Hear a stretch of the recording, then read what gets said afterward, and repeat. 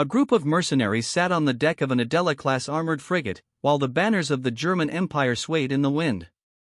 More than a month had passed since Kaiser Berenger von Kufstein granted permission to the Gunther Merchant Company to form a private military corporation and establish a colony in the New World. The wealthy merchant wasted no time securing the necessary people, ships, and equipment to begin colonizing an island in the region known as the Caribbean in Berenger's past life. The island in question was one of the largest, if not the largest, in the area, and in another world, it was known as Cuba. Here, it was ripe for conquest and settlement, drawing various men under the contract of the Gunther Merchant Company to claim the island for themselves. At the head of the vessel was Henrik, the eldest son of Gunther. Henrik was a tall, robust man who had spent his early years as a lowly peasant. Now, as the son of a business mogul, he had all the wealth he could ever desire. Despite this, he longed to set foot on the foreign soil that the German Empire had discovered in secret. His reasoning was simple: the spirit of adventure still burned in his heart. Like every young man in the Empire, Henrik had served 4 years in one of the German military branches. This experience led his father to task him with leading the band of mercenaries to establish an agricultural settlement, so the Gunther Merchant Company could grow sugarcane and coffee, luxury items that the fatherland lacked the means to cultivate. The retired soldiers on deck were armed with G22 bolt-action rifles and 1422 service revolvers. Rather than looking like common rabble, these mercenaries wore distinctive uniforms that resembled those of the Austro-Hungarian army during the later part of the Great War from Berenger's past life. Because they were entering the unknown, the company had purchased helmets and body armor previously available only to the Imperial Guard and issued them to the mercenaries. With 1916-style Stahlhelms on their heads and concealable plate carriers over their torsos, there was no weapon in the enemy's arsenal they needed to fear. Or so they thought. At that moment, Henrik was gazing through his binoculars, searching for the first sight of land. He continued his search for some time before he noticed they were approaching the island that Anuria's crew had charted in recent months. With this in mind, he quickly gave orders to the soldiers on deck. "Be ready, men, we have almost arrived. I want the area secured the moment we touch the ground. Do not fire upon the natives unless they prove hostile. Though we come as conquerors, I hope we can take these lands with as little conflict as possible." The mercenaries nodded in agreement. They did not want to risk their lives unnecessarily. They were here to do a job and get paid for it. If they did not have to fight, they would not.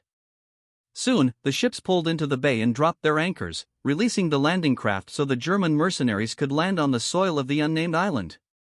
It was quite a sight to behold as 5 armored frigates and several Dominion-class ocean liners sat in the bay, dropping their landing craft into the water, each containing dozens of soldiers. Naturally, such a large gathering of foreigners did not go unnoticed by the natives, who gazed upon the strange pale-skinned men with curiosity. It did not take long for the first rowboat to hit the shore, where Henrik stepped onto the sandy beach with his revolver in one hand and an infantry sword in the other.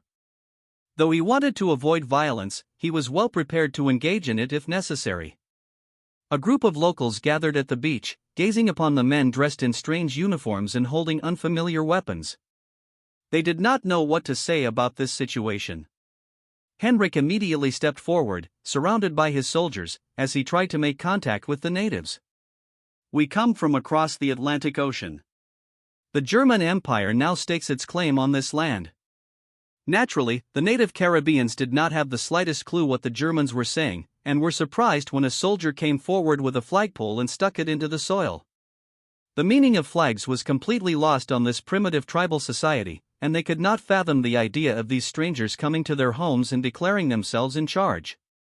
Immediately, an elder from the nearest village came out and presented gifts to the foreign men. They were nothing more than primitive jewelry made of beads, but the gesture was enough to convince the Germans that these people were not hostile. Henrik smiled and accepted the token of friendship before giving a gift of his own. He reached into his rucksack and pulled out a ration of canned chicken, handing it to the elderly woman.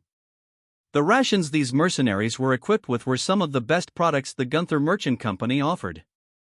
Earlier that afternoon, the crew of the vessel Henrik was on had dined on a meal of buffalo chicken pasta, prepared by the chefs on board using mostly canned and bottled foods. The elder of the local tribe gazed at the canned chicken with interest, opened the tab, and revealed the pre-cooked poultry within. Upon smelling the substance, she dared to take a bite. After tasting the juicy meat, a smile spread across her face, and she nodded in approval. She spoke some words in her native tongue to her people, and with that, a friendship was established between the two foreign populations. If the natives of the island had known the Germans came for conquest and settlement, they likely would have resisted from the beginning. Unfortunately, they did not know this. Due to the lack of communication, they invited the German soldiers to stay with them. Henrik was pleased that the locals were friendly and accepted their offer. He used the beachhead and the nearby village as a staging point for developing their settlement. He quickly gave orders for the establishment of a proper fortress for the German mercenaries. The mercenaries did not hesitate to get to work. They were being paid to do a job, and the engineers and builders they had brought with them began establishing the first German settlement on the island. It was a primitive wooden fortress in the shape of a star fort. They lacked the stone and mortar to build something complex like Berenger had in Barenstadt. It would take several days to complete the fortress. In the meantime, Henrik worked on teaching the locals his language and learning theirs for effective communication.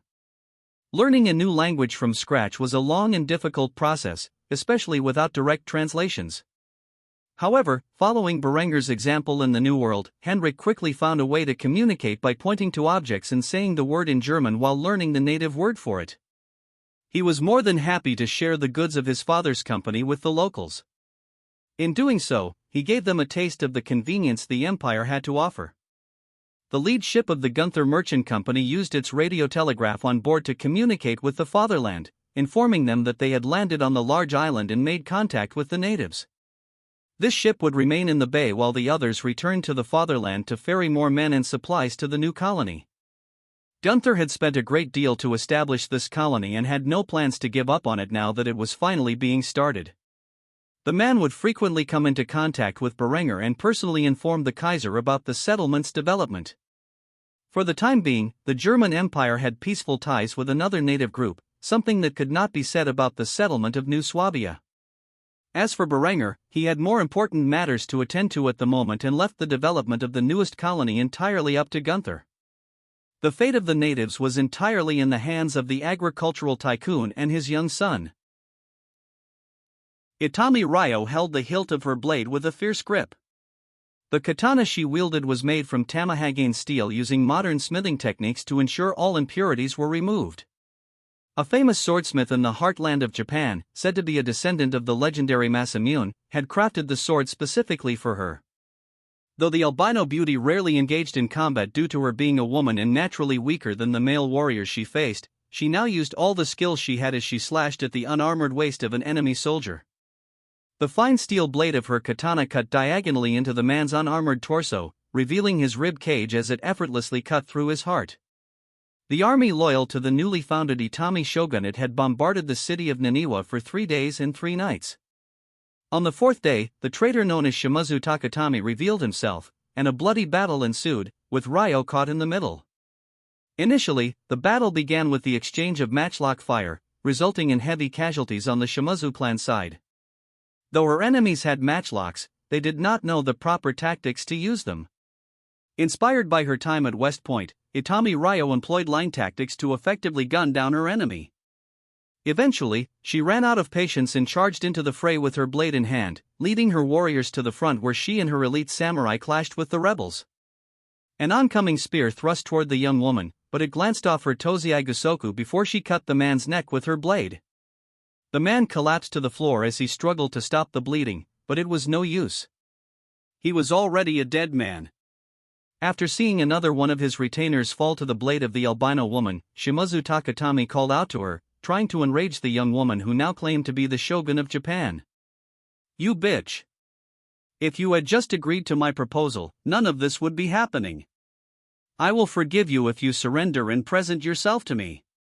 Ryo's only response was to snarl like a beast as she cut down a nearby Ishigaru who fought valiantly against the female warlord. However, in the end, he was driven back and stabbed through the gut. There were only a few men between her and her target, and Ryo intended to claim the rebel's head. Working alongside her greatest warriors, the front line protecting the rebel general began to collapse as the samurai used their yari and katana to slaughter the enemy. A sense of overwhelming dread began to take hold of Takatomi's heart as he watched the woman he loved mercilessly cut down his soldiers. He could not believe she had marched so swiftly just to claim his life. After all, there were plenty of other rebels she had to worry about. Why was he the target of her fury? This woman seriously never knew when to quit. Such tenacity was unladylike. He now questioned what he had ever seen in such a ferocious woman. However, Ryo did not care about his opinions. Instead, she howled like a banshee as she called out the traitor's name. "Takatomi-san, I am coming for you." This response sent chills down the man's spine, but what was more terrifying was that after saying this, she cut down another man who stood between her and her target. In doing so, she positioned herself perfectly to strike. The rebel general panicked and quickly drew his blade from its saya. He could not help but feel defeated as he gazed into the blood-red eyes of the beautiful woman who sought to kill him. It didn't have to be this way, Itami-sama. However, the woman was not in the mood to talk and quickly slashed at the man, who was once one of her closest advisors. As if she could see nothing but red, the woman charged at him in a berserker frenzy, forcing him onto the back foot.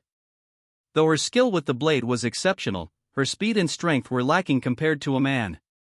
This allowed the traitor to quickly regain his composure and drive Ryo back into her own lines.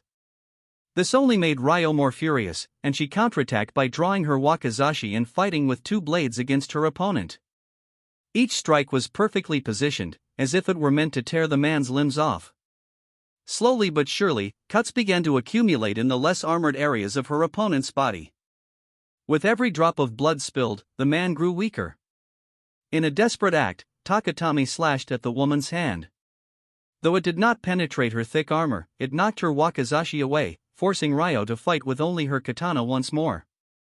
Despite his best efforts, Takatomi could not rally his soldiers to defend him, as they were too busy dealing with the samurai under Ryo's command. With a smug smirk, the young shogun taunted her prey.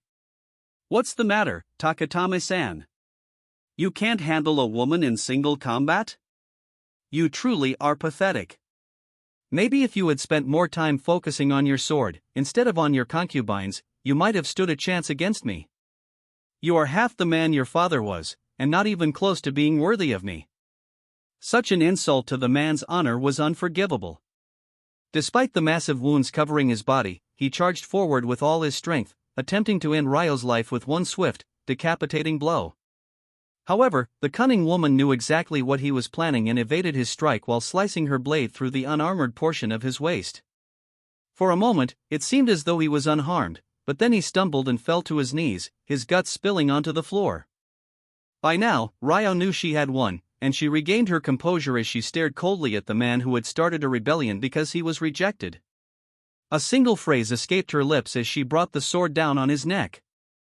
"Not even worth your weight in piss." Those were the last words Shimazu Takatomi heard as his head was severed from his neck. Having slain her enemy, Itami Ryo slashed her blade through the air, splashing the blood that soaked her blade onto the ground below.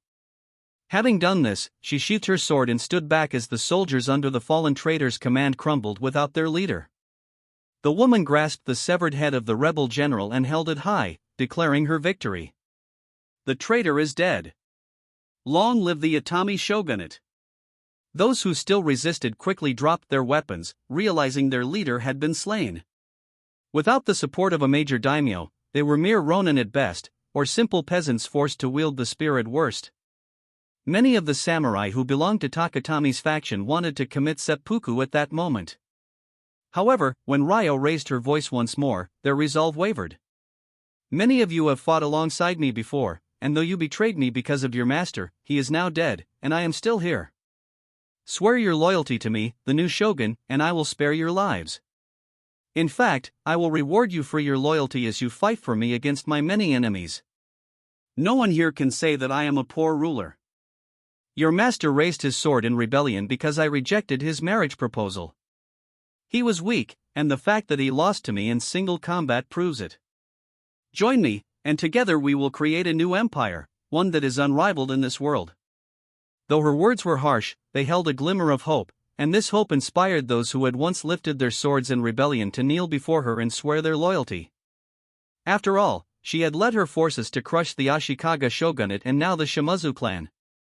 It was only now that they realized the extent of their folly. With this victory, Itami Ryo would incorporate what remained of the Shimazu clan into her domain and use them as shock troops in her war against the other rebels. Her plan was simple: crush the rebellion, establish absolute authority, and then invade Hokkaido. However, she had only taken one small step toward this destiny, and for the time being, she still had many enemies to face. While Itami Ryo campaigned to destroy those who rebelled against her newfound power, Berenger focused on the development of his empire. The first hydroelectric dam was under construction, soon to provide electricity to the city of Kufstein. The rest of the empire was rapidly modernizing its industrial and agricultural capacities. By now, steam-powered tractors had largely replaced animal power on farms, and cities were being reconstructed to include modern amenities like plumbing and other major conveniences.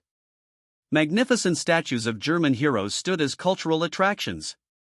Soon, all German cities would be as advanced as the capital. Before he knew it, months had passed, and Berenger received a report about the ongoing crusades. After achieving initial success in Acre, the Crusader armies had landed tens of thousands more troops and targeted other major locations in the Holy Land. Surprised by the power of the Catholic kingdoms, the Timurid and Byzantine empires launched a counterattack.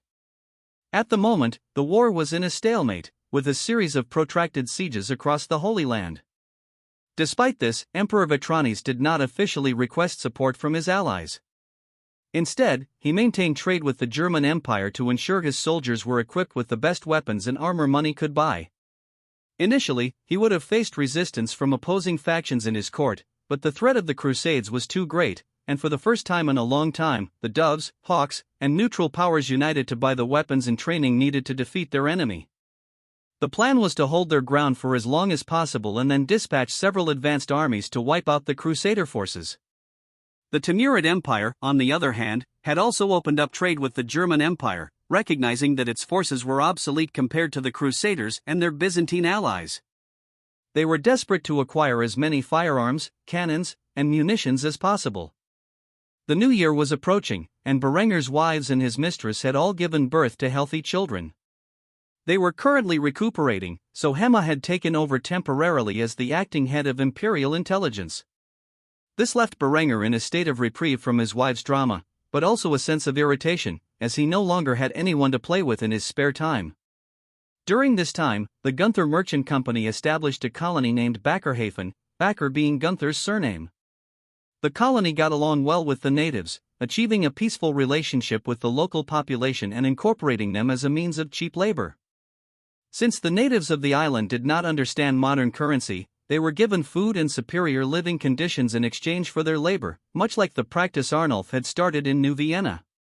As for the colony of New Swabia, Emmerich continued to wage war with the locals in a brutal campaign to establish German dominance over the region. Eventually, the locals had enough of the destruction and sued for peace. Under Berenger's direction, a local refuge was established for the various tribes in the region, now known as the Adelheim Mountains, acting as a reservation for the surviving native populace. Meanwhile, Emmerich conquered the surrounding regions and incorporated them into his territory of New Swabia. In the settlement of Barenstadt, the colony had thrived and expanded into several smaller coastal settlements. As per the agreements with the Aztec Empire, Berenger could establish several colonies along the coastline of the region once known as Mesoamerica. The German Empire's colonies had expanded and influenced local populations. Although the Aztecs had abandoned many of their more brutal cultural practices, their German overlords, who frequently traded with and interacted with the local empire and its people, had influenced them in many ways. German soldiers stationed in nearby colonies were particularly popular among Aztec women due to their close physical resemblance to one of their most important deities. Berenger had to address this by reminding his soldiers that the natives of the New World might have STDs, and any man who contracted one would remain in the colony indefinitely, unable to return to the fatherland and spread the diseases acquired during deployment. Despite his warning, several of his soldiers fell prey to syphilis, and because of Berenger's actions, he successfully prevented it from spreading to Germany. Currently, Berenger was relaxing in his office after a hard day's work. In his hands was a report from his chemistry department. Aldo von Passau had discovered a method to create smokeless powder through experimentation with cellulose, derived from the massive surplus of hemp grown on Berenger's farms. In this letter, Aldo described in detail the chemical process for creating smokeless powder and had experimented extensively to create a double base powder by mixing nitroglycerin and nitrocellulose. Nitrocellulose was produced by mixing nitric acid, sulfuric acid, and cellulose, a key component in the formation of gunpowder. While Berenger's interests lay not in chemistry but in the practical applications of smokeless powder, this report now provided him with the means to create more advanced firearms and artillery. Though it would take time to produce these weapons in large quantities, it meant that he would soon have repeating firearms and proper machine guns in his army. However, he did not immediately start designing the new weapons, as there was no point until he had enough smokeless powder to supply them. Instead, he approved the spending of whatever resources Aldo von Passau and his team of chemists needed to mass-produce the material. Berenger estimated that by the time he finally defeated the Catholic Church, which he knew would occur directly after their crusade to the Holy Land was over, regardless of whether they won, he would have enough smokeless powder stockpiled to begin producing more modern weapons. Thus, he took a swig of his drink to celebrate as a knock resounded on his door. His brow raised in curiosity as he heard this sound and answered it with an affectionate tone in his voice. "It's open." The door opened slightly to reveal Yasmin, who had a troubled expression on her face. When Berenger saw this, he immediately sat up straight and took a more serious approach to the conversation that was about to take place. Yasmin handed him a letter, which contained the details causing her so much distress. She sat down and sighed heavily, grabbing hold of Berenger's chalice and taking a sip without his permission. Berenger read the letter and sighed heavily in defeat before expressing his thoughts on the matter. "Is your brother an idiot?" The Princess of Al-Andalus wore a bitter smile as she nodded to her husband. "What do you think?" Berenger snatched his drink back and took a big gulp before quickly refilling the chalice. He could not believe the man was behaving so foolishly. Struggling to find the words to properly scold the absent man, it was ultimately Yasmin who spoke up. "What the hell is he thinking? He has finally unified Iberia under his rule and believes now is the perfect time to invade Morocco. He does realize there are protests all across his newfound sultanate, right? If he mobilizes his forces into North Africa, the Christians under his rule will revolt, and he will lose much of the ground he has gained, thanks to your help." According to the letter, Hassan had a petty squabble with the ruler of Morocco and decided to declare war. Why? Because he knew he would win the conflict with his superior army. Of course, he failed to consider the internal strife that would occur the moment he moved his troops out of the cities and into another continent. Berenger wore a bitter expression as he made a joke at Yasmin's expense. "I'm starting to regret marrying you." The woman giggled when she heard this, knowing her husband wasn't serious. Because of this, she decided to play along and hear his reasoning. "Oh? Why is that?" Berenger sighed once more, revealing his thoughts. "I realize now that I'm going to be cleaning up your brother's messes for the rest of my life." Yasmin could hardly contain herself and ended up breaking into a fit of laughter. Did Berenger not realize how foolish her brother was when he married her? It was amusing that he was only realizing this now. However, Berenger had more important concerns on his mind. "Well, it's too late now to stop your brother. I must contact Adelbrand as soon as possible. The man has been in Iberia too long, it is time for him to return to the fatherland. I will allow him to choose a replacement who will be in charge of maintaining the peace in Iberia while your brother marches into Morocco like a fool." Yasmin was entertained by Berenger's response, raising her brow in curiosity before asking the question on her mind. "You're still going to help him?" In response, Berenger merely chuckled before replying to his wife's question. "Of course. I can't let Iberia collapse after all the blood, sweat, and tears I have poured into it over the years. It appears once more German troops will be involved in Iberia."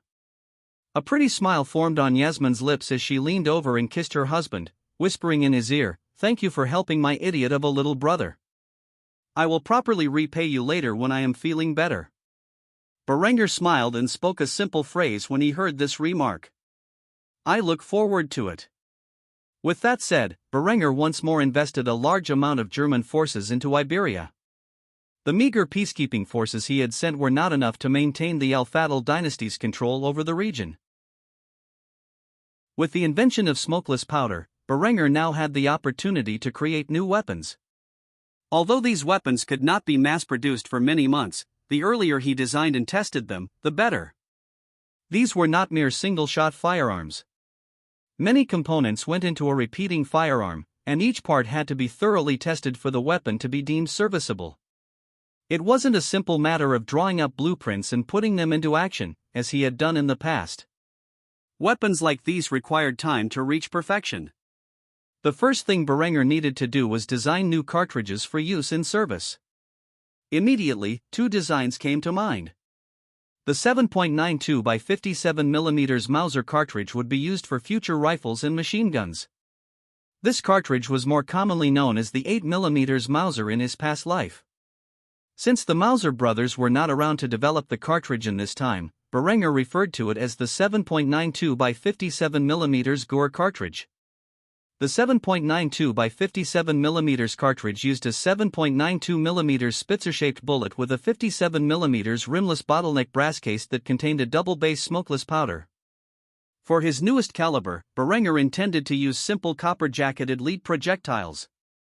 Among the many new chemical advancements coming out of the Kufstein chemistry department each year was the invention of lead stiffenate, which is used to make superior, non-corrosive primers. Because of this, Berenger designed these new cartridges to use improved primers. The second type of ammunition was designed with pistols in mind and, later, submachine guns. For now, such weapons would simply be overkill, and he wanted to ensure his soldiers were first equipped with the new rifles. This cartridge served us well into the time of Julian's death, and because of this, he was extremely familiar with reloading it. The 9x19mm Parabellum was the most common pistol cartridge in Berenger's past life and has been in service since before the Great War.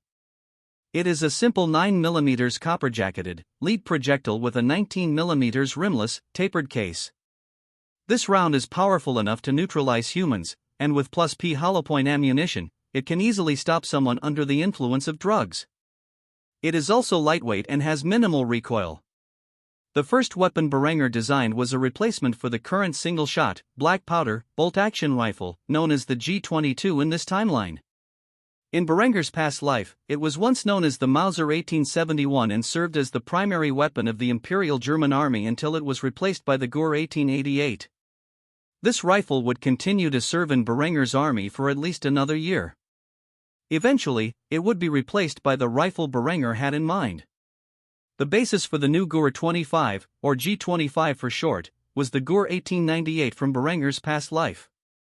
More specifically, it was based on the G98M, a variant retrofitted during the Spanish Civil War by German factories and provided to the nationalists as military aid.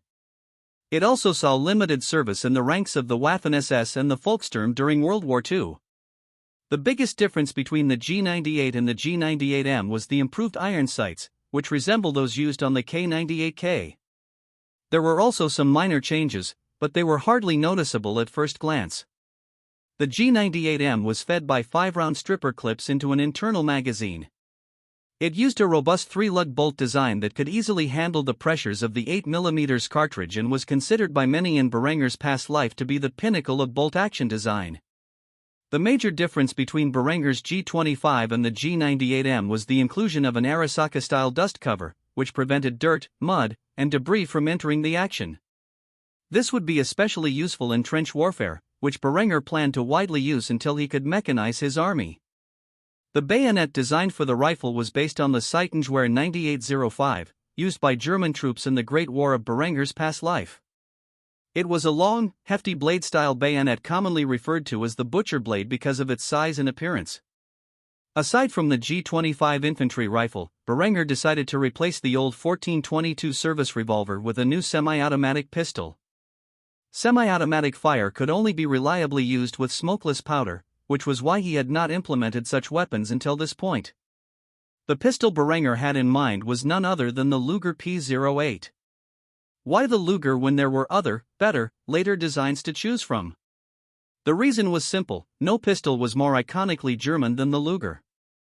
While it was true that the Luger used an outdated and expensive-to-manufacture toggle lock design, it was reliable, and in Berenger's honest opinion, it looked cool. The Luger was one of his favorite guns, and though he knew how they functioned, he had never been able to obtain one in his past life. The Luger used an 8-round detachable magazine and was iconic as the primary German sidearm in World War II movies, despite the Walther P-38 being more prominent historically. Aside from these weapons, Berenger designed another weapon for his infantry. The MG-25, as it would become known in this life, was based on the Vickers machine gun used by British forces in both World Wars. The Vickers was essentially an improved version of the Maxim machine gun, which was used by almost every major army in the Great War, including the German Empire. It was a water-cooled, belt-fed machine gun known for its reliability and durability. The only issue with this weapon was its weight. It was not easily portable and required a crew to operate. However, this was not a concern to Berenger, as he intended for these machine guns to be used in static positions. The Vickers was an improvement over the Maxim due to the action being flipped upside down, making it smaller and lighter. Otherwise, it functioned almost identically to the standard Maxim used by the Germans and Russians. Historically, the Vickers used a cloth belt to hold the ammunition, which was its biggest weakness as it could become wet or dirty, causing reliability issues. The Russians later developed a metallic belt for their Maxim M1910S, and Berenger intended to use a similar feeding system. The last major weapon system Berenger designed to replace his current weaponry was a set of new artillery pieces modeled after the 7.5 cm FK-16 Na, used by the Germans in World War II. This artillery piece was essentially an improvement on the World War I era 7.7 cm FK-16. It utilized a 75 mm high-explosive shell, which Berenger's forces currently used, and was equipped with a superior hydropneumatic recoil system. Berenger's current field guns had no recoil mechanism, so every time they were fired, the artillery crew had to reset the guns. With the hydropneumatic recoil system, the gun would maintain its position much better after firing, allowing for quicker follow-up shots. Aside from this, it still operated with a horizontal sliding block mechanism. Berenger also designed a scaled-up version of this gun in 10 cm, which utilized a 105 by 504 mmR separate loading, cased charge. He referred to both of these artillery pieces as the 7.5 cm FK-25 and the 10 cm K-25 field guns. Aside from these weapons, Berenger designed new uniforms for his soldiers based on those used by the Germans during the latter part of the Great War in his past life. With these innovations, his army would be on a technological level similar to Germany during World War I, and he would not need to innovate with new weapons for the foreseeable future. Or so he thought. After all, Berenger had no idea that a new rival was emerging in the Far East, and if he did not stay ahead, he might soon fall behind. With this in mind, Berenger sat back with a cold beer and finalized his blueprints before sending them to the Kufstein Royal Armoury for testing. It would be a long time before these weapons entered service. After finishing his work for the day, a knock resounded on his door, and before he could respond, it opened to reveal Honoria. She had recently given birth to a second child, a younger sister to her son, Alexandros. Berenger named the girl Helena, and Honoria was unusually spry despite being in recovery. With a smile on her face, she shoved a map onto Berenger's desk, revealing a new discovery her crew had made during her absence. Having received full funding from the German Empire, her crew of explorers and privateers had circumnavigated the world in search of new lands to colonize. They were the first Westerners to sail to the southern tip of Africa, where they discovered a resource-rich land ripe for colonization. With an emphatic smile, Honoria posed a question to her husband. "What do you think about colonizing southern Africa?"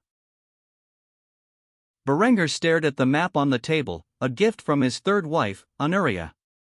It was a rough chart of the coastline belonging to the region known as South Africa in his previous life. Though he had granted Honoria and her crew permission to sail across the world and explore unknown regions, he had no idea they had reached the southernmost end of Africa. With colonies already established across the Americas, the time seemed ripe to begin colonizing a new continent. After all, Africa was a land rich in resources, and the southernmost tip was sparsely populated. A wicked smile curved Berenger's lips as he gazed at the region, rich in gold. He was excited at the prospect of conquering the land and claiming its riches. "Very well, I will organize an expedition to explore the region and claim it for ourselves." Things are progressing smoothly in the New World. It's time to stake our claim elsewhere. Anuria nodded, a pretty smile on her face. She was pleased to see that her husband shared her mindset. After a moment, she inquired further about the expedition. How many troops shall we bring? How many vessels? How long will we stay there? Do you think we will see anything interesting? Berenger waited for her to calm down before explaining his plans for the major expedition. I think a single brigade should be enough to compel any locals to kneel before our might. As for vessels, a small fleet of 5 warships and 10 cargo vessels should suffice. I hear our shipyards in the Mediterranean are producing a fine number of the new Dominion-class vessels. However, for a venture of this size, we will still have to rely on some of the old clippers. Anuria nodded her head upon hearing the massive size of the expedition. As for Berenger, he did not plan to set out for at least another 2 months. To him, there were important things that needed to be done in the fatherland. Another venture so soon after his newest batch of children was born was not the best idea. Thus, he conveyed these thoughts, as Anuria was getting too excited for her own good. We will not depart for another 2 months or so. After all, you still need to recuperate from childbirth, and I have many matters I must attend to. So be patient. The time will come for us to set sail soon enough. Such a lackluster response caused the young woman to pout like a child, but ultimately she accepted it. Though her crew of privateers was enough to explore unknown regions, it was not enough to conquer or settle them. Because of this, she could not act rashly without the support of the German crown. Fine. Berenger immediately noticed that this result had displeased his wife. In response, he scolded her for the lack of care she had shown to her offspring. You should spend some time with Alexandros and Helena. You are a mother, and yet you have left the raising of your son up to Linda until now. Perhaps you should spend some quality time with the boy and your newborn daughter. Such a response shocked Anuria, as she had never really thought about her lack of presence in her son's life. She had always been on one adventure or another since she first gave birth to the boy, much like her husband. It was true that she left the majority of her son's care up to Linda. Upon thinking about this, she nodded and took Berenger's suggestion to heart. I will do that, then. After saying this, Anuria left Berenger to continue his work and traveled around the palace looking for her young son. When she finally found him, she noticed Alexandros playing with his half-brother Christopher, who was roughly the same age. She quietly observed the 2 boys spending their free time playing as soldiers around the house. She thought it was extremely cute that her son was dressed in a little German army uniform while wielding toy guns that mimicked their real steel counterparts. Alexandros pointed his toy revolver at his brother and called out after pretending to fire a shot, bang! I got you, Chris. The blonde-haired child immediately fell to the floor, playing dead.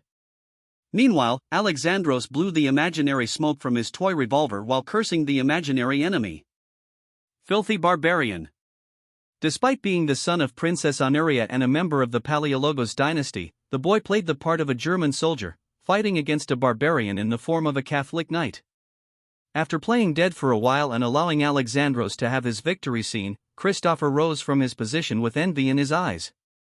No fair, Alex. You've been playing as Germany all day, it's my turn. Despite Christopher's protests, Alexandros did not change his mind. Instead, he argued with his half-brother about who should play as the Germans. These are the rules. I get to be the German, and you get to be the barbarian. Such an outlandish remark deeply upset Christopher, whose cheeks were now red with fury. Curling his fists, the boy called out to his brother and insulted his heritage to his face. That's not fair. Both of my parents are German, but you're a half-breed. If anyone should be the barbarian, it's you. Clearly, Christopher knew how to get on Alexandros' nerves, because the boy immediately dropped the toy gun and charged at his brother with his fists raised. Neither of the 2 boys had properly learned how to fight, except for wrestling with their older brother. Because of this, it turned into a comical fight as both sides basically grabbed onto each other and rolled around on the ground. Alexandros was screaming the entire time, "Take it back! Take it back! I am not a half-breed." Anuria's heart nearly broke when she saw her son being picked on for being half Roman. She immediately broke the two apart and tried to settle their differences while lecturing Christopher for his harsh words. Alexandros, Christopher, you are brothers. You shouldn't be fighting like this. Christopher, it is not polite to call your brother a half-breed. Apologize immediately. However, Christopher refused to relent on this issue and immediately fired back at Anuria. Shut up. You're not my mom. So what if I call him a half-breed? It's true, isn't it? This statement took Anuria by surprise. She clutched her wounded heart as she heard the boy insist she was not his mother. Though Christopher was not her biological child, she had always treated Berenger's other children as her own. Why was the boy being so vicious to her? Meanwhile, Alexandros was still trying to claw his way towards his brother with a fierce glare in his eyes. Screw you. I'm not a half-breed. I'm a proud German. The fact that her own son would reject his Roman heritage added further insult to injury as Anuria fell into a state of deep depression. Had she really neglected her son so much that he wanted nothing to do with her family line? Ultimately, the commotion between the two boys caught the interest of Berenger's other wives, and Adela and Linda arrived at the scene with shocked expressions. Adela glared at the scuffed appearance of the two boys and immediately inquired, "What's going on here? Why are they like this?" Anuria struggled to hold back the tears in her eyes as she attempted to explain the situation to her husband's other wives. They got into a fight because Christopher called Alexandros a half-breed. This caused confusion in Adela's mind, as she did not understand why that would cause Anuria's son to react so violently. It was, after all, the truth. However, Linda had a rough idea of what was going on in Alexandros' head. Linda had always been the maternal figure for Alexandros, going so far as to call him her precious baby boy, as she did with all of Berenger's sons. In fact, Anuria had seldom been a part of her son's life, leaving every aspect of his upbringing to Linda. Anuria only really showed up in the boy's life occasionally when she returned from an adventure. When she did, she usually came bearing presents but then would immediately spend as much time as possible with her husband. Because of this, the moment Linda entered the scene, Alexandros ran towards her and hugged her tightly while sobbing, "Mommy, Christopher is being mean to me. He called me a half-breed." Upon seeing this, Anuria's heart nearly shattered. Even though she had been the one to separate the boys, her own son did not make a single attempt to confide in her. Instead, he called another woman mommy while crying in her arms. Linda's face showed a perplexed expression as she tried to comfort the boy and hand him over to his biological mother. "Alexandros, you know I love you as if you were one of my own sons, but you should be with your real mother right now. You know Anuria is the one who brought you into this world, right?" Alexandros stared at Linda in disbelief before setting his gaze on Anuria, who looked like she was about to cry. It was true that he and that woman shared the same hair and eye color, but he had never thought of her as a mother, more like an aunt who visited occasionally. Learning that Anuria was his actual mother shattered the boy's entire perspective. At his age, Alexandros was too immature to accept the truth and instead buried his head further into Linda's bosom, denying reality. "No. Linda is my mommy." Upon hearing this, Anuria could no longer hold back the tears in her eyes and cried profusely. She could not bear the sight of her own son calling another woman mommy and fled from the scene hastily. Linda tried to call out to her, but it was no use. She was already gone. "Anuria, wait." Ultimately, Linda was left to look after Alexandros and try to mend things between him and his brother. Anuria, on the other hand, ran to the palace gardens, where she wept like a child. The only one to keep her company was her oldest friend, Heraclius, who had flown by her side when he realized something was wrong. Berenger was hard at work signing documents when a knock resounded on his door. He was slightly perturbed and immediately rejected the idea of entertaining someone. "Not now. I'm busy." However, the voice that called out belonged to his wife, Linda, and because of this, he immediately shifted his attitude, especially when he heard the concern in her voice. "Berenger, I hate to bother you, but this is important. Could you open the door?" In response, Berenger sighed, got up from his seat, and walked toward the door. When he opened it, he was surprised to see his wife holding a crying child. Perplexed by the scene, Berenger took the boy and tried to calm him while asking Linda what had happened. "What's going on? Why is he like this?" The boy didn't stop crying, and Berenger's tunic was soon soaked with his tears. Linda sighed heavily and explained what had just transpired between his two sons. "Apparently, he got into a fight with your son, Christopher, who called him a half-breed. Alexandros seems to be under the delusion that I am his biological mother." Between sobs, Alexandros muttered words Berenger could barely hear. "It's not true. I'm not a half-breed." Just as Berenger was about to scold his son, Linda revealed more information. "Berenger, he made his mother cry. I'll go search for Honoria and try to comfort her. You should tell your son the truth." This news infuriated Berenger. He nodded in silence, signaling the red-headed beauty that she could leave. Once he was alone with his son, Berenger glared at the boy and spoke to him in a stern tone. "Just what did you do to make your mother cry?" The overwhelming authority in his voice immediately caused the boy to stop his crying and gaze at his father with a defiant expression. "She's not my mother. Linda is my mommy." Hearing this, Berenger had the urge to slap the boy but took a moment to calm down with a deep breath before revealing the truth. "Of course, Linda is your mommy, just like Adela, Yasmin, and Henrietta are, as well. However, you know Honoria is your actual mother, right? You are blessed with 5 mommies, each of them caring for you as their own child. However, Honoria is the one who brought you into this world. You need to apologize to your mother and make this right." Alexandros gazed up at his father with a perplexed expression. He could barely comprehend what his father was telling him. "If Honoria is my mother, then why has Linda raised me?" Berenger sighed in response, reached into his ice chest, and grabbed a pitcher of milk, which he poured into 2 glasses for them. After handing one glass to his son, he drank from his own. It was only after they both felt more comfortable that Berenger began his story. "You can't blame your mother for being absent from your life. It's actually my fault. You see, when your mother was a young girl, she was held captive by her family and never allowed to leave the palace. She escaped from that life at a young age and made a perilous journey here to Kufstein. I looked after your mother for some time, and eventually, the two of us fell in love. She made me promise to grant her freedom so she could explore the world her parents kept her hidden from. Since that day, I have done my best to keep that promise, even though it has been at your expense. The moment she had you, I should have insisted she raise you as a responsible mother. However, Linda was more than happy to take over that role for Honoria, and because of that, I felt at ease, ignoring the consequences for you.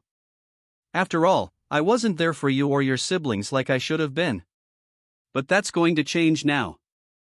As you know, I have been taking weekends off to spend time with you and your siblings. I am trying my best to be a part of your lives, though it seems your mother has yet to realize how important family is. She's still acting like the little girl who wanted to escape from the cage her parents forced her into." Alexandros was too young to fully understand everything Berenger was telling him, but he grasped the main point. With tears forming in his eyes, he asked his father the question most important to him. "So, I'm a half-breed?" Berenger chuckled and wiped the tears from his son's eyes before sharing the vision he had for him. "That's right, you're the best of both worlds, half German and half Roman. A long time ago, it was my people who were the barbarians, while the Romans looked upon us from their grand civilization with a hint of disdain. Alexandros, you are very important, more than you realize.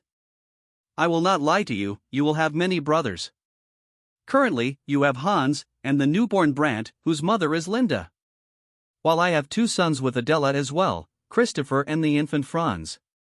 My sons, who come from Linda and Adela's bloodlines, will one day fight to succeed me. Only one will be crowned the German emperor. However, you are destined to be the emperor of Byzantium, a civilization with roots in the ancient Roman Empire.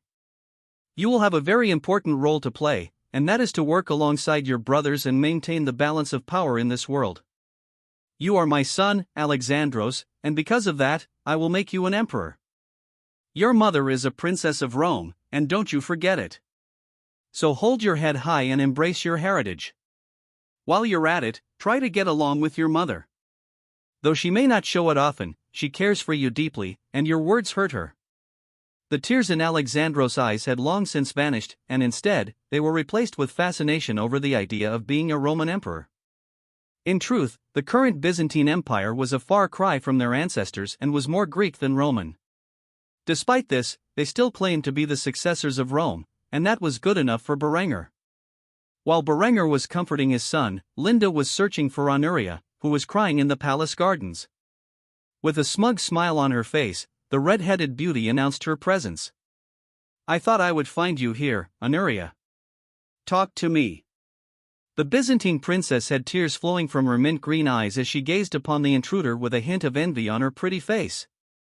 "He called you mommy. Do you have any idea how it feels to have your own son reject you?" Linda sighed heavily as she sat down next to Honoria and hugged the young woman fiercely. Though Honoria didn't want to hear it, Linda felt she needed a good kick in the pants to change her carefree attitude. "Well, Honoria, I don't mean to stick my nose in your business, but who do you think raised the boy until now? You've been gallivanting across the high seas in search of adventure. All this time, I've been here raising your son. Is it really a surprise that he sees me as his primary maternal figure?" Honoria bit down on her lip in displeasure upon hearing these words. She was so confused about what she should do to repair the strained relationship she had with her son. "Linda, what do I do? How do I win back my son's love?" A wry smile appeared on Linda's face as she gave the woman next to her some much-needed advice.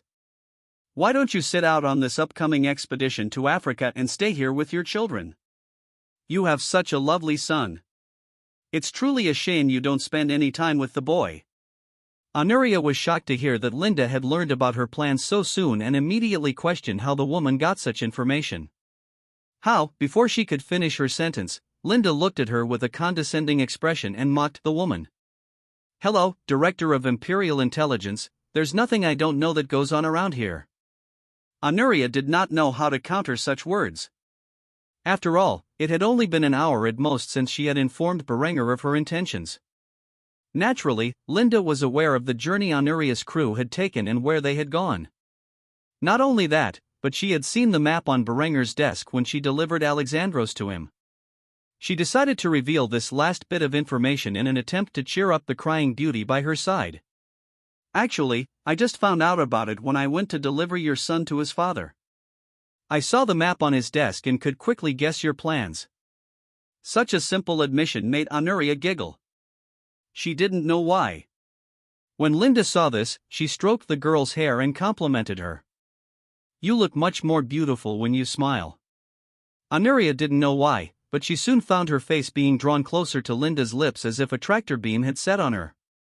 Eventually, the two women kissed passionately in the middle of the palace gardens. Heraclius was the only witness, and he immediately rolled his eyes before taking off to return to his quarters, where his own family awaited him. It seemed he had worried for nothing. After the intimate moment between the two women ended, Linda took Honoria's hand and led her back to the palace. "Come, it's time you act like a proper mother to your son." Linda didn't wait for a response and instead dragged Honoria along, determined to repair the bond between mother and son. Berenger sighed heavily as he brought his young son, Alexandros, toward his mother. The woman's eyes were red and puffy, evident from her prolonged crying due to the boy's actions. However, after a thorough scolding, Alexandros was ready and willing to build a relationship with his biological mother. He awkwardly hugged her and apologized for making her cry, a sight that brought a smile to both Berenger and Linda's faces. "I'm sorry, Mommy. Please don't cry." Despite his kind words, Honoria could not hold back the tears in her mint-green eyes. Instead, she embraced her baby boy and apologized for her own selfishness. "I'm sorry, Alexandros. I should have been in your life more. That changes now. I promise to be a proper mother to you." Berenger nodded in approval and joined them, taking both his third wife and their son into his arms. He made a solemn vow to the two of them. "From now on, I promise to spend more time with the two of you as a family." Honoria's tears dried, and a pretty smile formed on her face as she nodded silently. The emotional scene was briefly interrupted as Yasmin appeared with her newest child in her arms. She had given birth to a baby girl, who, much like her older brother Ghazi, had a blend of Berenger's and her own features. The child's name was Zara, and though she was only recently born, she had a curious glint in her amber eyes as she gazed upon the unfolding scene. Berenger had seen that glance before in the eyes of his oldest son when he was an infant. In his mind, it was a sign of exceptional intelligence. Still, he would not know for sure until the girl grew up. He hurried to his fourth wife and their baby girl, kissing Zara on the forehead before hugging Yasmin's waist. Yasmin knew Berenger was acting shamelessly to divert her attention from the scene that had just occurred. She was not so easily deterred and immediately asked the people present what had transpired. "Is everything okay? I heard some crying, so I came to check on you all." Anuria nodded with a wide smile on her face, petting her son's hair. "Everything is fine now." Yasmin was curious about what had happened, but she had other things on her mind. In the end, she left things be. If everything had been resolved, it was not her place to interfere. A seductive smile formed on the woman's lips as she teased her husband before departing. "Oh, Berenger, I was just about to feed Zara. If I have some left over, you're more than welcome to claim it for yourself." Berenger was immediately interested in following the woman but decided not to when he realized he had just patched things up between Anuria and her son. With a heavy sigh, he shook his head and rejected the offer. "I'm afraid I have other matters to attend to." Disappointment crossed the Moorish beauty's face as she nodded in defeat. "I see." After saying this, she departed to feed her newborn daughter. Berenger spent the rest of the afternoon taking a break from his work and spending time with Anuria and Alexandros. The boy had never experienced such a carefree setting with his parents before and was excited beyond belief. After all was said and done, Berenger retired to his office, where he drafted designs for 2 new vessels. If his army would soon enter the era of the Great War from his past life, he needed to improve his navy as well. Berenger knew it would take at least a year of consulting with his best naval engineers to perfect the designs he had in mind.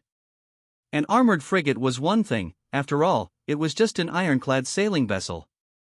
However, the creation of massive warships was something entirely different. Berenger was not a naval engineer, instead, he came from a civil engineering background with a minor in mechanical engineering. He had studied some ships from the library of the U.S. Naval Academy when he visited an old acquaintance, but he could not design a perfectly functional battleship simply from memory. However, he had the basic designs in mind, and with the capabilities of his naval engineers, such as the old shipwright Evio, who had learned the principles of mechanical engineering from Berenger's tutelage, and those beneath his command, it was possible to have a small fleet of battleships supported by battlecruisers and light cruisers within the next 5 years. The quintessential design that would allow these major ships to function was the invention of the steam turbine. Until now, Berenger had used traditional multi-expansion steam engines to power his fleet. However, that would change. The steam turbine was exactly what it sounded like, a steam-powered turbine engine. Berenger wanted a battleship that would rule the waves long after his death. For this, one ship came to mind, the Bayern-class super dreadnought, a battleship created by the German Empire in Berenger's past life during the Great War. Since Berenger would not have to worry about submarines or aircraft during his lifetime, he did not bother going with a more advanced battleship like the Bismarck. In this life, the Bayern-class dreadnought would be referred to as the Linde-class battleship. It was a behemoth of a vessel with a length of 180 meters, a beam of 30 meters, and a draft of 9.39 meters. 3 steam turbine engines, 3 propellers, and 14 water tube boilers powered the dreadnought. The ship had a speed of 21 knots and a range of 5,000 nautical miles. The armament consisted of 8 by 38 centimeters, 15 in SKL/45, 4 by 2 naval guns, 16 by 15 centimeters, 5.9 in SKL/45 guns, 16 by 1, 2 by 8.8 centimeters, 3.5 in SKL/45, 2 by 1, and 5 times single 60 centimeters, 24 in torpedo tubes. It had 350 millimeters of armor at the belt, 400 millimeters of armor at the conning tower, 100 millimeters of armor at the deck, and 350 millimeters of armor at the turrets. One of these vessels required 1,271 men to operate. Such a behemoth would rule the waves for decades. In support of these massive battleships, Berenger planned a class of battlecruisers, which he referred to as the Henrietta-class battlecruisers. These would be based on the uncompleted Ersatz-York-class battlecruiser from Berenger's past life. These vessels were designed in 1916 but were never actually finished. The Henrietta-class battlecruisers would have a length of 227.8 meters, a beam of 30.4 meters, and a draft of 9.3 meters. They would be powered by 4 steam turbines and 4 propellers, supported by 32 boilers. They had a speed of 27.3 knots and a range of 5,500 nautical miles. The vessel's armament consisted of 8 by 38 centimeters, 15 in SKL/45 naval guns, 12 by 15 centimeters, 5.9 in SKL/45 naval guns, 8 by 8.8 centimeters, 3.5 in SKL/45 naval guns, and 3 by 60 centimeters, 24 in torpedo tubes. The armor was 300 millimeters on the main belt, 80 millimeters on the deck, 270 millimeters on the turrets, and 150 millimeters on the secondary battery. The third and final class of vessels Berenger had planned for his new era of naval dominance was the new light cruiser known as the Adela-class cruiser. This vessel was based on the Königsberg-class cruisers used by the Imperial German Navy during the Great War of Berenger's past life. The vessel was 151.40 m long, had a beam of 14.20 m, and a draft of 5.96 m. It was powered by 2 steam turbines, 2 screw propellers, and 12 water tube boilers. It had a speed of 27.5 knots and a range of 4,850 nautical miles. The proposed vessel was armed with 8 by 15 centimeters, 5.9 in SKL/45 guns, 3 by 8.8 centimeters, 3.5 in SKL/45 guns, 4 by 50 centimeters, 19.7 in torpedo tubes, and 200 mines. The ship's armor was 60 millimeters thick on the deck and 60 millimeters thick on the belt. Berenger intended for these 3 ships to enter production within a couple of years. He did not expect them to fully replace his current fleet of ironclads for another 5 years. After all, he had many shipyards across his empire, and his vessel production capacity was expanding yearly. Of course, Berenger did not anticipate fighting submarines or aircraft in his lifetime. Therefore, he did not opt for more advanced designs like the Bismarck-class battleship, which was equipped with anti-aircraft guns. Instead, he expected these vessels to maintain German naval dominance for the rest of his life. The young Kaiser had no way of knowing that another person had reincarnated into this world on the other side of the planet and was forming the Japanese Empire while he dwelled on these thoughts. He could never have predicted that he would soon face a fleet equal to his own, sparking a naval arms race between the 2 mighty empires. Having crushed the enemy forces at Naniwa and decapitated the rebel general Shimizu Takatomi in battle, Itami Ryo returned to her capital in Heiankyo. Though a rebellion was underway across her realm, the brutal deaths of the Shimizu clan had forced those who dared to revolt against her rule to rethink their actions. For now, Itami had bought herself enough time to begin introducing new weapons to her forces. She knew she could not produce massive quantities of Murata rifles without modern machinery, so she had worked hard to create the first steam engines in the history of this world. Or so she thought. She had no way of knowing that an old acquaintance from her past life had reincarnated into this world before her and had already produced such technology years prior. Itami needed better weapons, and quickly. Because of this, she prioritized the introduction of the first steam engines and the advanced machinery she had envisioned for the Heiankyo Armory, focusing on the mass production of modern weapons above all else. Unlike her German counterpart, she could not afford to focus on cultural development. Finally, after substantial effort, the first of the Murata rifles were manufactured. This single-shot, bolt-action rifle was chambered in the black powder 11x60 mmR Murata cartridge. Itami had, of course, changed the name of the weapon in caliber to the Itami rifle and the 11x60 mmR Itami cartridge. She grinned wickedly as she pulled the bolt back on the weapon and inspected its chamber.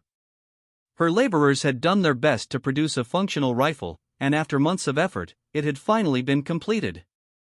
This was a prototype weapon that had yet to be tested, but Itami was convinced that it would not take much more tweaking before her troops could be equipped with these weapons en masse. There was a murderous glint in her blood-red eyes as she voiced her ambitions aloud. "With this rifle, I shall rule the world." She did not literally mean she would conquer the entire world, but that Japan would become the dominant global power, something it had failed to achieve in her past life. It took her a few moments to break away from her enlightened state, and after doing so, she did not hesitate to issue her orders to the man standing next to her. "I want this rifle tested immediately. Let me see how well it functions with my own eyes." The man immediately snapped to attention and ordered a few nearby Ishigaru to test the weapon in the testing grounds prepared outside the armory. A few soldiers dragged out a prisoner of war taken from a recent skirmish with a rival daimyo clan. The man was a full-fledged samurai and would normally be given certain rights. However, to Itami, who sought to usher in a new age of imperial power under her reign, it was only fitting that her rifle would be tested on the warrior nobles of the old order. The man was clad in his full armor for this demonstration, bound, gagged, and blindfolded, while Itami's soldiers tied him to a post in the yard. After the prisoner was secured, a single Ishigaru, as the shogun had instructed, loaded a single cartridge into the chamber and slammed the bolt home. After the weapon was properly loaded, he aimed down the iron sights, aligned them, and squeezed the trigger. A thunderous crack resounded in the air as the 11mm bullet flew downrange and into the chest of the target, blasting through his Tozaigasoku and penetrating his heart. Upon witnessing the rifle in action, a cruel smile etched itself upon Itami's pretty pink lips as she declared her victory at that moment. "Ah, success! Victory will be mine." However, her celebration was cut short as a man approached her, accompanied by several of his own guards. This man was the Emperor of Japan, who, for the time being, was technically the head of state, even if Itami was the true power in the country. The Emperor had a frown on his face as he scolded Itami for something she had done a few hours prior. "Itami-kun, I hear that you have slapped my son. Explain your actions to me this instant." Itami hated it when the Emperor referred to her with the honorific kun, as if she were his subordinate. Did he not realize that she was the one in control? The fact that he had gone out of his way to find her and insult her in front of her soldiers greatly infuriated the young woman. Because of this, she immediately rebuked the Emperor in the rudest manner. "Yamato-san, your son was being a nuisance. I merely disciplined him in your place. You should know better than to question my authority. Had you done your job and kept the foolish boy in line, I would not have needed to raise my hand against him. The next time that twerp raises his voice against me, I will have his tongue removed." Such a vicious response only further outraged the Emperor. In his eyes, Itami was nothing more than a little girl playing at being a shogun. One day, he would overthrow her tyranny and reclaim the glory of the imperial family. Itami was roughly 19 years old at the moment, and despite this, she wielded unimaginable power. It had been 5 years since she reincarnated into this world, and 4 since she took up the sword as the war goddess. She had just recently gained the title of shogun, and despite this, many of her former retainers were now in open rebellion. This, in itself, was troubling. However, she also had to keep a close eye on the imperial family, which was emotionally taxing, to say the least. The woman immediately rubbed her temples as she dealt with her growing migraine. Of course, the shrill voice of the Emperor when he realized what Itami had done in the testing ground further exacerbated her condition. "Itami-kun, what have you done? Is there a reason this man was executed? Explain yourself this instant." Itami was generally a logical and rational person. She knew that if she were to eliminate the imperial family while the rest of the country was in open rebellion against her rule, the only thing she would accomplish would be uniting the daimyo against her. However, for whatever reason, the Emperor's shrill screams caused the young woman to snap. In a moment of animalistic instinct, Itami responded by kicking the Emperor in the gut, which forced him to his knees. In response to Itami's actions, the Emperor's bodyguards drew their blades and attacked her. However, Itami was a second too quick for them, and unsheathed her sword with such precision that she decapitated one guard before he could even react. The Emperor gazed in horror as one of the few men loyal to him was beheaded on the spot. In the blink of an eye, Itami was already engaging her next target. She quickly forced the man onto the back foot, where her blade clashed with her enemy's. While the two combatants were locked in an armed struggle, Itami kicked the man against the wall. She immediately closed the distance and unleashed her tanto with her spare hand, stabbing it into the man's neck. The life faded from the bodyguard's eyes as he stared in disbelief at the vicious woman who had so easily claimed his life. After slaying the two samurai with ease, Itami approached the shivering Emperor and made a public declaration. Your family has ruled as the emperors of Japan for long enough. Today, your dynasty comes to an end, and in its place, a new imperial dynasty will rise. After saying this, Itami slashed her blade downwards and decapitated the emperor on the spot. Those who witnessed the event gazed in disbelief, their jaws practically reaching the floor. Having killed the emperor of Japan, Itami issued orders to her troops to storm the imperial palace. The Yamato dynasty ends today. Kill the imperial family and anyone remotely associated with it. I, Itami Ryo, hereby declare myself Empress of Japan. All who reject my rule shall die by my blade. The soldiers loyal to Itami immediately unleashed their blades and did as they were ordered. Within a matter of hours, the Yamato family was uprooted and annihilated. Word of Itami's actions and her declaration spread across the country. By destroying the imperial family and declaring herself Empress of Japan, Itami had made many enemies. Those who were on the fence about her rule quickly turned against her.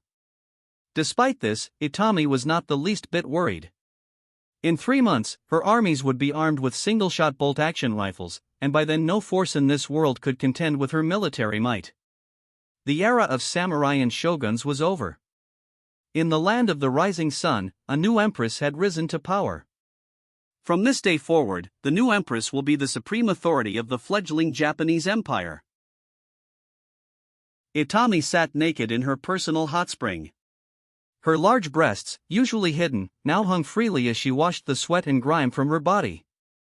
It had been a month since she had slain the imperial family, and everything had unfolded exactly as she had predicted. The daimyos who had been undecided about whom to support had joined the rebels. Among the major daimyo clans in Japan, only a handful had embraced Itami as empress. Those who did were fiercely loyal to the war goddess and believed she could not be defeated. Itami gazed at her reflection in the pool of steamy water, reflecting on everything that had occurred since she was reborn in this world. In her past life, she had served in the United States Army as an engineering officer for several years. She had even been deployed to the land of her ancestors, where she lived a peaceful and enjoyable life. However, before she could reach her 30th birthday, a stalker murdered her. The man was jealous that she had developed a relationship with a high-ranking officer. After passing away, she awoke in this world in the body of a 14-year-old girl, the sole successor of a declining samurai clan. In her first year in this world, Itami used her knowledge of basic agricultural practices and industrial techniques to increase the wealth and power of her clan.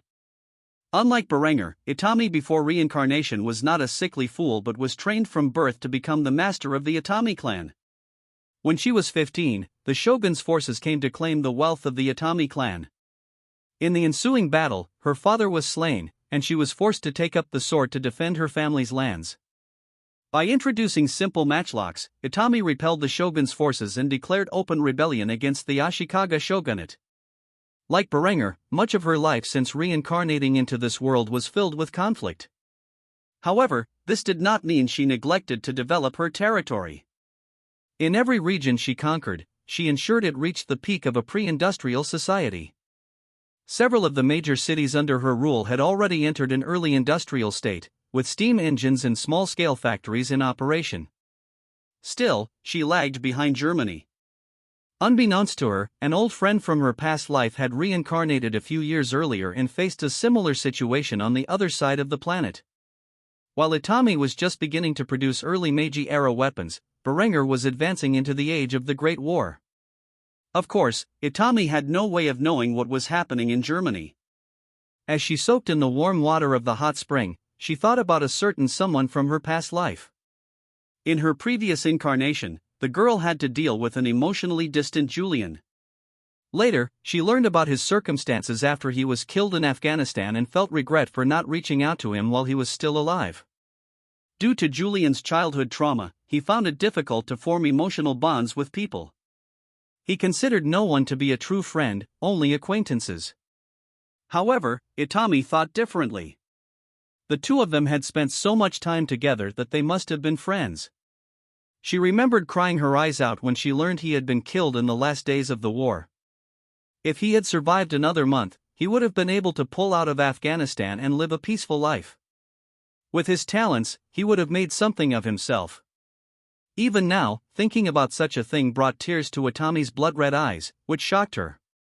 She did not know why she was suddenly thinking about that dimwit, but these days, she found herself thinking about that foolish bastard more and more.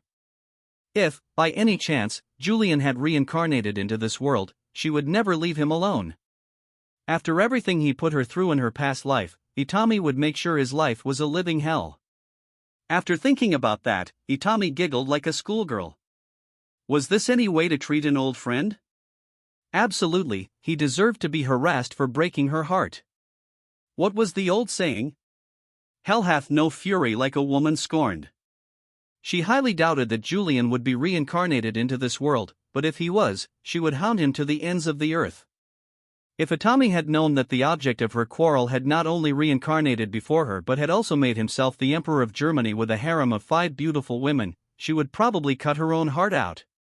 She was having such a difficult time finding a competent man to take as her husband, and that bastard had 4 wives and a mistress. Where was the justice in the world? Of course, Itami wouldn't even dream of this being a possibility. For the entire time she knew him, Julian was as dense as a rock, and she suspected he had died a virgin. There was no way she would ever believe that he had become a real ladies' man in this new life.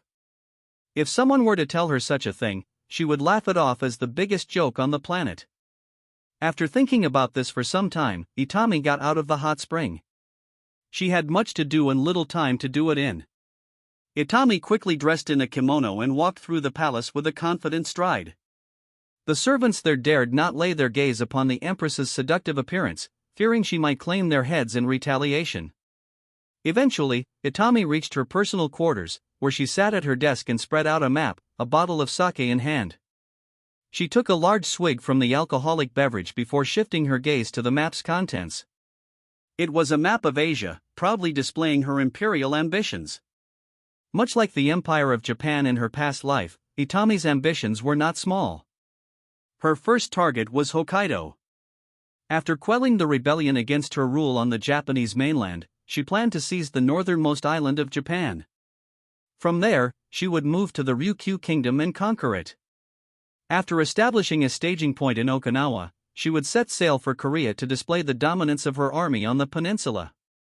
However, this is where Itami's imperial ambitions in Northeast Asia ended. Despite what one might think, she had no desire to invade China. The bad blood between her people and the Chinese would not repeat itself in this world. This was not out of the goodness of her heart, but rather a solemn recognition that she could not conquer China even if she tried. If she were truly dedicated to invading the Ming dynasty, it would become her Afghanistan. The territory was too vast, and the people too numerous for her to effectively contend with. Because of this, the regions once claimed by China in her past were left out of her imperial ambitions. Instead, she would spread from Korea to Southeast Asia, conquering the lands known in her previous life as Vietnam, Cambodia, Laos, Thailand, Burma, the Philippines, Malaysia, Indonesia, and finally Australasia. If her teenage years were spent uniting Japan under her banner, then her 20s would be a time of global expansion. Of course, she did not know that Berenger also planned to one day take the region of Australasia for himself. If fate were cruel, the two would meet in the region in battle for supremacy. Itami knew that if her future conquests went as planned, the Japanese Empire would become the supreme overlord of the Pacific. Perhaps she might even stretch into the west coast of North America and colonize the lands for Japan. With such a vast empire under her control, she believed nobody would be able to contend with her power. Thus, she had a devilish smirk on her face as she gazed upon the map of her future empire and spoke in a soft tone, Soon it will all be mine. The young Empress did not know that her German counterpart had already united the German-speaking regions into a single empire and had begun colonial expansion into the Americas. Berenger was one step ahead of Itami in the game of global hegemony. By the time the two monarchs became aware of each other's existence, their empires would stretch far and wide. While Berenger focused on expanding the industry of his empire and securing his borders, Itami began her plans for modernizing her newly formed Imperial Japanese Army. Soon, she would launch an attack on the rebels, cutting the heads off the multi-headed hydra that were her enemies. However, this was not the only major event unfolding in the world. The Sultanate of Al-Andalus had invaded Morocco, and while Hassan played the role of a conqueror, German forces exerted control over Iberia, ensuring that the Spanish and Portuguese did not rise in rebellion. Yet, war was not the only significant event in the Western world. Due to the Catholic League's sanctions against the German Empire, poverty, famine, and pestilence began to spread across the Catholic world, affecting not only the peasants but the nobility as well. Millions of young French women flocked to the German border, seeking asylum and marriage with German men. They no longer cared if they were a second, third, fourth, or fifth wife, so long as they could escape the cruel fate that awaited them in their homeland. France was not the only country facing this problem. In the neighboring kingdom of Hungary, the average person and the nobility alike suffered from the catastrophic effects of the trade embargo imposed by the Catholic kingdoms against the German Empire. Essential products, including medicine, were no longer entering the Catholic kingdoms. Over the past 8 years since Berenger first entered this world, the medical industry of the German Empire had grown substantially, supported by chemical manufacturing plants. Modern forms of medicine such as antibiotic cream and penicillin, which people across Europe relied upon for survival, were products of this growth. The German Empire had a simple trade policy. Anything they manufactured in excess, they would sell to neighboring kingdoms at a reasonable price. However, with the Catholic League imposing many sanctions against the Reich, these products no longer reached the neighboring kingdoms, causing the people to suffer. A young Hungarian nobleman named Vasily Victor stood over his younger sister's grave. The funeral had just ended, yet he remained behind, tears streaming down his face as he whispered, "I'm sorry." This young man came from a wealthy family, and despite the fortune they had accumulated over centuries, it was not enough to save his sister's life. If Hungary had maintained trade with the neighboring German Empire, he could have purchased the medicine needed to treat her illness. Unfortunately, the king had embargoed all goods from the Reich. A black market, supported by German smugglers, had emerged, carrying contraband across borders into neighboring realms. However, even then, medicine was in high demand and nearly impossible to obtain without connections to German pharmaceutical corporations. It wasn't just illness that had spread across the land, famine followed. In previous years, the nobles of the Kingdom of Hungary had imported artificial fertilizers from the Reich, which helped increase crop yields. Without it, the harvests suffered in both quantity and quality. If not for the Catholic Church's obsession with undermining the German Empire, the Kingdom of Hungary would be thriving. Victor and his family were just one of many noble households that had suffered greatly under the sanctions, and he knew that other Catholic kingdoms were enduring similar hardships. If only he could have convinced his father to send his little sister to the Reich for a political marriage, she would still be alive. Unfortunately, the hatred for the German Reformation ran deep in the veins of the Catholics, and their most devout members would rather die than send their daughters as brides to German men. He would not make the same mistake with his youngest sister, who was still alive. Now that his father was off on crusade, Victor was the acting head of his house, and he intended to send his little sister to the borders of the Reich to ensure she could live a happy and peaceful life in the German Empire. Having wiped the tears from his eyes, Victor made a solemn vow to his now-deceased sister. "I promise you, I won't let Noemi follow you into an early grave." After saying this, Victor departed and returned to his family's estate, where he found his little sister, Noemi, sitting by herself. The rest of the family was busy weeping over her elder sister's death, and only a stuffed toy that her brother had bought from Germany years prior kept the girl company. Despite being 13 years old, Noemi loved the stuffed rabbit more than anything and dragged it around with her wherever she went. Victor approached his little sister and patted her auburn hair before addressing the situation at hand. "Noemi, what happened to your sister was a tragedy. However, you don't have to worry. I will use my contacts to help you immigrate to the Reich, where I will find a proper husband for you. You will live in peace and luxury, as your sister should have." The girl had a blank expression on her face as she gazed into the distance, not looking at anything in particular. She had heard what her brother said but had no reaction other than to question his words. What about father? Both of them knew that their father despised the German Empire and everyone in it. He would never agree to sell his daughter to some German nobleman so she could live a luxurious life. However, after witnessing the death of his other sister, Victor refused to let the girl follow the same path. There was nothing left for her in Hungary. As long as the kingdom stood against the Reich, it would never prosper. That was the genuine belief of the young nobleman. With a bitter smile, Victor petted his sister's hair and assured her that everything was all right. Let me worry about father. I am sure a happy life awaits you in the Reich. Did you know that your brother has visited the city of Graz? Compared to Budapest, it is like a city forged from the heavens. Such wealth and opulence, I have seen nothing like it. The average person there lives better than much of our nobility. Food is in abundance, medicine is widely available, and they have this magnificent device of travel called a train, which can rapidly transport you between the major cities of Austria. I have heard that since my last visit, the railway has expanded into Bavaria, Saxony, and Prussia as well. Despite his story of visiting Austria, the young girl remained emotionless, simply nodding her head in silence. Losing her elder sister was a tremendous blow to her fragile mind, and she was struggling with her grief. After a few moments of reflection, the girl finally looked up at her brother and asked the question on her mind. What about you, Victor? Will you be coming with me to Germany? The young man choked back his tears upon hearing this question. He wanted more than anything to accompany the girl, but he could only shake his head in response. Unfortunately, I am needed here. Besides, German immigration laws are strict. I don't believe I would be able to permanently reside in the empire.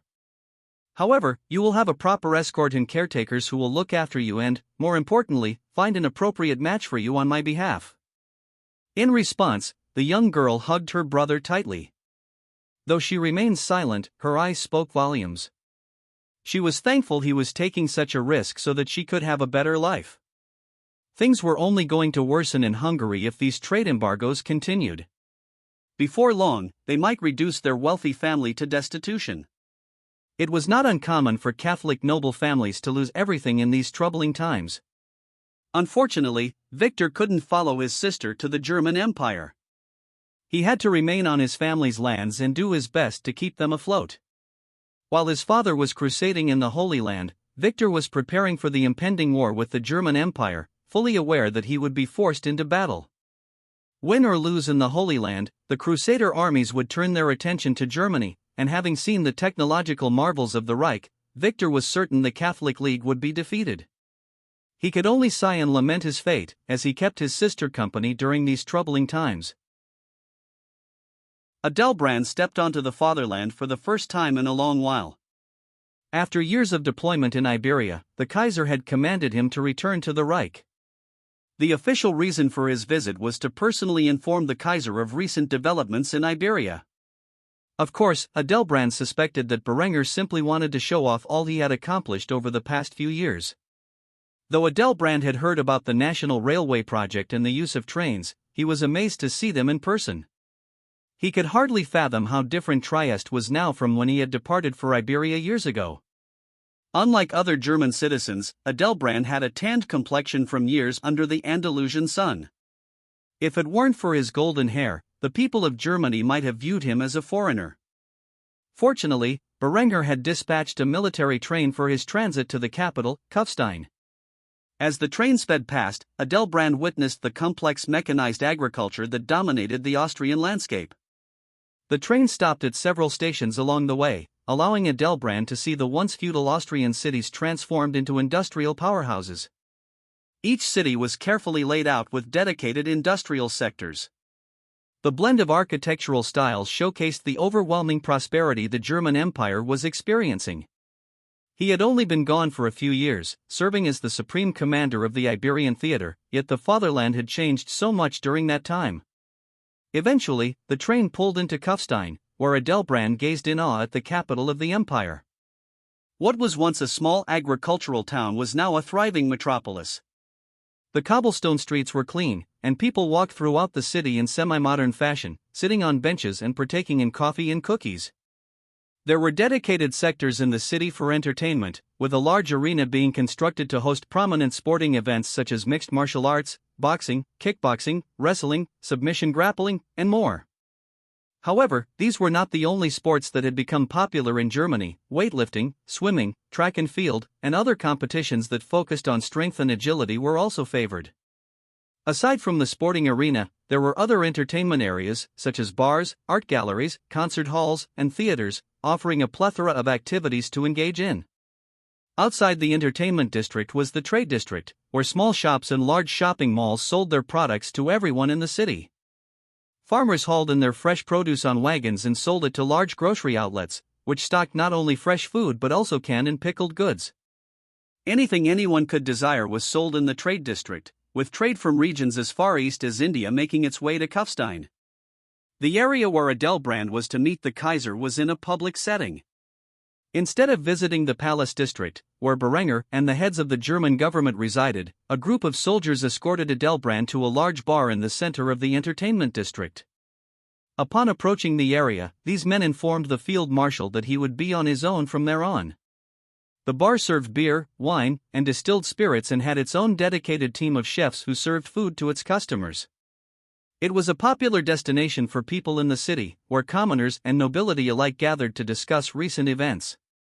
When Adela stepped into the bar, he saw Berenger seated alone, dressed in rather simple attire. Berenger was not dressed in his usual imperial regalia but instead wore a white silk dress shirt with rolled-up sleeves and a loosened collar. For the rest of his attire, he wore a pair of grey dress slacks and black leather Oxford-style shoes. He sported an elegant wristwatch, clearly made of white gold, and for the first time in a long while, he did not wear his eye patch, which normally concealed his wound. Rather than slicking back his hair, Berenger styled his golden locks in a side-parted manner. At first glance, he did not appear to be the German emperor, which allowed the crowds to leave him alone. Instead, he sat by himself and drank from a pitcher of beer. When the Kaiser noticed his field marshal approaching, he waved to signal Adela to sit down. The veteran commander was surprised to see the Kaiser in such an informal appearance and immediately commented on it. "My Kaiser, I did not notice you at first, you look so different." Berenger raised one finger to his lips, signaling for the man to be quiet before whispering in response to Adela's statement. "Adela, when I am among the public like this, simply refer to me by my name. You could say I am incognito right now." Such a response surprised Adela. He did not know why Berenger would do such a thing and quickly inquired about it. "Can you tell me the reason?"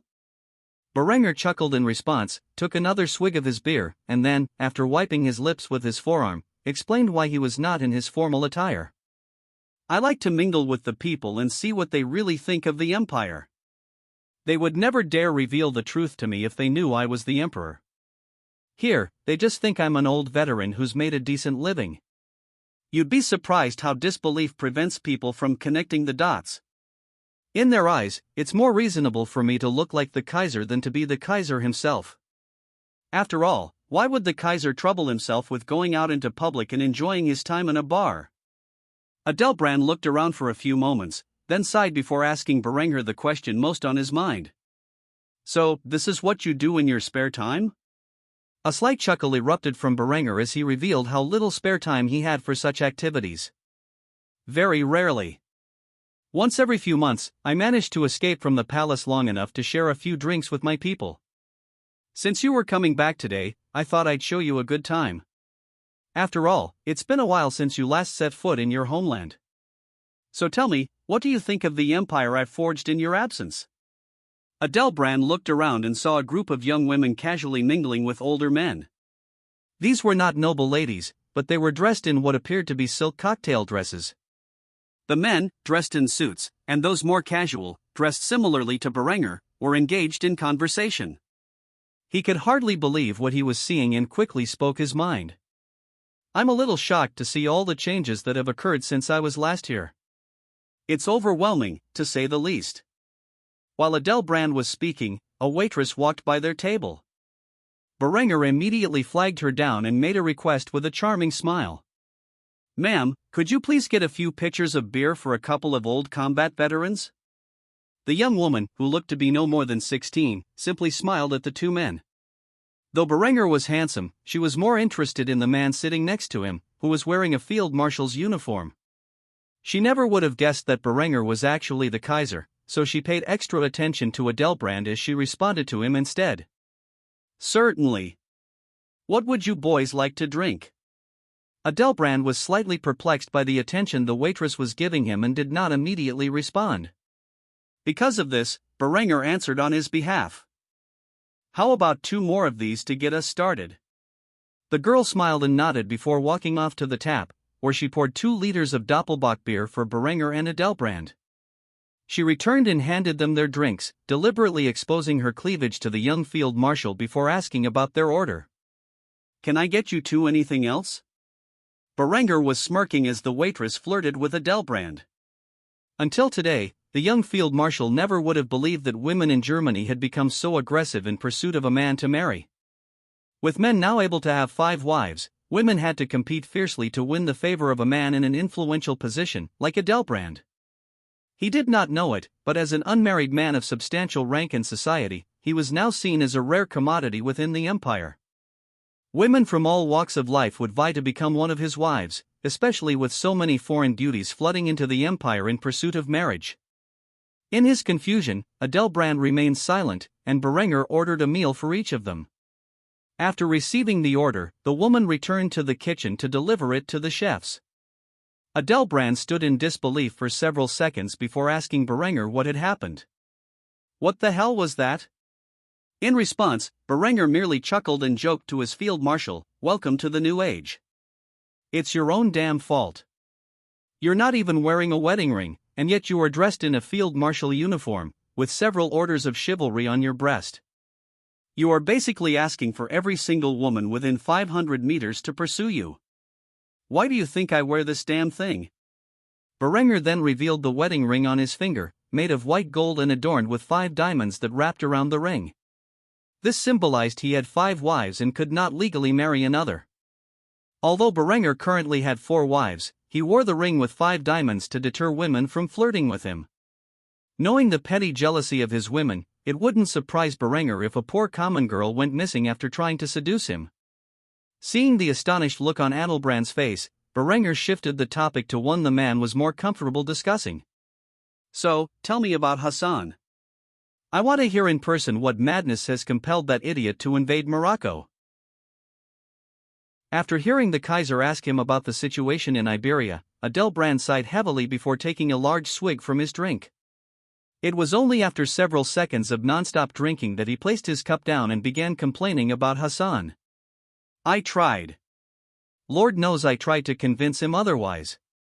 However, the fool is dead set on expansion. He does not think about consolidating his gains and instead wants to conquer more land. I warned him that if he invades Morocco, the people in Spain and Portugal will rebel."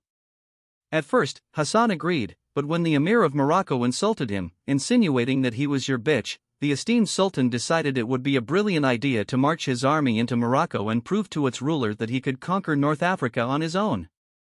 I have little doubt that he will win, but in the meantime, the only thing keeping the Iberian Catholics at bay is the threat of another German invasion. However, our small number of troops in the region will not be able to deter them for long. It is only a matter of time before the Catholics rebel against Hassan's rule. Berenger had a stern expression on his face as he heard this. He had invested a substantial sum of money and blood into reuniting Al-Andalus in exchange for control over the Strait of Gibraltar. He did not want this investment to go to waste. Thus, he decided to consult with the man most familiar with the Iberian theater about his opinion. "So, how do you suggest we proceed?" Adelbrand took another giant swig from his beer before responding to Berenger's question. At this point, there is little of the Granadan royal army that remains in Iberia. If we do not send support now, rebellion will occur. The only thing preventing a full-scale revolution is the roughly 5,000 support personnel we still have in the region, maintaining peacekeeping operations. Berenger did not immediately respond to this opinion. Instead, he carefully contemplated his options. If Hassan responded to such a petty provocation with war, it would demonstrate that he was not fit to rule Al-Andalus. The man had yet to have a son, and if he were to die in Morocco, it would leave Ghazi as the heir to the throne. Berenger could use his authority over his son with Yasmin and declare himself regent of Al-Andalus, or he would manage the nation with the support of local advisors until his son was old enough to claim the sultanate. The problem with this plan was that Berenger would never risk Yasmin's love by assassinating her brother. Though she planned to put her own son on the Iberian throne, she would not kill her foolish younger brother to do so. She merely expected him to die young because of his stupidity. After some thought, Berenger nodded and gave Adelbrand his response. Very well. I will deploy a division to Iberia. Their job will be to maintain the peace of the region by any means necessary. This leaves me with one question for you. Do you wish to continue overseeing operations in the Iberian theater and act as my personal advisor to the Sultan, or do you wish to return home to the fatherland and oversee the defensive operations of the war that will soon take place in our lands? Adelbrand understood the hidden meaning behind this question. Berenger wanted him to replace Eckhard, the previous field marshal who had retired and now ruled over Prussia as its king. Until now, Berenger had not replaced Eckhard's position. Among all of Berenger's greatest generals, who had been with him since before he established himself as a monarch, Adelbrand was the only one left who had not retired from the military in favor of politics. This meant that Adelbrand was the most trustworthy general Berenger had left, and he wanted the man by his side in Kufstein. Though Adelbrand would not be officially promoted, as the only rank above that of Field Marshal was Reichsmarschall, a title Berenger maintained as the Kaiser, he would unofficially be second only to the Kaiser in terms of land-based operations. The prospect was daunting, as the man did not feel he could adequately replace Eckhard. However, Berenger's next words thoroughly convinced him. Adelbrand, you have served me for many years and have been the most important factor in our victory in Iberia. You have earned the right to return to the fatherland, take a few wives, sire a few heirs, and command my armies from the safety and comfort of the capital. I understand you wish to see things through in Iberia, but the Reconquista is over, and someone else can be assigned to the region to maintain peacekeeping operations. You belong here in the fatherland. Before Adelbrand could respond, the waitress returned with their food, a pretty smile on her face. She quietly handed the two men their meals and then asked Adelbrand a question. I'm sorry to bother you, sir, but my brother is in the army, and I just had to ask, what theater are you in command of?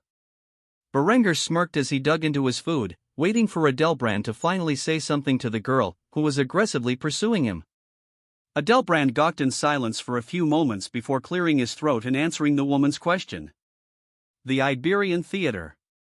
The woman gazed at him in shock, covering her mouth before making a comment. Then you must be Field Marshal Adelbrand. I am your biggest fan. Can I have your autograph? She took out a fountain pen and her notepad, handing them to him, or he awkwardly signed his name. After receiving his signature, the girl held her notepad to her chest before speaking more with the man. My brother is in Iberia. He has told me how bravely you have led your troops to victory in the region. He says without you, the Granadans could never have won the war.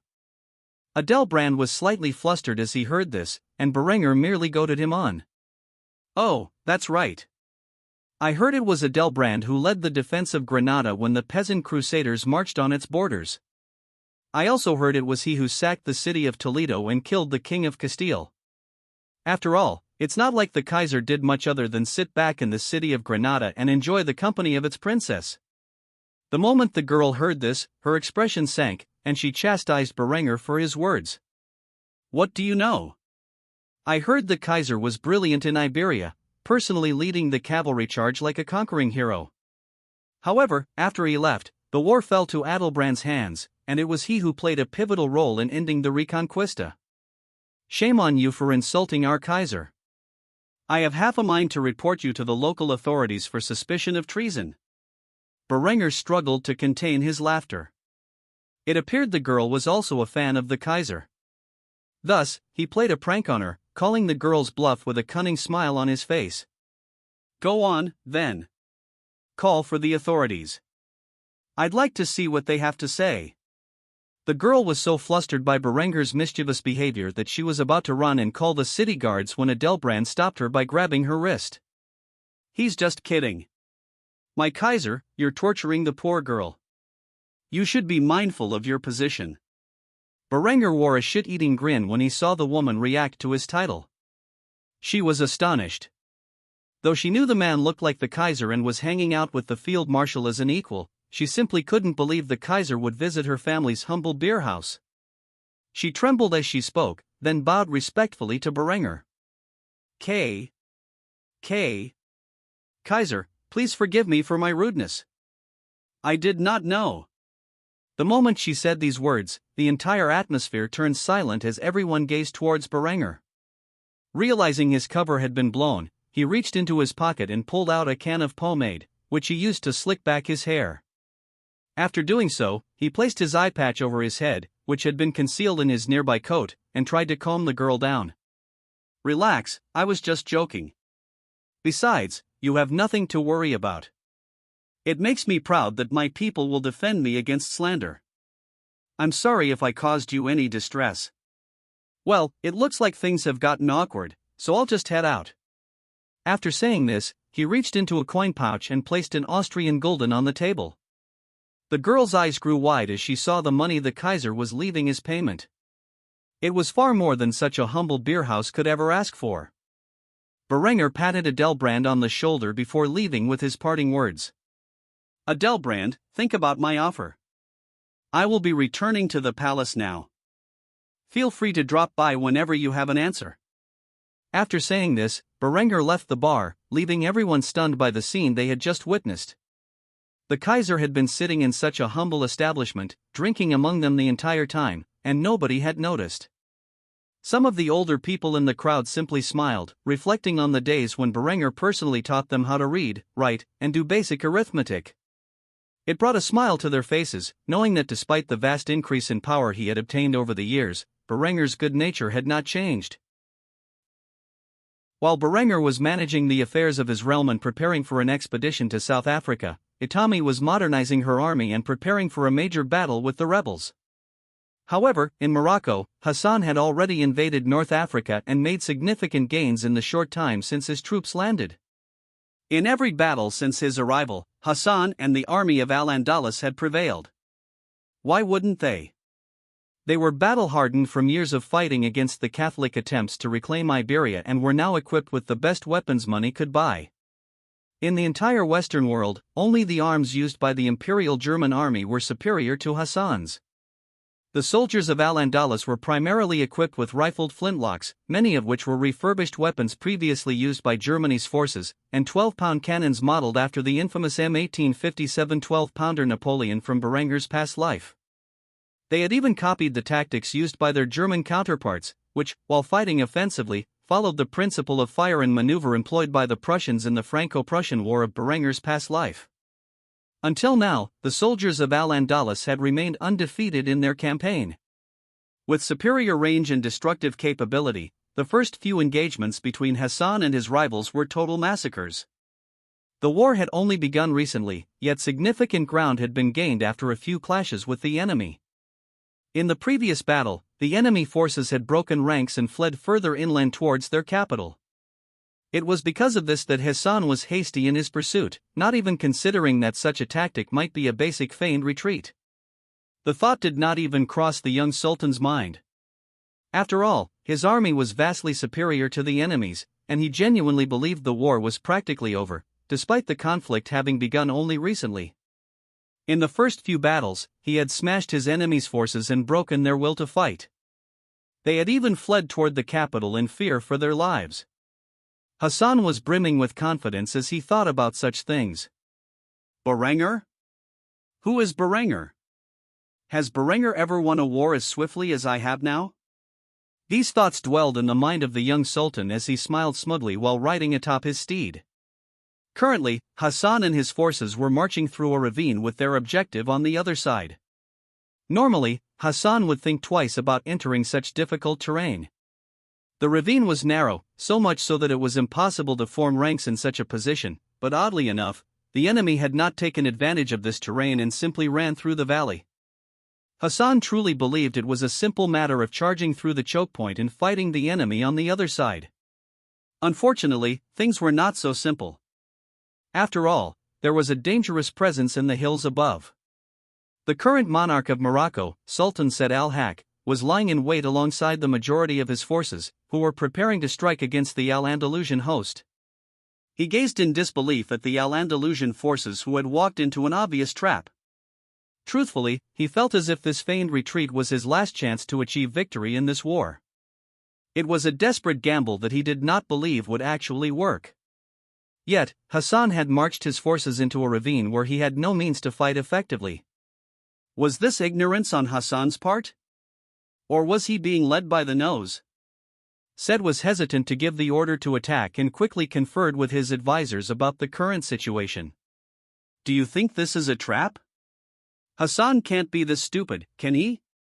Said's most trusted vassals gazed at him with mixed expressions. The truth was, they didn't believe their plan would work either.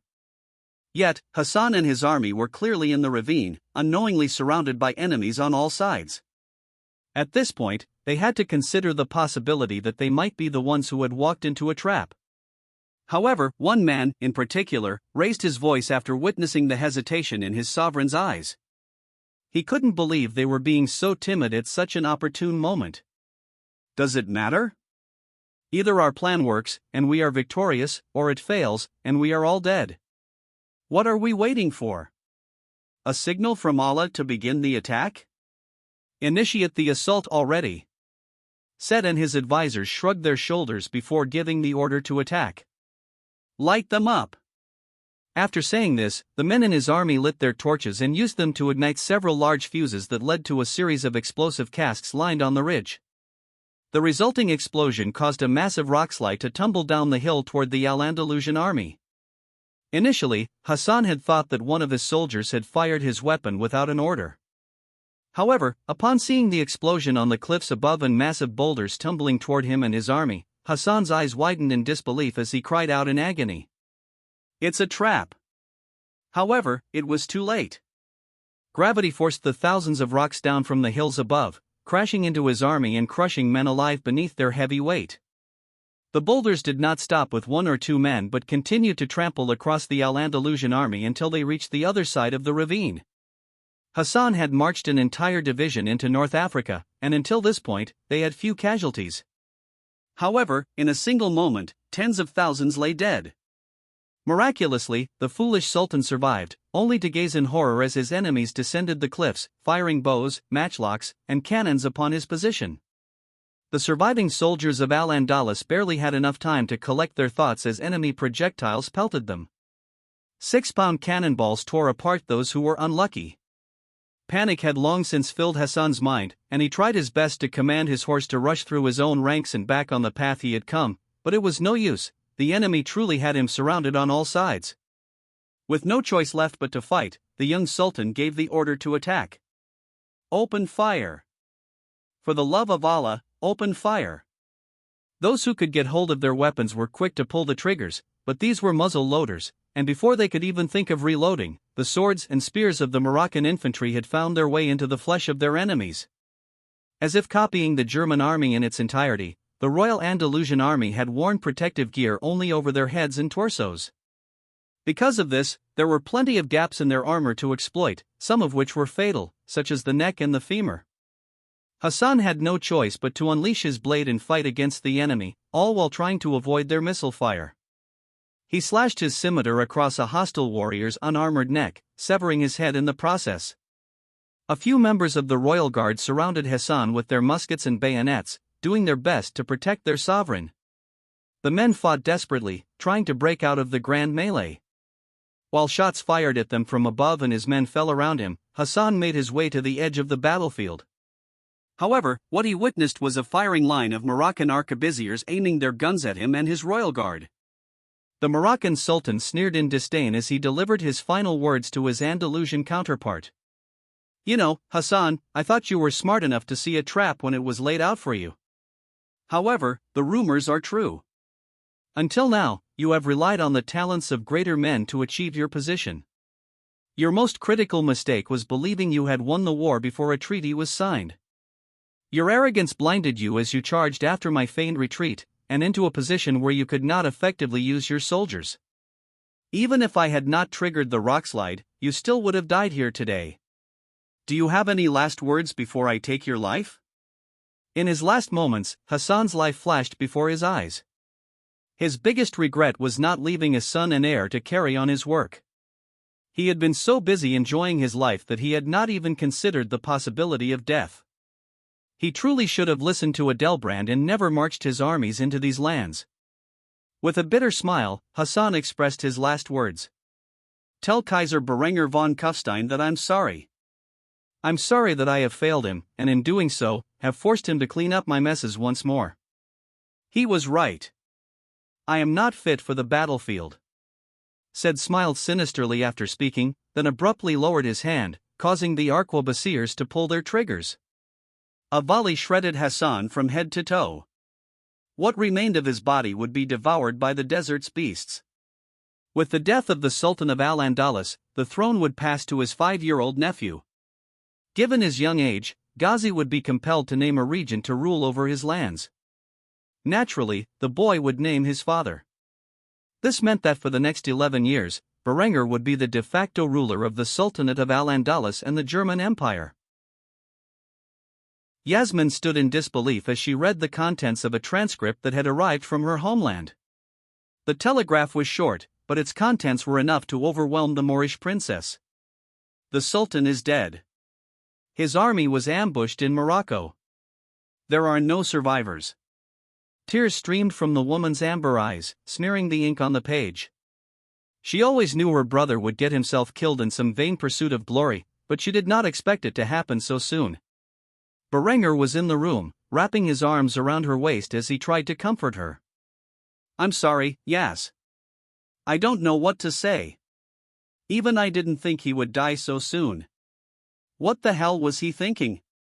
The woman in mourning did not have an answer to Berengar's question.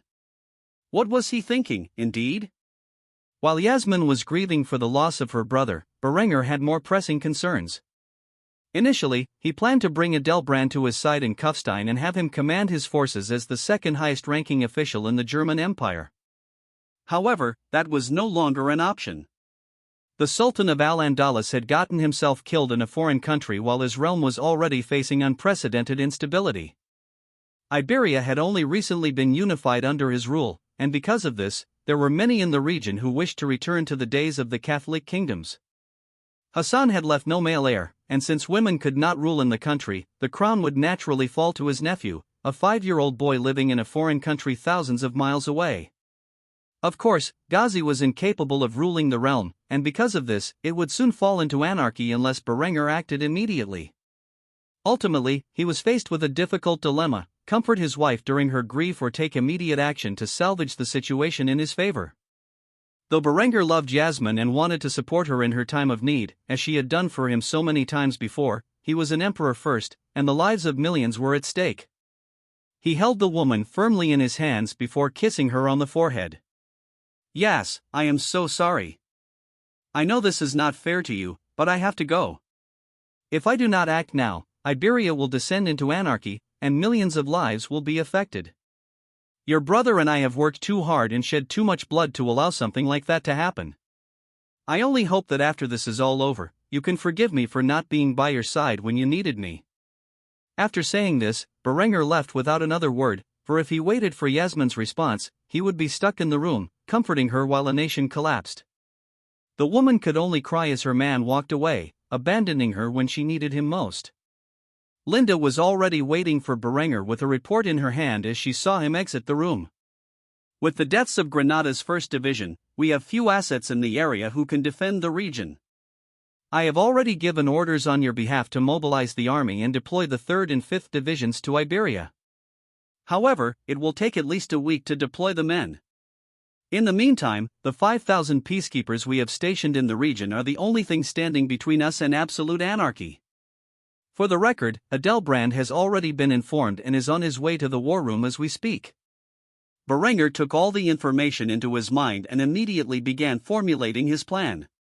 He needed to act quickly, or all of his efforts in the Iberian theater since he reincarnated into this world would collapse. He quickly gave Linda a few orders as they walked through the halls of the royal palace at a brisk pace. Get the other girls to look after Yasmin.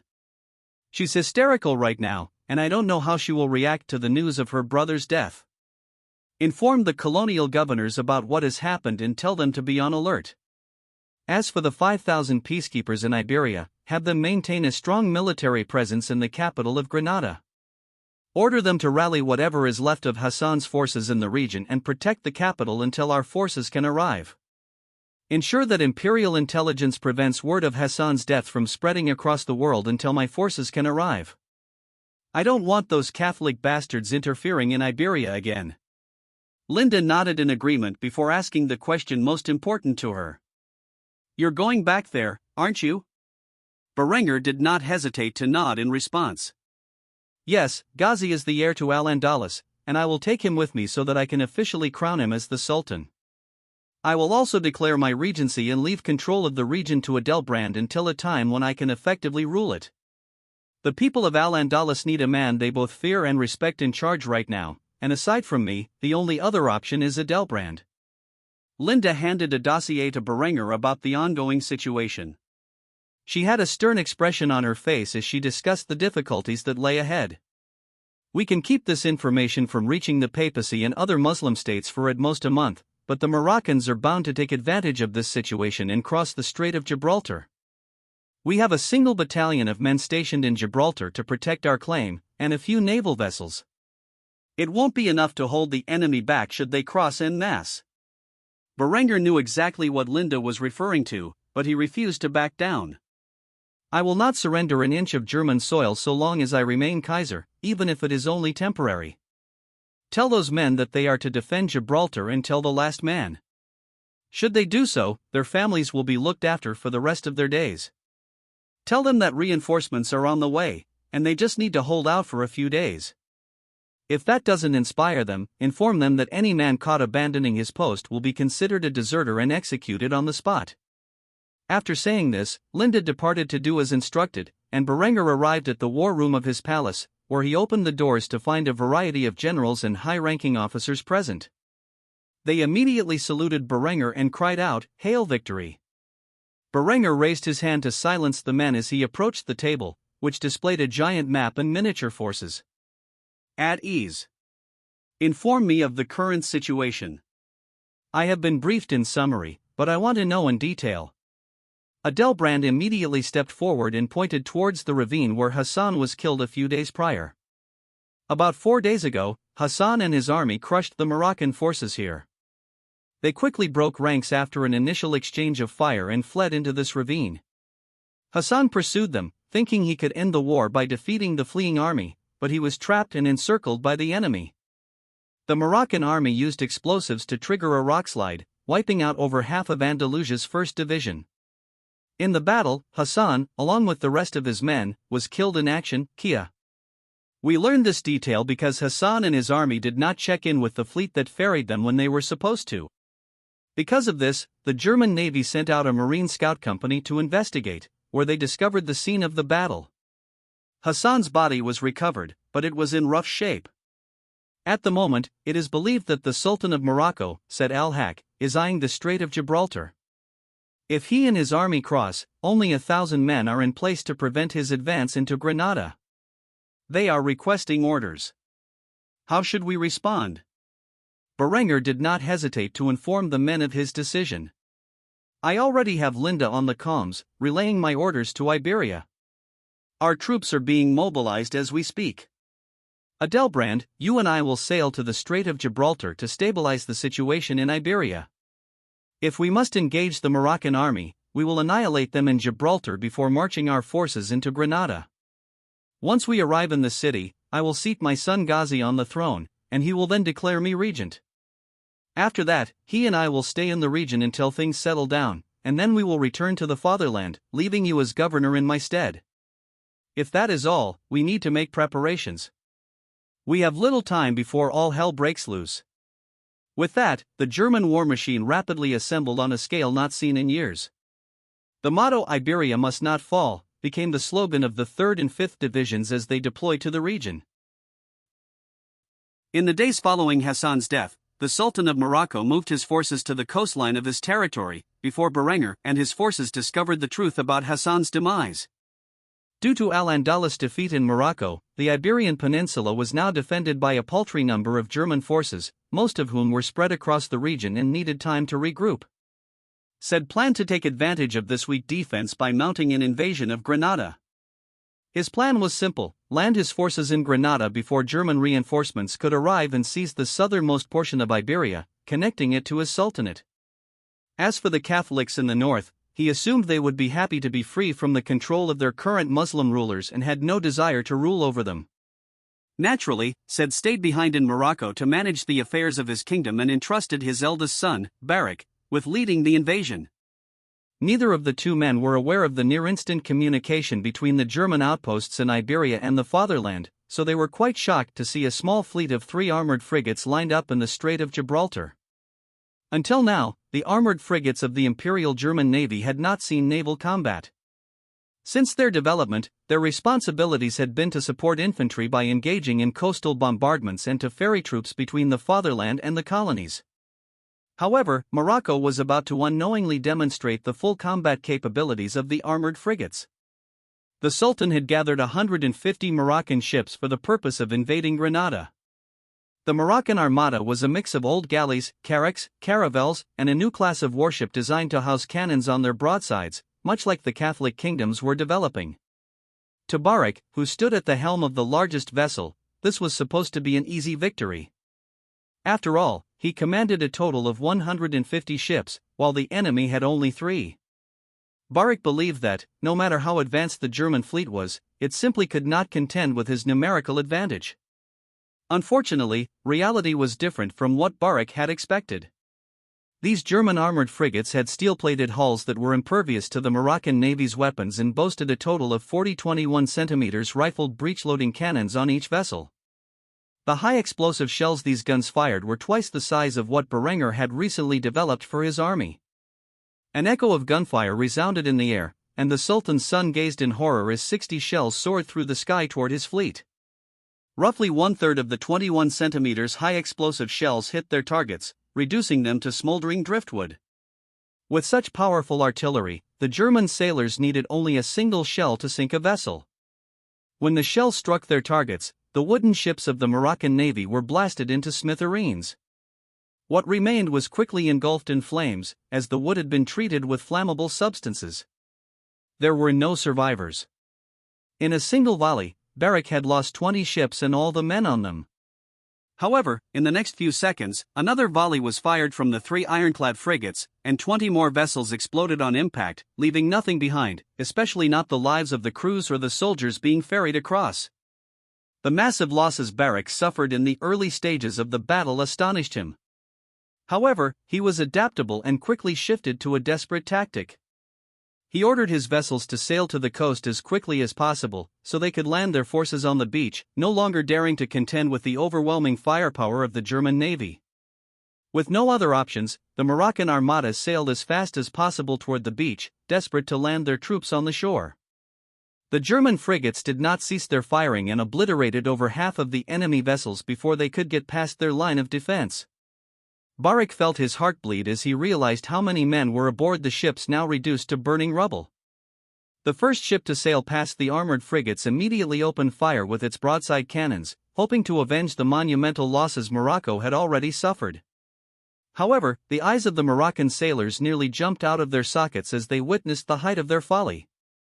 The sailors aboard the Moroccan ships gazed in astonishment as their cannonballs bounced off the hulls of the German vessels. Just what were these ships made of? Steel? When the Moroccan sailors realized Germany had built a fleet of steel-clad vessels, they immediately fell into despair. If this were true, then there was no one in the world who could contend with the Reich at sea. Absolute naval dominance was a frightening prospect, and yet their own eyes were witness to it. These men counted their lucky stars that there were only 3 German ships, otherwise, they all would have been obliterated before reaching the shore. Still, they were relieved when the German fleet did not pursue them.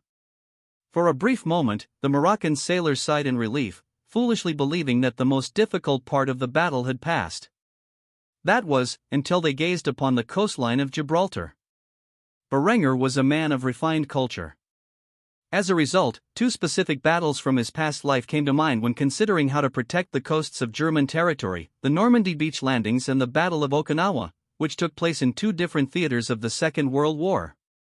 Naturally, as a fan of the German and Japanese defenses in these battles, Berenger had established a large coastal defense filled with steel-reinforced concrete bunkers, tunnels, trenches, and extensive barbed wire. The relief the Moroccan sailors felt when they sailed past the German frigates was immediately replaced with dread as they realized that the concrete bunkers were armed with the same terrifying 21 cm naval guns that had shredded their ships at sea. As soon as the Moroccan ships came into view, the coastal defenses bombarded them with powerful barrages. Unwilling to die with his ship, Barak immediately gave the order to his men when faced with such a terrifying barrage: abandon ship. With these orders, thousands of men jumped off their vessels and into the coastal waters, desperately trying not to drown as they swam ashore. Barak, in particular, was in a foul mood, as all the black powder weapons they had prepared for the invasion were now useless, their barrels filled with seawater. However, he did not have time to lament this loss, as the moment the Moroccans appeared on the shore, a mixture of 40mm revolving cannons and Mk2 Schmidt guns opened fire, their operators hidden behind the safety of reinforced concrete bunkers. In addition to the machine gun nests fortified in the bunkers, there was a trench line on the hills above, where hundreds of German soldiers fired their G22 bolt-action rifles at the enemy. Barak gazed in horror as the German defenders ruthlessly gunned down his men. A combination of bullets, 40mm shells, and mortar fire instantly shredded the bodies of those who made it to the beaches alive. Within minutes, his army had been reduced to a fraction of its size, and Barak realized the hopelessness of the situation. His response was to pull out a large wooden plank, likely the remains of one of his sailing vessels. He quickly tied a torn white sail to it and lifted this piece of driftwood into the air, using it as a makeshift white flag while ordering his men to drop their weapons. "Drop your weapons and surrender. The invasion has failed." Upon seeing the enemy surrender, the German soldiers ceased their fire and dispatched their forces to take the survivors as prisoners. Of the tens of thousands of men who had sailed across the Strait of Gibraltar, less than 3,000 remained alive. The Moroccan navy was completely obliterated in the battle. The performance of the German fleet and the coastal defenses they had erected in Gibraltar would act as a deterrent for any hostile power for years to come. It became immediately clear to the Western world that the Imperial German Navy was on another level and could not be challenged at sea.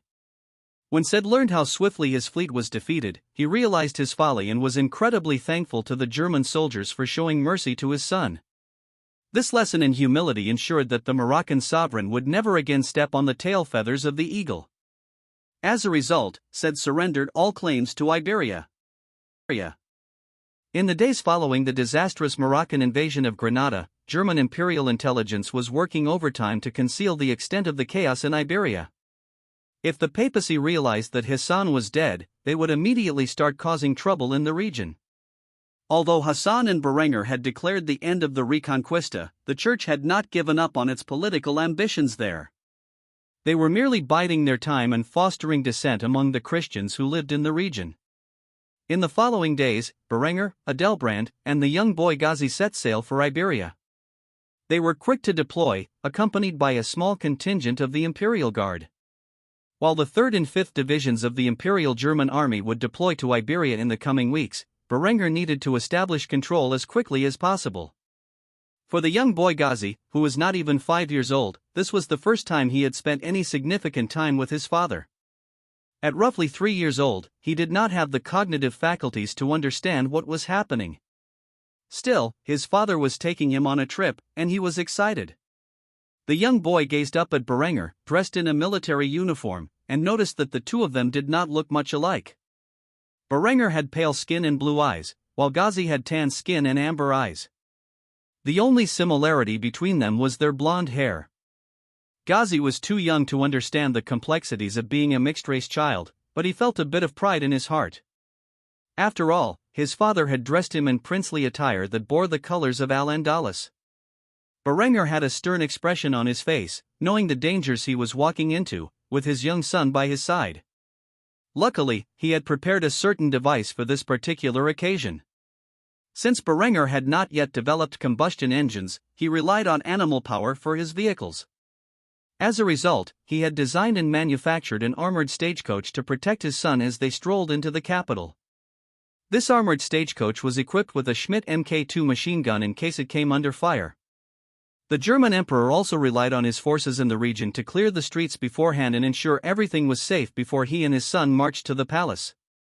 Eventually, the ship landed at the Gibraltar dockyard, where the royal guard escorted Berengar, Adelbrand, and the boy Ghazi to the fortress where the Al-Andalusian host lay in wait. The region had been secured since the Moroccan invasion a few days prior. Despite this, Berengar kept a watchful eye, in case there was any trouble. The German emperor led his son by the hand as they entered the nearby fortress, which housed the highest-ranking officer. The moment Berenger and Adelbrand arrived, they noticed a familiar face giving orders to his soldiers. Berenger was shocked to see the man was alive and quickly called out to him with a wide smile on his face. "General Ziad ibn Yaiz, it has been some time. It is good to see that you are still alive after everything that has happened." The Al-Andalusian general gazed at Berenger with a bitter smile. Things had been rough lately, and it showed on the lines of his skin. He was happy to see his greatest ally had come to aid him in his time of need. "Indeed, it has. I just wish our reunion was on better terms. The Sultan is dead, and he has no living heir. Though we have tried to keep quiet about this news, it is only a matter of time before the Sultanate His Majesty worked so hard to build comes crashing down around us." It was at this moment that Ziad noticed the little boy holding onto the emperor's hand. Though he had blonde hair and German features, the tan skin and amber eyes were a signature trait of the Al-Fadl family, and this immediately piqued the general's interest. "Who is this boy?" A proud smile appeared on Berenger's face as he informed the man of the boy's identity. "This is Prince Ghazi Al-Fadl. He is my son with Princess Yasmin. This boy is Hassan's nephew and, by the right of succession, is the new Sultan of Al-Andalus." Truthfully, Berenger was happy that the general was still alive. He had a good impression of the man, though he wasn't as capable as the men by Berenger's side. He was loyal to the Al-Fadl dynasty and open to the ideas of reformation. He was also a decent enough general and was part of the reason that Granada did not fall to the Iberian Union during the early days of the war that Berenger had started. Of course, his impression of the man increased when the general lowered to one knee and bowed his head to Ghazi. "I, Ziad ibn Yaiz, swear my loyalty to you, young Sultan. So long as you have me by your side, I swear I shall allow no harm to come to you and will help you with everything you wish to accomplish in this life." Ghazi was confused about what was happening and looked up to his father for support. Berenger merely smiled, nodded his head, and petted the boy's hair before informing him how to proceed. "Accept it, Ziad here is a good man and a capable general, you will need his support in the future." In an immature voice, Ghazi nodded and smiled as he struggled to pronounce the words. "I accept your loyalty." After introducing his son to the general, Berenger questioned him about the ongoing situation. "With the 1st Division defeated in Morocco, how many men do you have at your disposal, General?" Ziad sighed heavily in disappointment as he heard these words, then raised 3 fingers. "I have at most 3,000 men under my command. As per the orders we received from the Reich, they have been dispatched to Granada to secure the capital. To be honest, I tried my best to get Hassan to focus on military expansion, but he was certain that his alliance with you was strong enough to ensure the Reich's support in any defensive operation we needed. As a result, he spent a large portion of the military budget on frivolities." Berenger understood the man's pain. There were few things worse in this world than having incompetent and corrupt leadership, something he was all too familiar with from his past life. In fact, such leadership is ultimately what got him killed. However, the era of Hassan's reign was over. From this day forward, Berenger would act as regent and help build Granada into a secondary power that he could rely on to aid him against his enemies. After taking some time to think, Berenger gave his orders to the nearest German communications officer. "Inform the troops in the capital to clear the streets and maintain a military presence for our arrival. There must be no signs of hostility in Granada before I am willing to march my son into the palace. Once the path is cleared, we will enter the palace and declare my son as the new Sultan. In doing so, I will be named regent until he comes of age, and we will begin stabilizing the region. There is much work to be done if we wish to save what we have all built here in Iberia." The communication was sent to the radio telegraph that Berenger had established in the Granadan royal palace. From there, the orders were distributed to both the German peacekeeping forces and the surviving Granadan troops. After issuing these orders in the capital, Berenger sent further instructions to the men on the Strait of Gibraltar. "Maintain control over this area. I will lead my royal guard to Granada, where we will seize control of the capital and inform the Sultanate of what has transpired. Soon, 2 divisions will arrive in Iberia and work with Al-Andalusian forces to hunt down and eliminate any threat to the new Sultan. Once we have eliminated the dissidents and secured the region, these men will remain in Iberia until you can raise a sufficient army to protect yourselves. From then on, we will withdraw our forces to a level similar to that before this tragedy occurred. Are there any questions? Ziad had none and quickly saluted the Kaiser before shouting a war cry. Long live the Sultan!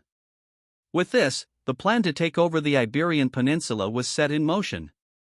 Under Berenger's regency, the realm would see new heights, establishing itself as a power second only to Germany and Itami's new Japanese Empire. Of course, it would be some time before Germany and Al-Andalus became aware of the rising power in the Eastern world. In the following days, Berenger and his son Ghazi traveled from the coast of Gibraltar to the capital of Al-Andalus. They rode in an armored stagecoach, which was protected by members of the Imperial Guard. The caravan rode for some time before arriving in the city of Granada, where both the remnants of the Granada Royal Army and the Imperial German peacekeepers greeted them. The city streets had been cleared, and everyone who dwelled within its walls was forced to return to their homes for the time being.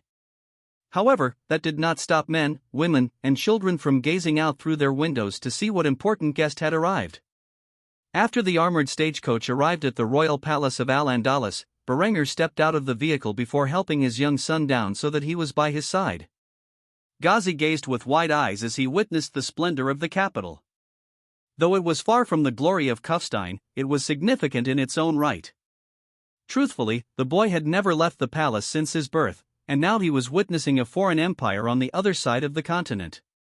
His young mind was flooded with excitement as he tried to run towards the massive palace, but he was quickly pulled back by his father, who lectured the boy with a stern expression on his face. Ghazi, one day you will rule this land. However, at the moment, it is not safe for you to go running off by yourself.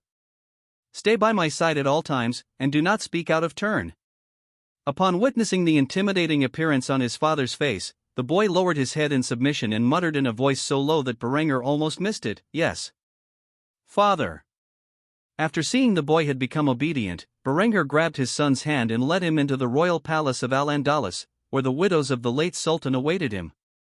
Hassan had been busy and remarried after the loss of two of his wives, who had previously conspired against him. Despite this, they did not give birth to a son, and Hassan's lineage was left with a bunch of young daughters. Women had no rights to inheritance in Al-Andalus, and because of this, the crown naturally fell to Ghazi, the previous sultan's nephew. The young girls gazed at Ghazi with curiosity as he strolled through the palace's entrance, holding his father's hand. He was so young, yet they knew he would be the next sultan. At least one of the girls lamented the fact that she had been born female.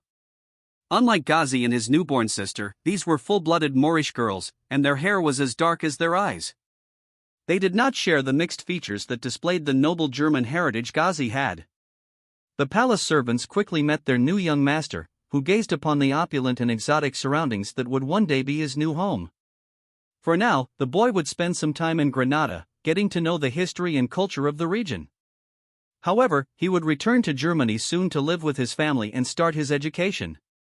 Berenger led Ghazi to a room where the palace servants dressed the boy in ceremonial regalia. When he looked in the mirror, he was astonished to see the foreign clothing that adorned his small body. He quickly called out to his father, questioning what was going on. "Father, why am I wearing this?" By now, Berenger had raided Hassan's liquor cabinet and poured himself a drink. He had a tired expression on his face as he sipped the fortified wine imported from the Reich. "Your uncle Hassan has recently passed away. He died without leaving a proper heir. As the closest male relative, you are now the new Sultan of Al-Andalus." Ghazi struggled to comprehend everything his father was saying. He had heard the man call him Sultan in previous conversations, but he had no idea what that meant, so he quickly asked for clarification. "What's a sultan?" Berenger smiled before answering the boy. The word sultan is Arabic in origin. It essentially means monarch. King or emperor would be the closest translation in my native tongue. You are now a king, though you are still too young to govern your realm. Because of this, you will have to choose a regent to manage the kingdom's affairs until you are old enough to take your rightful position. The boy pondered this for several moments. He was still too young to fully understand everything his father was saying. He was about to ask what a regent was when his father wore a reassuring smile and placed his hand on the boy's shoulder. "Ghazi, you don't have to worry about the details. Just leave everything to your old man. All I want for you is to grow up and live your life to the fullest. By the time you reach adulthood, you will understand your responsibilities. For now, just relax and treat this as a vacation." The boy nodded with an excited expression on his face. "Okay, father." Hearing this, Berenger smiled and patted the boy's hair. In the next moment, a knock resounded on the door, and General Ziad's voice interrupted the moment. "Kaiser, everything is prepared. We are waiting for you and the young Sultan." Berenger quickly finished the rest of his drink in a single gulp, then grabbed his son's hand and led him to the door. He left a simple reminder as he informed the boy about what was going to happen. "You don't need to say anything, Ghazi. Just sit still and wait for the ceremony to be over."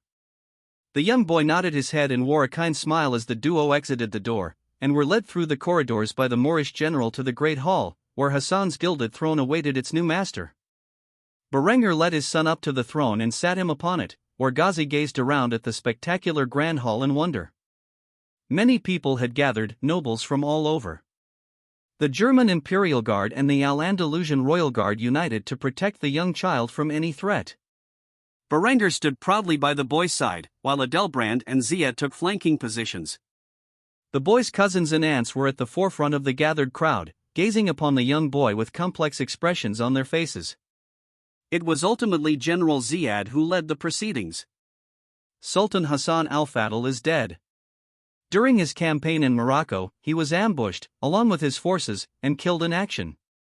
Since he has left no male heirs of his own, by the right of succession, the crown of Al-Andalus falls to his closest male relative. This is his nephew, Ghazi al-Fadl, son of Kaiser Berenger von Kufstein and Princess Yasmin al-Fadl. Today, we crown this boy as our king and name his father, Kaiser Berenger von Kufstein, as regent until the new sultan comes of age." After saying this, a servant brought forth a beautiful crown and offered it to Ziad, who placed it upon Ghazi's head. "I present to you, Sultan Ghazi al-Fadl, the first of his name. Long may he reign. Kneel before your new sovereign." The gathered noblemen were in shock to hear that the previous sultan had died in Morocco.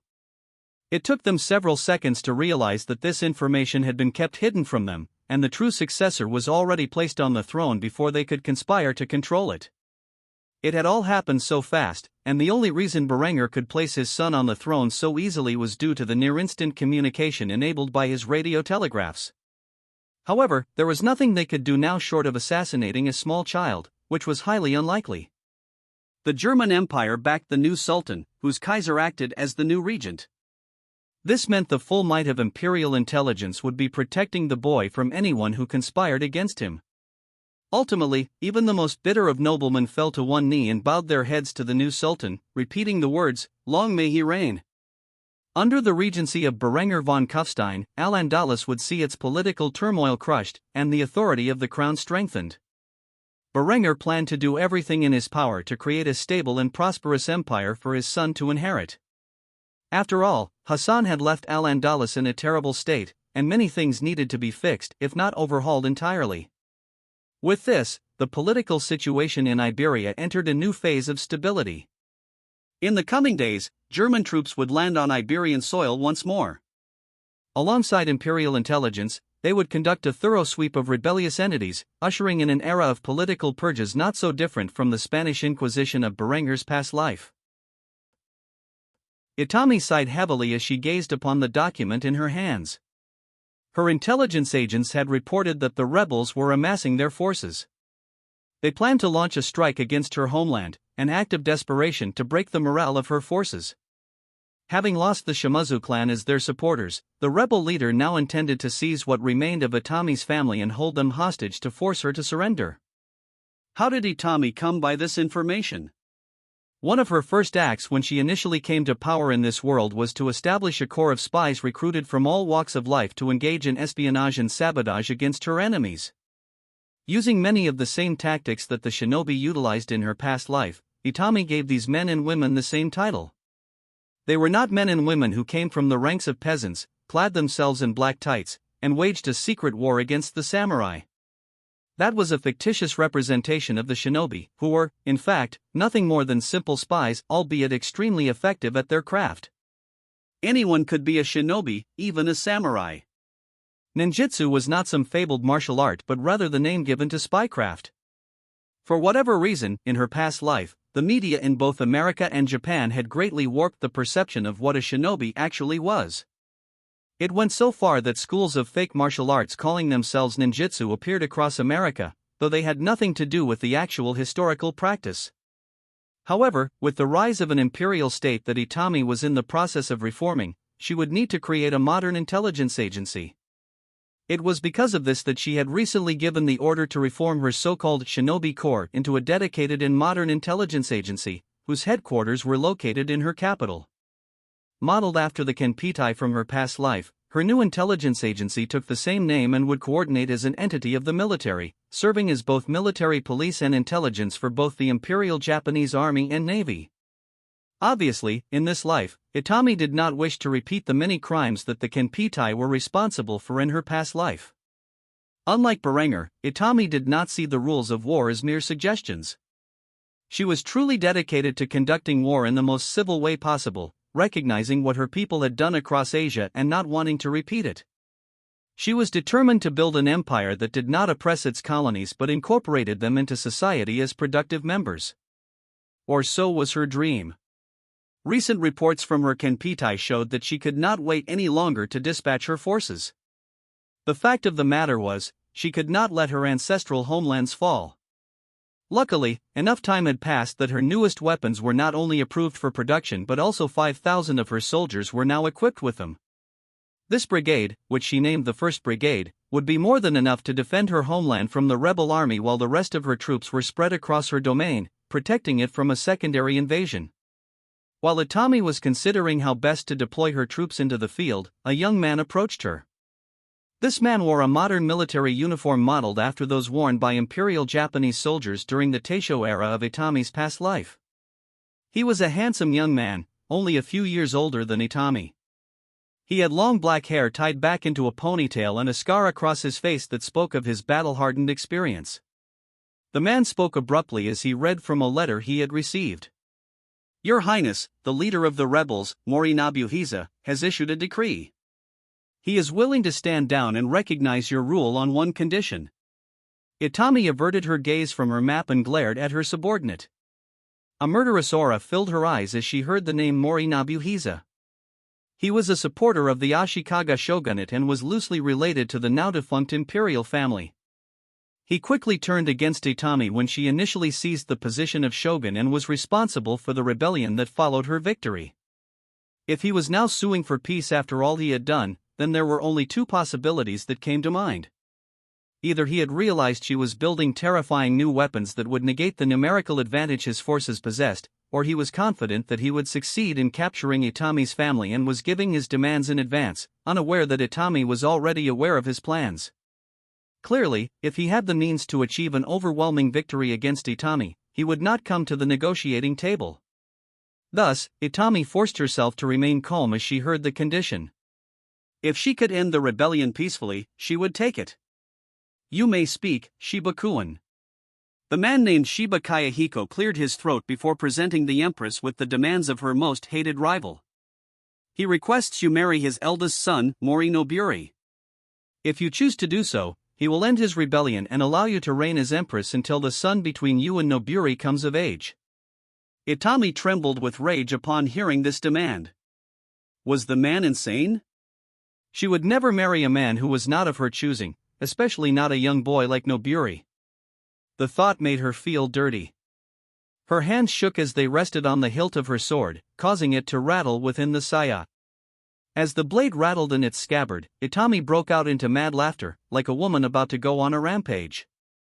After she finally calmed down, a terrifying smile spread across her pink lips, and she muttered a single phrase under her breath.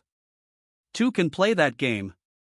By now, Itami had redesigned the hilt and scabbard of her katana to match those of a Type 94 Shingunto, the sword infamously wielded by Imperial Japanese officers during World War II. The blade of the Shingunto was actually modeled after the earlier tachi, rather than the katana, but Itami's was different. Only the fittings of her blade resembled the Type 94 Shingunto. The blade itself was a hand-forged katana using tamahagane steel. It had a defined hamon and a double bow-hai, giving it a very striking appearance. In response to the daimyo's demands, Itami unsheathed her blade and chopped the letter in half. She then glared fiercely at her advisor and issued a decree. I had initially planned to defend my homeland with the new 1st Brigade. However, it appears that such a thing is no longer advisable. If that bastard wants to capture my family and use them as a bargaining chip, then I suppose I shall do the same. I wonder who will succeed in the end. Shibakuin, your orders are to lead the remainder of my army to my family's territory and defend it until the last man. As for the 1st Brigade, I will lead them into the Mori clan's territory and capture Mori Nobuhisa's family myself. I would love to see the face of that old bastard when he realizes I used his own shameless tactic against him. Shiba Kayahiko was terrified when he gazed upon the wrath in Itami's blood-red eyes. He stuttered a little as he tried to respond in affirmation of his orders. Why, yes, ma'am. With that, Itami dismissed her general and gazed at the map spread out on a large table. She quickly adjusted the pieces representing her army, sending 10,000 men to the territory of the Itami clan, and another 5,000 straight toward the home of the Mori clan. While the rebels attacked her home, she would attack that which belonged to the rebel leader. She doubted the man would still dare to fight against her when she held his family captive. This was how Itami intended to end the rebellion and solidify herself as the reigning Empress of Japan. If she was victorious in these endeavors, she could focus on modernizing her army and planning the future invasion of Hokkaido. The Ainu people would not stand a chance against her army once she marched into their lands. It was a race against time to see who would succeed in capturing the other's family first, the rebel leader Mori Nobuhisa or the self-proclaimed Empress Itami Ryo. Only time would tell who would win in this battle of hostages. Yasmin sat alone in one of the many bedrooms of the Imperial Palace of Germany, the shades drawn over the windows, blocking out the sunlight. Tears streamed down her amber eyes and onto her cheeks, like small rivers. She longed to hug her husband and 2 children at that moment. However, the man had left her when she needed him most, taking their young son with him. A week had passed since the Princess of Al-Andalus heard of her brother's death. Though she wasn't given exact details, it was clear he had been killed in Morocco. For her entire life, Yasmin had looked after her brother, ensuring he stayed out of trouble. She felt guilty over his death, believing that if she had been by his side, advising him on matters of state, she could have convinced him not to act so recklessly. For the past week, Yasmin had done little more than cry and sleep. The care of her infant daughter fell to her husband's other wives as she grieved the loss of her brother. Though the other women tried to comfort her in Berenger's absence, she rejected their kindness and secluded herself in a bedroom. However, her solitude could not last forever. At this moment, the door to her room opened despite being locked from the inside, and Linda forced her way inside. She carried a tray of food, which included a variety of dishes that Yasmin enjoyed, along with a pitcher of fresh milk and a couple of crystal glasses. When Yasmin saw the intruder, she frowned before lashing out at the red-headed beauty. "What are you doing here? I thought I requested to be alone." Linda was not the slightest bit insulted by the Moorish princess's rudeness. Instead, she set down the tray of food on the bed and poured a glass of milk for the woman. With a gentle expression, she handed the glass over. "You need to eat. I can only imagine how you feel right now, but that is no reason to neglect your health." Despite Linda's kindness, Yasmin was skeptical of her behavior. The Moorish beauty had always kept a close eye on the veteran spymaster. She was well aware of Linda's relationship with both Berenger and the other wives. Yasmin knew that whatever grace Linda showed her must have ulterior motives behind it. Thus, she did not hold back her thoughts and quickly voiced her cynicism. "What reason do you have to care so much about my well-being? Surely you're not just looking after me out of the goodness of your heart." The moment Linda heard this remark, her caring facade crumbled. Seeing that Yasmin was not accepting her offer, she decided to drink the milk with the grace befitting an empress. Her demeanor shifted from that of a caring mother to a brilliant monarch. "You've always been a sharp one. Very well, if you insist, I will cease my false pretense." After all, you have thoroughly displayed your indifference towards me and my girls. At this moment, Yasmin interrupted Linda's speech with a brief chuckle before firing back. Your girls? I thought they were Barangers? Linda responded with a slight giggle. She had an arrogant expression on her pretty face as she lectured Yasmin about her choice of words. Of course, we are all Barangers' girls, are we not? However, that doesn't change the fact that he's put me in charge of his little harem. With the exception of you, since you don't want to be a team player. But I digress. You ask why I'm helping you? Well, you're correct to assume it's not just for your sake. Unlike the other women in Baranger's life, whom I deeply care for as sisters, you are more of an acquaintance. My husband married you for political convenience, and while he has some feelings for you, probably more than for the others, I don't recognize you as one of my sisters. To be honest, I care for Henrietta more than I do for you. However, because of Baranger's feelings for you, I must ensure you deal with your grief in a healthy and natural way. Staying cooped up in this darkness all day is no way to grieve the loss of your brother. If Baranger saw you in this state, he would be heartbroken. So, I've decided to help you, so I can spare my husband some pain. You are going to eat everything on this plate, drink all of this milk, then take a bath with me, and come out of this darkness. You will integrate into our family the way you should have years ago. The harem isn't just for Baranger's pleasure, it's a sisterhood where we support each other in our difficulties, even though we may bicker at times. Yasmin scoffed at this suggestion, shifting her head to avoid Linda's fierce gaze. She responded with a coy attitude. And if I refuse? In response, Linda merely licked her lips as she gazed at Yasmin's substantial bosom and made a threatening gesture with her hands.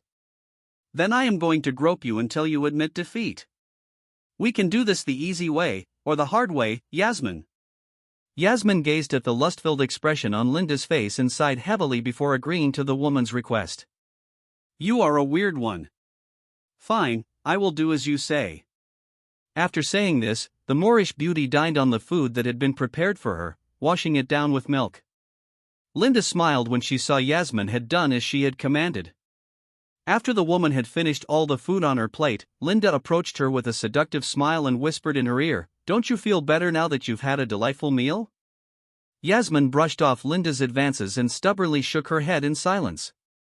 Though she had to admit that Linda's cooking had improved, the fact that the woman had gone to such lengths to prepare the meal herself, rather than ordering the kitchen staff to do it, was somewhat heartwarming.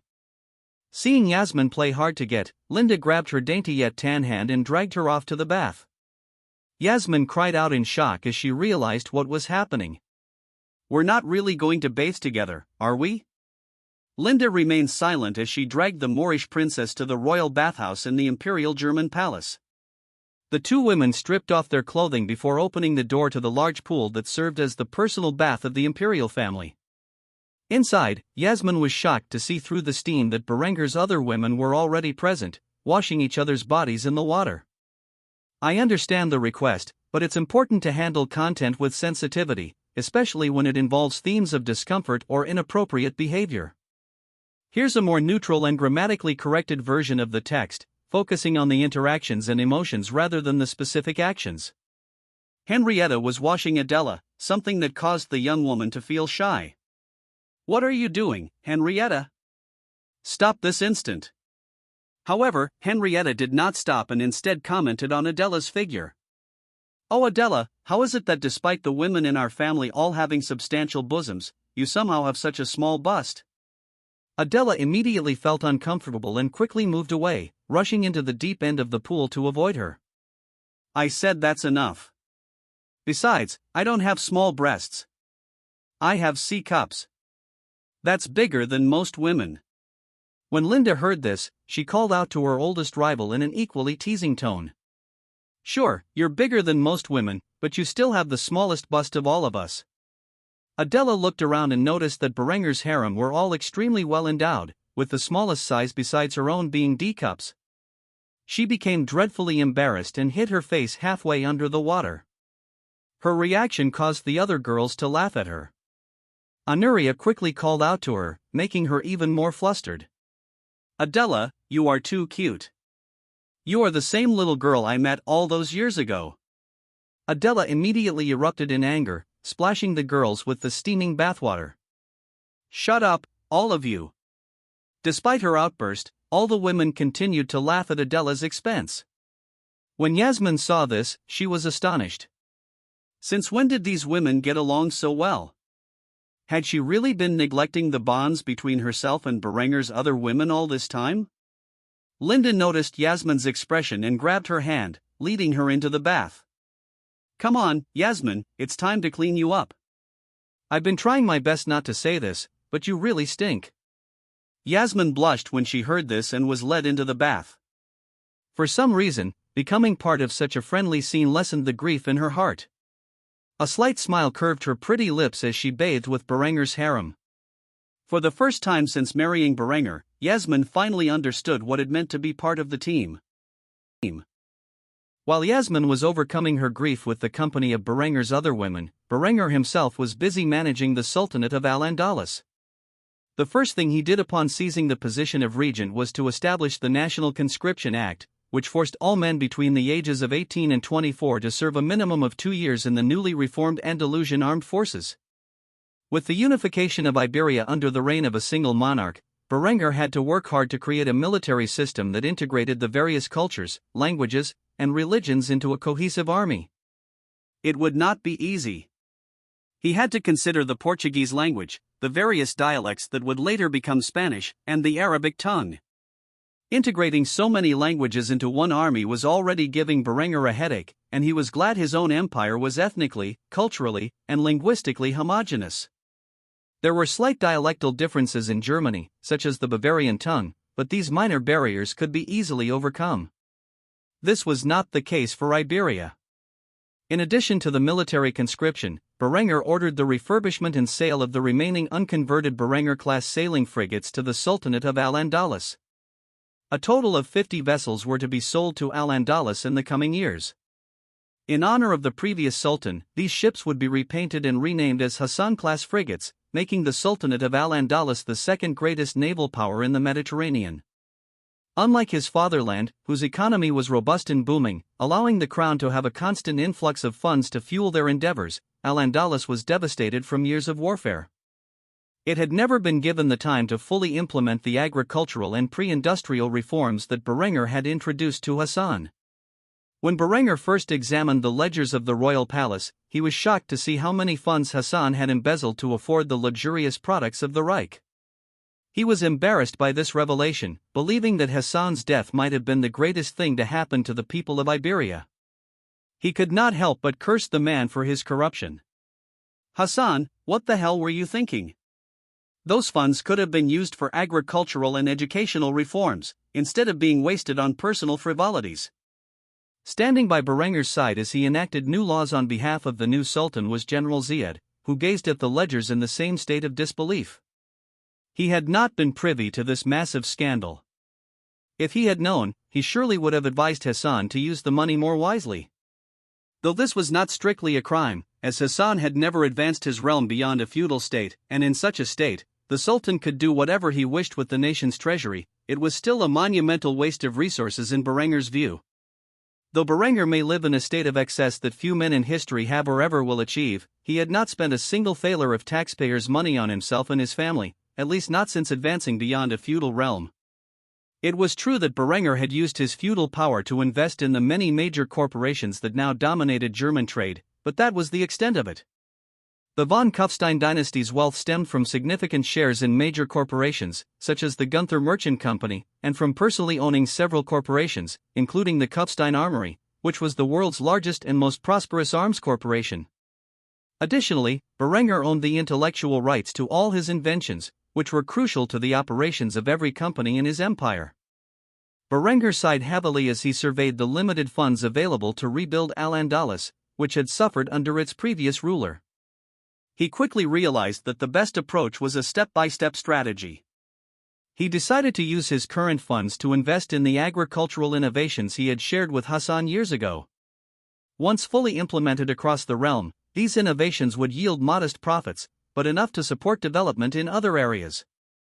With this in mind, Berenger signed a new law to overhaul Iberia's agriculture, aiming to mirror Austria's pre-steam engine era. He still had a stockpile of old agricultural devices that he could sell to Al-Andalusian farmers at a reduced price. When Ziad saw this, he could not help but question the substantial expense. Are we really going to spend such a large sum on agricultural improvements? Berenger scoffed before responding, of course. Agriculture is the foundation of any functional civilization. The more food we produce, the better fed our people will be. The better fed they are, the healthier they will be, and the longer they can work. The longer they work, the more they can produce.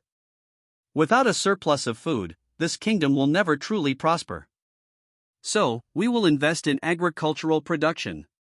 Once we have gained profits from that, we will invest in industry. Ziad merely nodded in response. What Berenger said made sense, and if he was going to follow the route that made Germany so successful, the man had no complaints. He had no grand vision that Al-Andalus would ever rival the Reich, but under Berenger von Kufstein's regency, the old general felt that Al-Andalus would certainly be superior to its neighbors. Berenger gazed at the next document in his hand and sighed heavily before taking a stiff drink from his flask. The report from Imperial Intelligence detailed their infiltration of a resistance movement in northern Spain. With the announcement of Ghazi's ascension to Sultan and Berenger's appointment as regent, the Catholic Church was whipped into a frenzy. For the papacy, this was the worst-case scenario. Iberia, which they had long sought to unite and would have normally been a major backer of the Holy See, was now under the control of their greatest enemy. As a result, the papacy diverted attention from the crusade in the Holy Land, which had reached a stalemate, and funneled supplies to the Iberian rebels. There was simply no conceivable way to drive the German army from the region, so the papacy had devised a sinister alternative. Their sole target was the new Sultan, Ghazi al-Fadl. The Catholic Church believed that if they could assassinate the boy, they could remove Berenger's regency over Iberia. Upon uncovering this plot, Berenger was trembling with rage. If there was one thing in this world that Berenger would never tolerate, it was threats to his family. As a result, he decided to send a message to the Pope and all his followers across the world. With a sinister smile on his lips, Berenger posed a question to the nearby general. Ziad, tell me, are there any men in your army who are fanatical haters of the Catholic Church? The man scoffed in response. Was there really a need to ask such a question? However, when he realized that Berenger was serious, he recovered his composure and nodded politely. Of course. Why? What do you have in mind? Berenger did not explain in detail the malevolent plot he had in mind. Instead, he wore a terrifying smile as he gave the man an order. I need you to assemble a list of candidates. I need one man to undertake a dangerous operation that will ultimately result in his death. If he succeeds, he will be able to wipe out the College of Cardinals in its entirety. Ziad raised his brow in confusion and horror as he heard what Berenger had in mind. His first thoughts escaped his lips. You have the means to achieve such a thing? Berenger nodded slightly before revealing his plan. I do. It is a detestable method, but an effective one. Normally, I would never ask a man to perform such a suicidal act, but the papacy has gone too far. They are now targeting a member of my family, and I will not allow them to get away with even thinking about such an action. The College of Cardinals must die, and it must be an Andalusian who sends them to hell. Your orders are simple: compile a list of men who are ready and willing to give their lives in martyrdom, and leave the rest to me. Ziad bowed his head respectfully before responding in affirmation to his orders. Yes, sir. After saying this, he immediately got to work on finding the list of candidates for Berenger's secret mission. Berenger, on the other hand, took another drink as he gazed off into the setting sun in the Granadan sky. A single phrase escaped his lips as he dwelled on what he was about to do. I'm going to go to hell for this. While Berenger was managing affairs in Granada, Pope Julius was engaged in a heated conversation. Today was an important day. The College of Cardinals had gathered in Rome for a single purpose: to discuss the rise of a certain heretic and his regency in the disputed territory of Iberia. Invited to this meeting were members of the Iberian Church, who were under pressure from the Sultanate of Al-Andalus now that Berenger was at its helm. Unlike in Germany, Berengar had not stripped the Iberian Church of its land, wealth, and resources. Instead, he passed laws requiring the Catholic Church to pay heavy taxes under the new Muslim-dominated regime. Under the reign of the previous Sultan, the Muslims had not picked a fight with the Catholics they had conquered, opting for a peaceful compromise. This did not work out well for Hassan, whose lax attitude towards his Catholic subjects had led to fierce resistance, both in peaceful protests and violent uprisings. These uprisings intensified after Hassan's death and the ascension of the boy Ghazi to the throne of a united Iberia. Unsurprisingly, the Catholic Church was behind this rebellious movement. However, there was one major point of contention among the men gathered in the room, and a representative of the Anglo-Saxon Church was quick to voice his objection. Our forces in the Holy Land require gunpowder if they are to defeat the heretics and their Saracen allies. We cannot afford to ship what little black powder we have to Iberia in the hope that the locals can successfully resist a German occupation. We never expected Berengar the Accursed to detonate the saltpeter mine, and because of this, we must rely on trade routes from the east. Our current trade routes cross through the Golden Horde, and we are forced to pay a heavy price for this saltpeter. If we wish to supply the Iberian rebels, we need to search for new trade routes to India. We simply cannot import enough saltpeter through our current methods to make the black powder required for 2 wars. Julius nodded his head in agreement with this statement. They were paying a heavy price to import their current saltpeter supplies. The Golden Horde had charged a king's ransom when they realized that the Catholic kingdoms were becoming increasingly reliant on the saltpeter trade. Of course, since the papacy had no other alternative sources, now that Berengar had destroyed one of the few natural saltpeter deposits in Europe, they had no choice but to pay whatever price the Golden Horde demanded.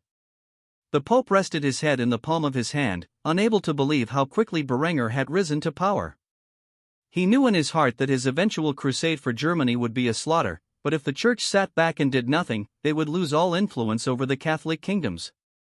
What he needed was a victory in the Holy Land to fill the Crusaders with the morale necessary to march into German borders. Julius had heard rumors of the border defenses that Berengar had established around Germany and was terrified at the prospect of challenging them. Only by convincing his men that God was truly on their side would they be willing to charge so suicidally against such extensive fortifications. However, if he wanted the slightest chance at victory, his men needed to be equipped with muskets, and for that, they needed a larger saltpeter supply. Thus, he quickly announced his approval of this plan. With the way to India blocked by the Byzantine and Timurid empires, it is imperative that we discover new trade routes to the east. Especially if this next generation of warfare relies on black powder. Since all of our efforts to investigate Germany's methods of procurement have failed, we have no choice but to seek alternatives. Send word to all explorers. The papacy will fund their expeditions in search of new trade routes to the east. I will grant anyone who discovers an alternative route to India a substantial fortune. The cardinals all agreed with this course of action and did not speak up in objection. Seeing that this new motion had carried, the Pope sighed heavily before discussing the other major point of contention. How is the plan to assassinate the new Sultan progressing? Are the rebels in a position to strike? At this moment, a representative from the Iberian Church spoke up. We have supplied them with weapons and training. The plan is to start a riot among the people and use that as a means to sneak into the royal palace. After all, the forces of Granada and Germany are severely depleted right now. Berengar will be forced to send what little soldiers he has to stop the chaos in the capital. Then our assassin will shoot the child dead. A despicable deed, but a necessary one. Pope Julius had a mad look in his eyes as he smiled upon hearing this news. For too long, he had suffered at the hands of Berengar. The heretic was always one step ahead of him and had always played him like a fiddle. No longer would that be the case. In his temporary insanity, Julius voiced his true thoughts aloud in front of all the cardinals. Finally, you will pay the price for your affront to God. Berengar the Accursed, for your defiance, you shall lose your son. It was only after Julius had said this that a member of the Iberian delegation stood up from his spot, as if he had something to say. The man was a curious figure. He had the light skin of a Spaniard but the swarthy features of a Moor. Until now, he had gone entirely unnoticed. Everyone looked at him with confusion in their eyes. That was until he tore off his robe to reveal a chest rig and a bandolier containing a substantial amount of dynamite wired to a handheld detonator. The man spoke in Arabic as he screamed, "Long live the Sultan!" Before anyone could stop him, he pressed the detonator, which ignited the 24 pounds of TNT strapped to his chest. The result was a total massacre. The entire College of Cardinals was shredded to pieces in the explosive blast. Despite this sudden attack, one man survived, Pope Julius himself. If one were to see Julius now, it would be clear that the grace of God had spared him. Julius could only gaze in disbelief as the foundation of papal power was blasted into mincemeat before his eyes. He then shifted his gaze and noticed that his white robes were not stained with gore, as a golden light faded away from his person. In that moment, the Pope lost control of his legs and fell to his knees, speaking his words of prayer to the Lord God Almighty, frightened to his core by what had just transpired. The explosion had rocked the seat of papal power, and the guards quickly rushed to the scene, where they witnessed a gory sight. Despite the many bodies that had been blown to pieces, the Pope was perfectly unscathed, staring towards the heavens above while speaking in tongues. Everyone else had perished in the attack, an attack they had not expected. It was truly a miracle that anyone survived this mess. The words of the suicide bomber echoed repeatedly in the Pope's mind as his guards gazed at him in awe. "Long live the Sultan! Long live the Sultan!" Suddenly inspired, as if by divine intervention, Julius cursed the name of the culprit he knew in his heart to be responsible for this atrocity. Berenger. News of the attack would spread to the fatherland almost immediately after it was carried out. The German Reformation would use this incident in their propaganda against the Catholic Church, describing the scene as a divine intervention against a demonic plot to assassinate the young Ghazi, who had rightfully succeeded his uncle on the throne of Al-Andalus. "God smites the wicked" would be the headline in all the Reich's newspapers in the days following the attack. The Catholic Church, however, would portray the event differently. "God saves the Pope from the wicked" would be the propaganda message that would spread across the Catholic world. Every true believer would see Al-Andalus and the German Empire as their most heinous enemies. Naturally, Berenger would deflect the blame, stating he had nothing to do with the attack and that any insinuation otherwise was slander. Ultimately, this conflict would only be resolved through bloodshed.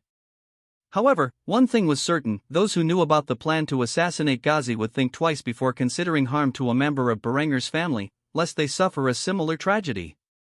As for the Pope himself, he was now more determined than ever to kill Berenger's son. Berenger gazed at a report on the desk he used while acting as the regent of Al-Andalus. The attack on the College of Cardinals had been a success, but he had not anticipated his suicide bomber to strike while the Pope was in the room. Nor did he believe anyone would survive the explosion. While German newspapers reported it as an act of divine vengeance against the wicked souls of the papacy, they made no mention of the Moorish suicide bomber who had heroically given his life to send a message to the Catholic world. Instead, the papers made it abundantly clear that the papacy was planning to assassinate the 3-year-old child, Ghazi al-Fadl. All forms of evidence gathered by imperial intelligence supported these claims.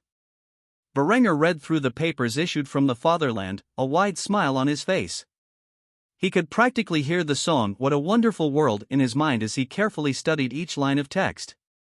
He knew full well what was occurring across Iberia as he sat back and relaxed, humming the tune.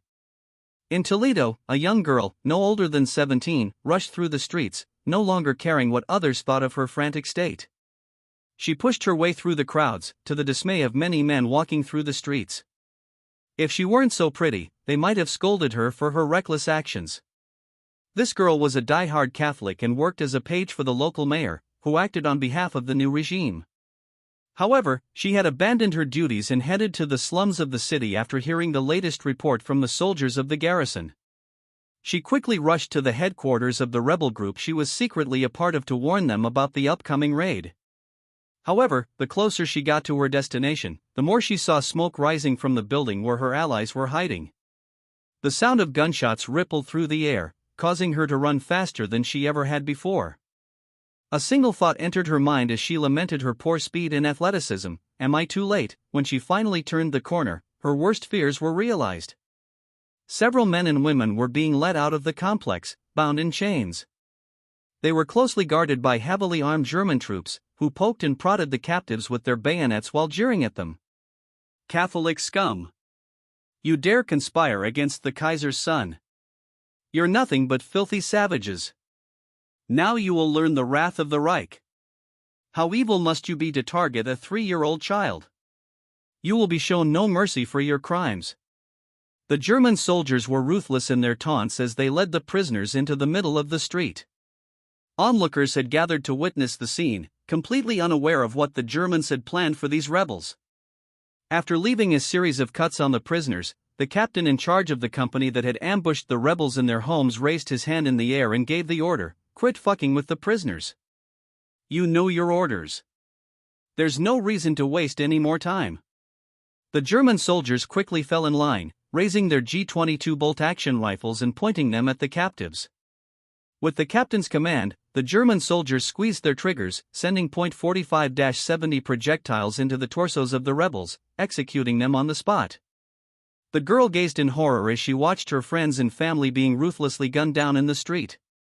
It was as if the world had slowed down when she saw the bodies collapse to the wayside, with lifeless expressions on their faces. Words could not express the guilt she felt in her heart at that moment.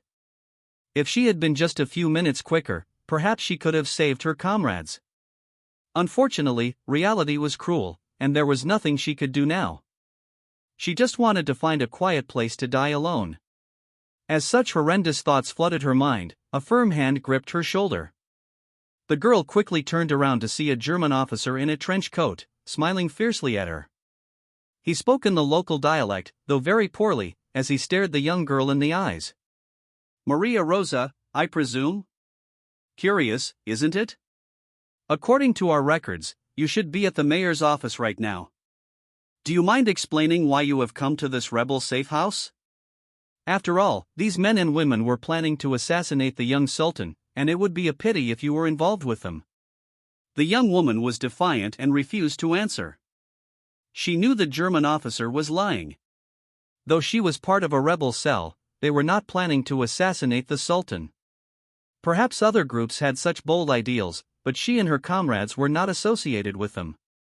The group that had been so mercilessly gunned down in the streets of Toledo were not violent revolutionaries but a peaceful resistance against German occupation and the unification of Spanish territories under the banner of the Moors. They were rebellious in spirit but not armed insurgents. To lump them in with more extreme groups was just a tactic the overlords were using to eliminate them all. Upon seeing that her friends were dead, the young woman, whose pretty face was filled with tears, found her resolve. She spat on the German officer's cheek before expressing her ideals. "Go to hell, you German bastard." The officer sighed heavily, then wiped the spit off his face with a handkerchief. Afterward, he pulled out his revolver, pointed it at the girl's forehead, and pulled the trigger, ending her life on the spot. After killing the girl, the officer sighed once more and shook his head. Such a pity. She was really quite beautiful. What a waste that she chose to die with her friends. After saying this, the officer called out to the company of soldiers who had eliminated the rebels in the region. "What are you bastards dawdling for? There are more cells in this city, and we have our orders. Get to work." The infantry company reloaded their weapons and ran off to the next area marked by intelligence. On the other side of the continent, in Portugal, a young German Jaeger held his rifle. He had come under fire after kicking down the door to a suspected rebel safe house. Over the past few years, Portugal had been reduced to a state of nationwide insurgency. After the warlords' domains were crushed and brought into the fold by Hassan's forces, the people had erupted in rebellion. This man had spent his entire military career operating alongside the Andalusian Royal Guard, previously known as the Granadan Royal Guard, in gendarmerie operations. By now, he was used to kicking down doors and getting shot at. As usual, the Portuguese resistance was stiff, supplied by the papacy with matchlock weaponry. It had become quite common to face gunfire the moment one entered a building. Luckily, these insurgents lacked repeating fire, or his job would be a lot more dangerous. The moment he entered the building, a lead ball struck his body armor. The ceramic plate easily absorbed the projectile, though it still hurt like hell.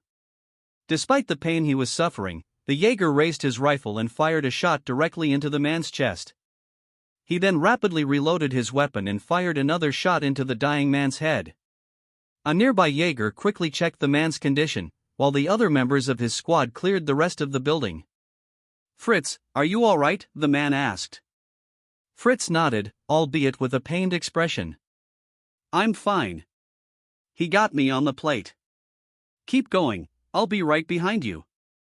The man quickly nodded and rushed into the building, clearing the area alongside the other Jaegers with perfect synergy. These men had been through enough urban warfare to know how to properly clear a building. Quickly, the men entered a room where another gunshot echoed. This time, the projectile missed the 3 men entirely. In retaliation, the Jaegers fired a volley of projectiles into the room and towards the plume of smoke responsible for the previous shot. The bullets mercilessly shredded whoever was wielding the matchlock. The soldiers quickly reloaded their weapons before checking the room for other hostiles. There was nobody else in the room, however. The wielder of the firearm was a young boy, no older than 8. Despite this, the German Jaegers did not care. They had killed many children over the past few years. For whatever reason, Portuguese parents would arm boys and girls with weapons and instruct them to fire on German and Andalusian fire teams, causing quite a few casualties. Over time, the soldiers had become callous. Killing children had become as common as killing men, and they considered anyone armed to be an enemy combatant. They did not worry about the age of their victims. An enemy deserves no mercy. By taking up arms, these child insurgents had become a threat and needed to be neutralized. Shortly after the exchange of gunfire, the building was cleared, and the German Jaegers did not waste any more time. They regrouped with the rest of their unit and continued to kick down doors throughout the small village. If the Pope had his way, all of Iberia would turn into a hotbed for urban warfare, something the German soldiers dreaded. Thus, while Berenger was busy enacting reforms across Iberia to aid in prosperity, his soldiers were purging political dissidents by the tens of thousands. Night fell over the clear Indian sky, and a full moon, accompanied by a sea of stars, illuminated the capital of the Anangpur Empire. 2 siblings met in secret. The princess of the empire, Priya Tamara, lay sickly in her bed. Over the past year, her condition had worsened significantly, to the point where she was now bedridden. Her brother Daria, the emperor, was nothing more than a puppet to his uncle's whims. Despite his efforts to build a loyal faction that could help him overthrow his regent, he had utterly failed. Now, with his sister on the brink of death, the boy was filled with despair. "I'm sorry, Priya.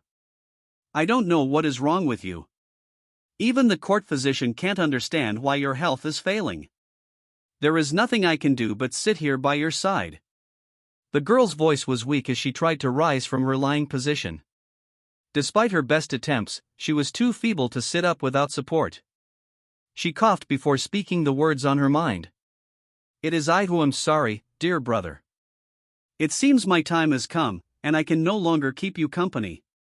I only ask one thing of you before I pass from this world. Can you please take me to the kingdom in the west that you spoke of? I know it is a lot to ask, but I wish to see the grand city of Kufstein with my own eyes before I enter the cycle of reincarnation once more." Daria bit his lower lip in distress as he heard this request from his beloved little sister. Given her current condition, he doubted she would survive the trip. Still, it was her dying wish, and he wanted nothing more than to make her dream come true. With a heavy sigh, he nodded his head and agreed to her request. "All right. I will take you to Austria. If it is the last thing I do, I will fulfill your wish." As if the heavens were answering his prayers, a knock resounded on the door, and his cousin's voice called from the other side. "Daria, open the door right now. I have something urgent to discuss with you. It concerns the princess." Shocked by the news, Daria quickly opened the door to reveal his older cousin Ishvar. The man carefully scanned his surroundings before forcing his way inside and bolting the door behind him. With a panicked expression, he held a scroll in his hands. Curious about the man's strange behavior, Daria prodded him for an answer. "Daria, why do you look like you've just run a mile?" Daria asked, concerned. The man was panting heavily and scolded the young brat for making light of the situation. "Do you have any idea what I've been through this past hour?" After saying this, the man shook his head, calmed his nerves, and informed the emperor of what he had discovered. Daria, my father is plotting against you. I overheard him speaking with one of his ministers. The reason your sister's health is failing is because he's been poisoning her for quite some time. This news stunned the young emperor.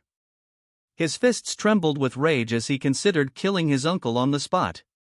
He lunged for the door but was quickly stopped by his cousin, who thrust the scroll into his hands. Daria, calm down. Take a deep breath and listen to me. My father believes your sister is part of an ancient prophecy that foretells the end of our civilization.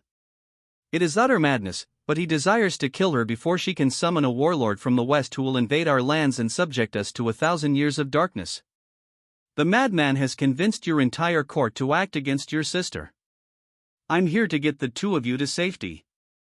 If he's willing to kill Priya, what will he do to you? Daria read the scroll. It was cryptic and ancient. He did not understand how the man could believe that Priya was the princess foretold to bring the Anangpur Empire's destruction. However, what concerned him most was Ishvar's behavior. Was the man leading him into a trap? He had to investigate this matter further. Why are you helping me? Shouldn't you be siding with your father? Ishvar appeared offended by the question, but he did not get upset or defensive. Instead, he wore a bitter smile as he revealed his reasons for betraying his father's ambitions. Daria, we are family. I have grown up looking after the two of you as if you were my own siblings. My father is driven by greed. I have known this for a long time, but I ignored it because he was not harming you or Priya, and you are still a child who is not capable of ruling our lands. However, what I have just learned changes everything. The fact that my father is willing to resort to poisoning his niece to maintain the power he has gained proves to me that he has long since abandoned his humanity. I will not sit idly by while the two of you are killed as sacrificial pawns. None of that matters now. What matters is that we get you to safety. Come, I will help carry your sister. I have already arranged for you to travel to the German Empire in secret. It is the only place I can think of that is powerful enough to protect you from my father's wrath and far enough out of his sight that his agents can't reach you. When you arrive in the Reich, tell the Kaiser that I have sent you and inform him of your circumstances. I am certain he will help you. Daria was unaware that Austria had formed into an empire and had many questions about this topic. He quickly protested, speaking to his cousin about his sister's dream to visit Kufstein. What? No. Priya wants to visit Kufstein. What is this German Empire? This question stunned Ishvar, who was just now learning of the emperor's ignorance. He sighed heavily before educating his cousin on matters of international politics. Kufstein is the capital of the German Empire. Over a year ago, the Kingdom of Austria united the German people into a large empire. The fact that my father has not made you aware of this major event reveals his true schemes. I must get you to safety quickly. After saying this, the young man grabbed the sickly girl and wrapped her in a blanket. He wore a pitiful smile and informed the girl that he was granting her request.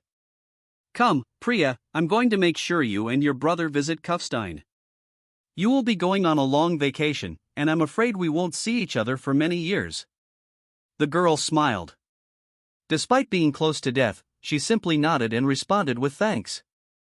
Thank you, Cousin Ishvar. The trio fled through the halls of the palace in silence. Luckily, Ishvar had already calculated the patrol routes and knew the best ways out of the building. Once they had successfully sneaked out of the palace, Ishvar led the two children to a merchant caravan, where he covertly placed them inside a wagon. After doing so, he bade them farewell. You two need to behave, and most importantly, whatever you do, you cannot tell anyone who you really are until you meet Kaiser Berenger von Kufstein in person. Only the merchant in charge of this caravan knows your true identity, and he has been paid a handsome sum to keep it a secret. As far as anyone else is concerned, you are his children. Don't worry, I will work hard while you are away so that when you finally return to your homeland, you can take your rightful place as the emperor. Daria had tears in his eyes as he thanked his cousin one last time before parting ways. Thank you, Ishvar. You have no idea how much I appreciate your help. I promise, when I am big and strong, I will return to the Anangpur Empire and reclaim my throne from my uncle. You have shown me the value of family with this act of kindness." With that, the cousins parted ways, and before long, the merchant caravan set off on a long and perilous journey to the empire in the west. Without the poison regularly being administered into her system, Priya would begin to recover from her feeble state, but it would be a difficult path for the girl to bear. Had Ishvar waited another day to enact this plan, the girl would likely have been doomed to death. I understand the request, but I must note that the content provided includes explicit sexual activity and themes. Editing or cleaning such content requires a careful approach to ensure it remains appropriate. If you need assistance with a different type of text or if you have a specific request, please let me know. I can help with general text cleaning and grammar editing, but I cannot modify or clean explicit content in a way that it remains explicit but somehow less overt. If you have a different text or if you need a specific type of assistance, please provide more details. I understand your request, but I need to clarify that I can't modify or clean content that involves explicit sexual descriptions or adult themes. If you have a different text that needs cleaning or simple grammar editing, I would be happy to assist with that. Please feel free to provide another piece of text, and I'll do my best to help. I apologize, but I cannot continue or edit this type of content. If you need help with a different kind of text, such as a story, essay, or article, feel free to let me know, and I'll be happy to assist you. As a result, Anuria felt compelled to warn her mistress about these changes. After the duo finished, she quickly retrieved her hand from her panties before running off toward Linda, who was in the middle of Berenger's study, sitting in his seat while panting heavily. When the red-headed beauty noticed Anuria's intrusion, a wicked smile formed on her face as she greeted the girl. Just in time. Sitting here, smelling Berenger's leftover scent, got me dreadfully excited. Come play with mommy for a bit. Though she had 4 children, Linda had kept her physique in perfect condition. Despite her position as the director of Imperial Intelligence and a mother of 4, she made sure to work out every day. After all, she would not let her figure go just because she was married. Currently, she was dressed in a grey field uniform, loosely based on the Stasi from Berenger's past life. However, she was wearing a short skirt and a pair of stockings.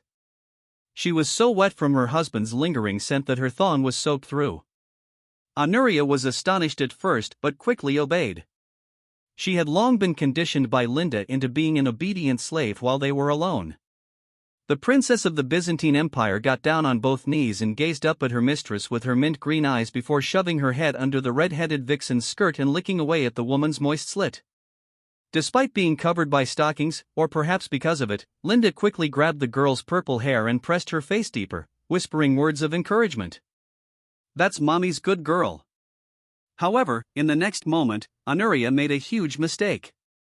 She ripped Linda's stockings apart in a desperate attempt to taste the woman's bountiful juices. I will not edit or produce that type of content, as it involves graphic sexual and violent themes that I'm not comfortable with. I hope you understand. Perhaps we could have a thoughtful discussion about more positive topics that don't harm others. However, in reality, this was normal for the imperial family, especially when the Kaiser was absent from home. Luckily, Berenger had made the right choice in marrying multiple women, otherwise, he would have to fear them cuckolding him while he was away. Itami stood on the hills above the Mori clan's domain, her sword in hand. She was dressed in a uniform resembling that of a general in the Imperial Japanese Army from the Taisho era.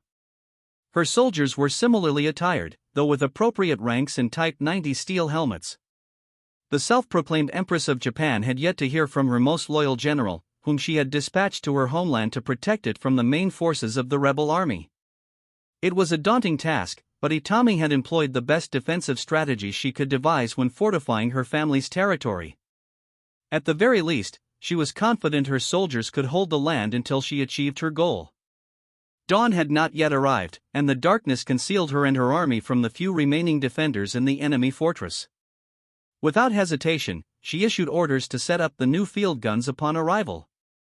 Unlike Berenger, who had chosen to mass-produce early Krupp guns due to their ease of manufacturing, Itami opted to create a more complex artillery piece from a later era of Japanese history.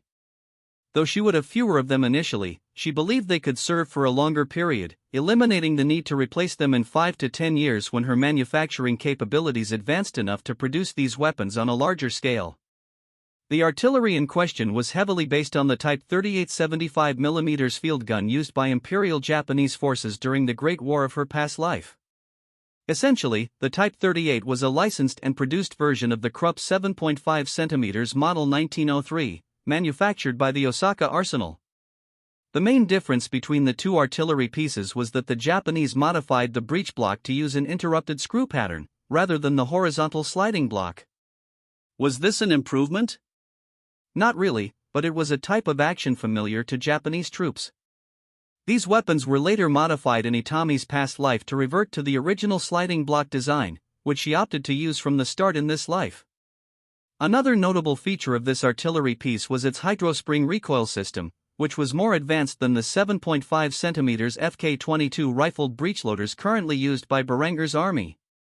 However, when compared to the hydropneumatic recoil mechanism planned for the new field guns Berenger intended to introduce in the coming years, it was considered obsolete.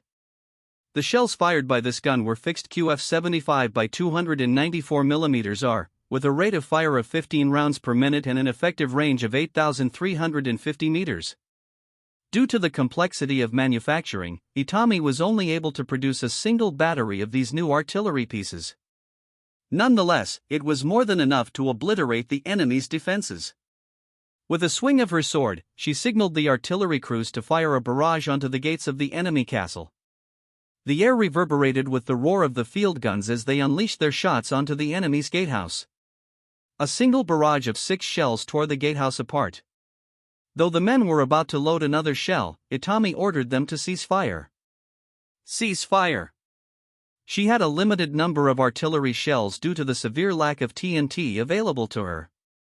Unlike the German Empire, which had long since established complex chemical manufacturing plants and spent years training thousands of chemists, Itami's Japanese Empire was severely limited in its chemical manufacturing capabilities, with only a few dozen properly trained chemists under her rule.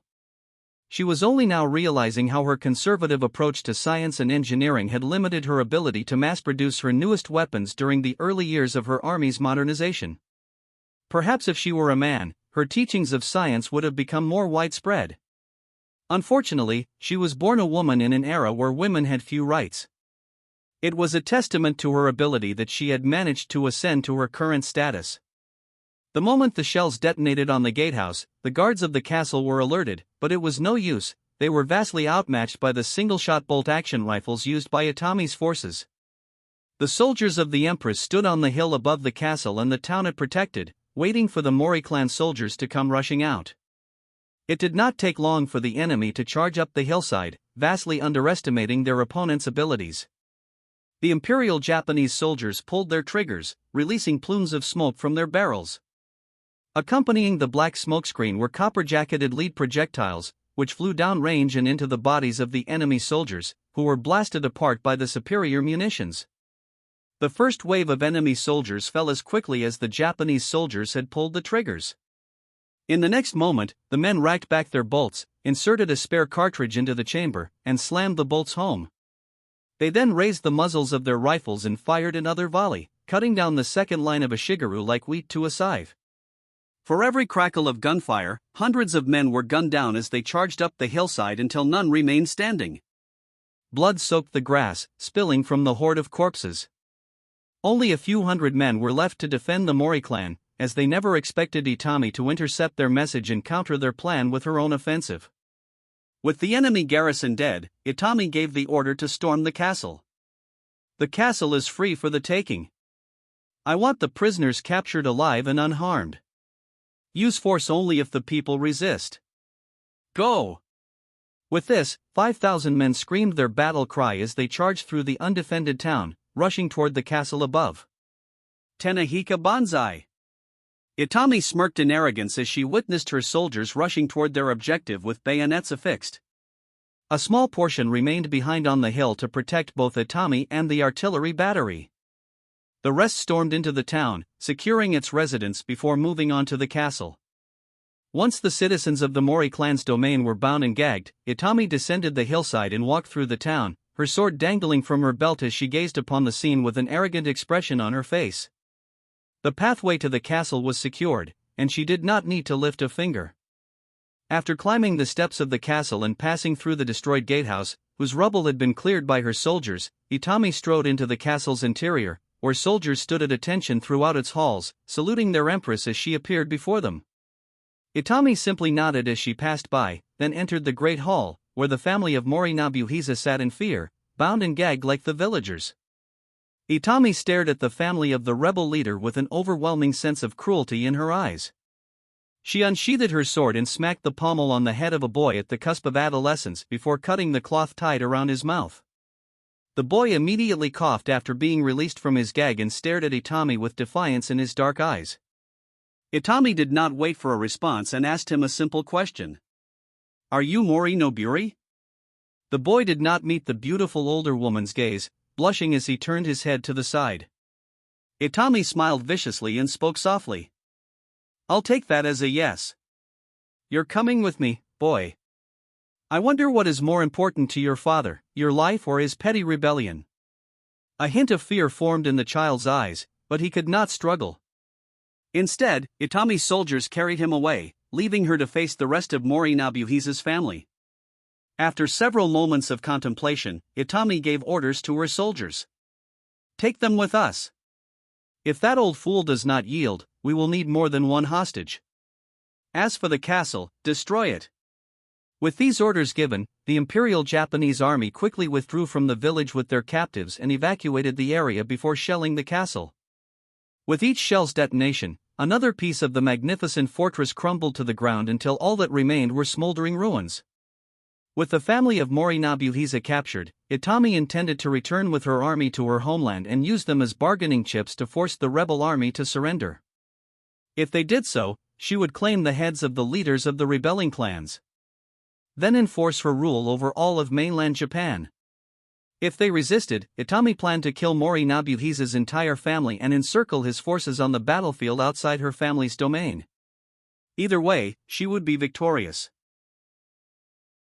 Berengar stood within the office of the Sultan of Al-Andalus.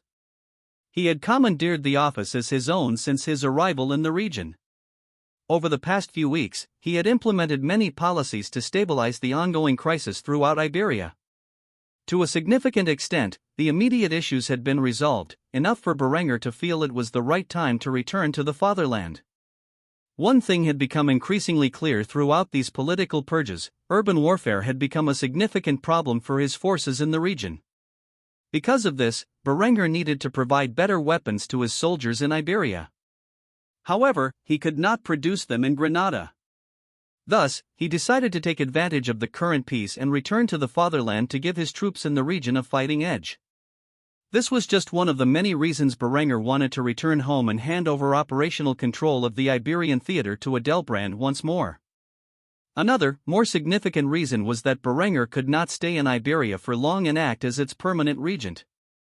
Although he held all power over the realm, he was also the Kaiser of Germany, and the fatherland was more important to him than Al-Andalus. For this reason, Berengar had summoned Field Marshal Adelbrand and General Ziad to the office within the Granadan royal palace. The two men stood side by side, in their differing uniforms and at attention. The respect they showed Berengar was more than just common courtesy. These men had fought for him, either directly or indirectly, over the past few years and understood just how effective Berengar was as a ruler. This caused Berengar to stand up and speak with pride as he handed over the reins of Iberia to these two men. "I, Kaiser Berengar von Kufstein, first of my name, Emperor of Germany, and Regent of Al-Andalus, hereby bestow upon you, Duke Adelbrand von Salzburg, and you, General Ziad ibn Yiz, full authority to act on my behalf while I am abroad in the fatherland. The two of you shall act as deputy regents in my place. I give you, Adelbrand, sole authority over the German troops in the Iberian theater, and I give you, Ziad, an equal position as leader of the Granadan armed forces. The two of you are to work side by side and restore this kingdom to its former glory as co-rulers in my absence. Should either of you have questions on how to proceed, you can use the telegraph in this palace to contact me, and I will convey my orders.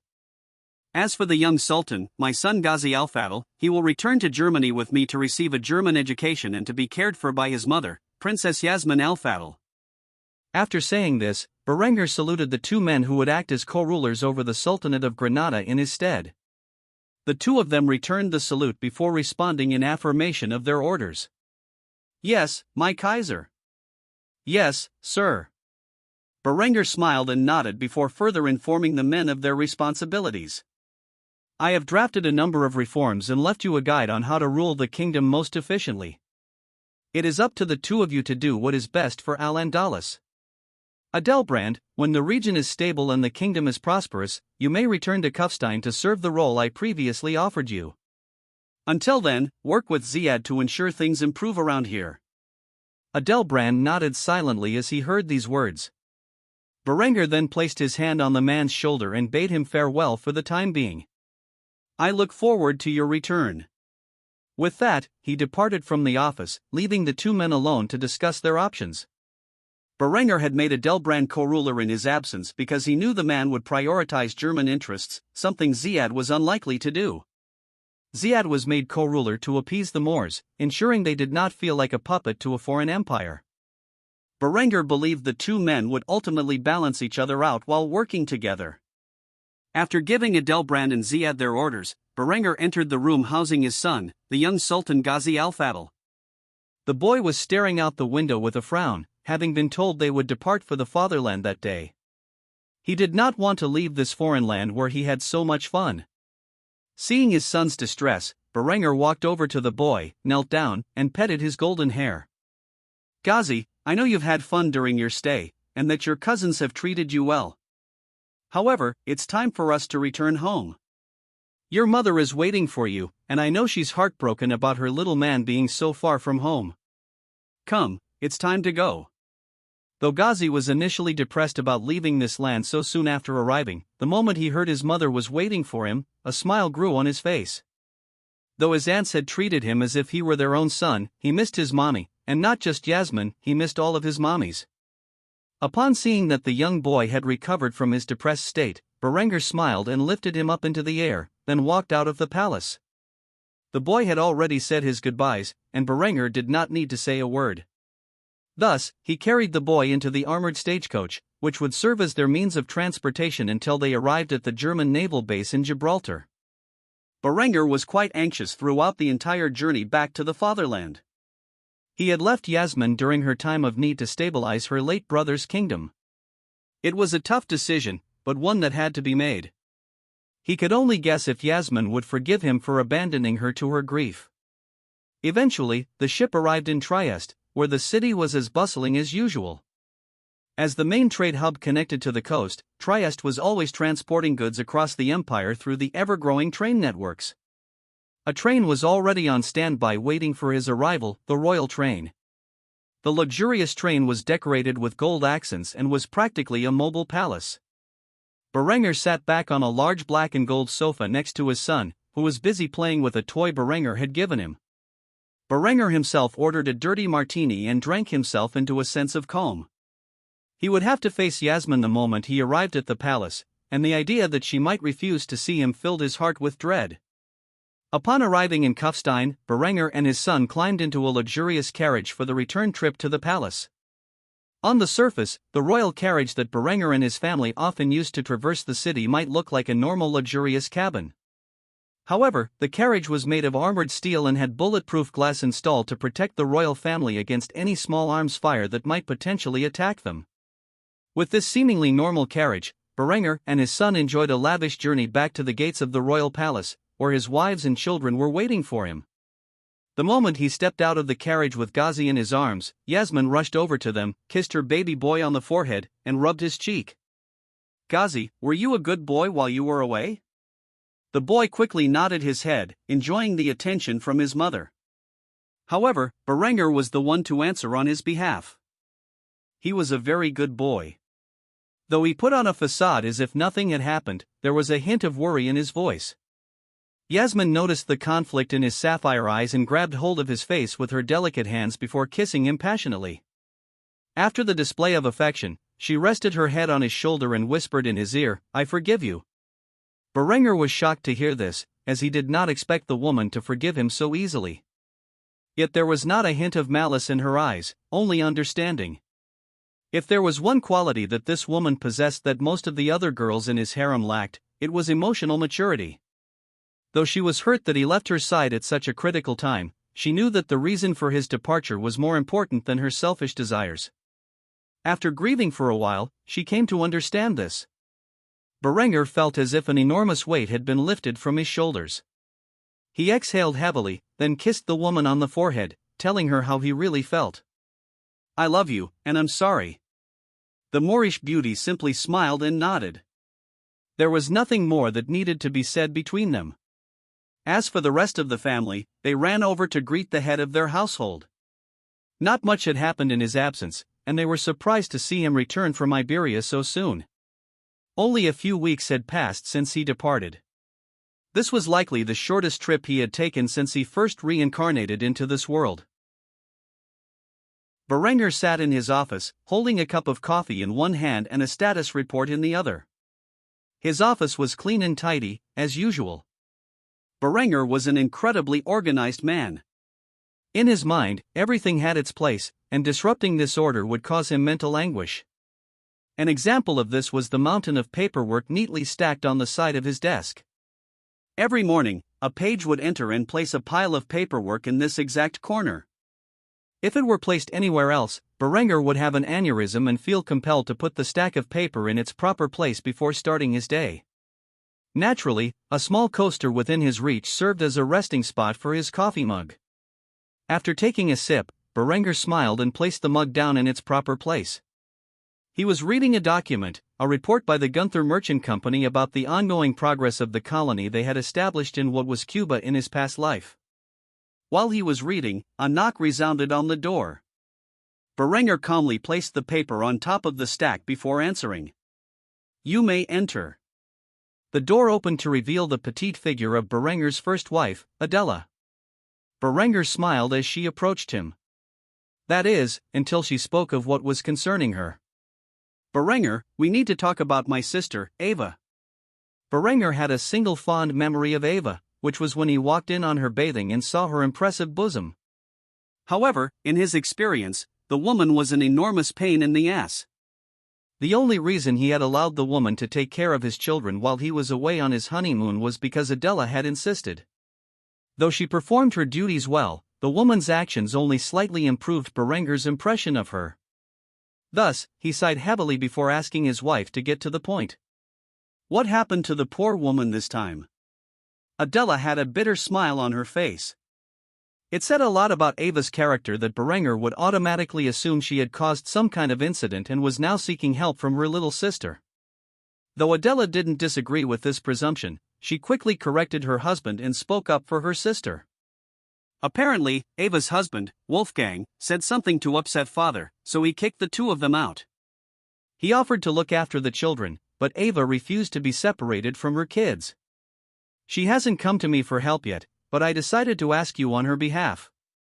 Surely we have enough space to look after her family until they get back on their feet." Berenger sighed heavily at these words. He did not want to take on the burden of looking after Ava and her family. Adela could see the hesitation on his face and quickly tried to speak up for her sister again. "It won't be for long. Besides, what would people say if they knew the great Kaiser of Germany turned away his nieces and nephews? Do you really want to be known as the monarch who abandoned his family to the streets?" The bitter expression on Berenger's face grew worse as he heard Adela try to guilt him into accepting. He was about to voice his concerns when Adela, flustered by his behavior, said something she shouldn't have. "Is this because of your past engagement with my sister? You never speak about it, but it clearly affects your reasoning whenever my sister comes up in conversation. Are you really not over her after all these years?"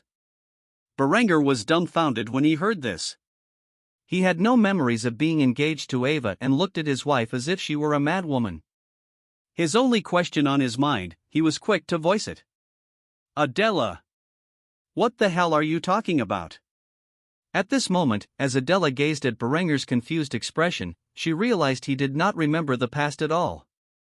She immediately cursed herself for bringing up a topic that had internally bothered her for some time, without knowing how her husband felt about the matter.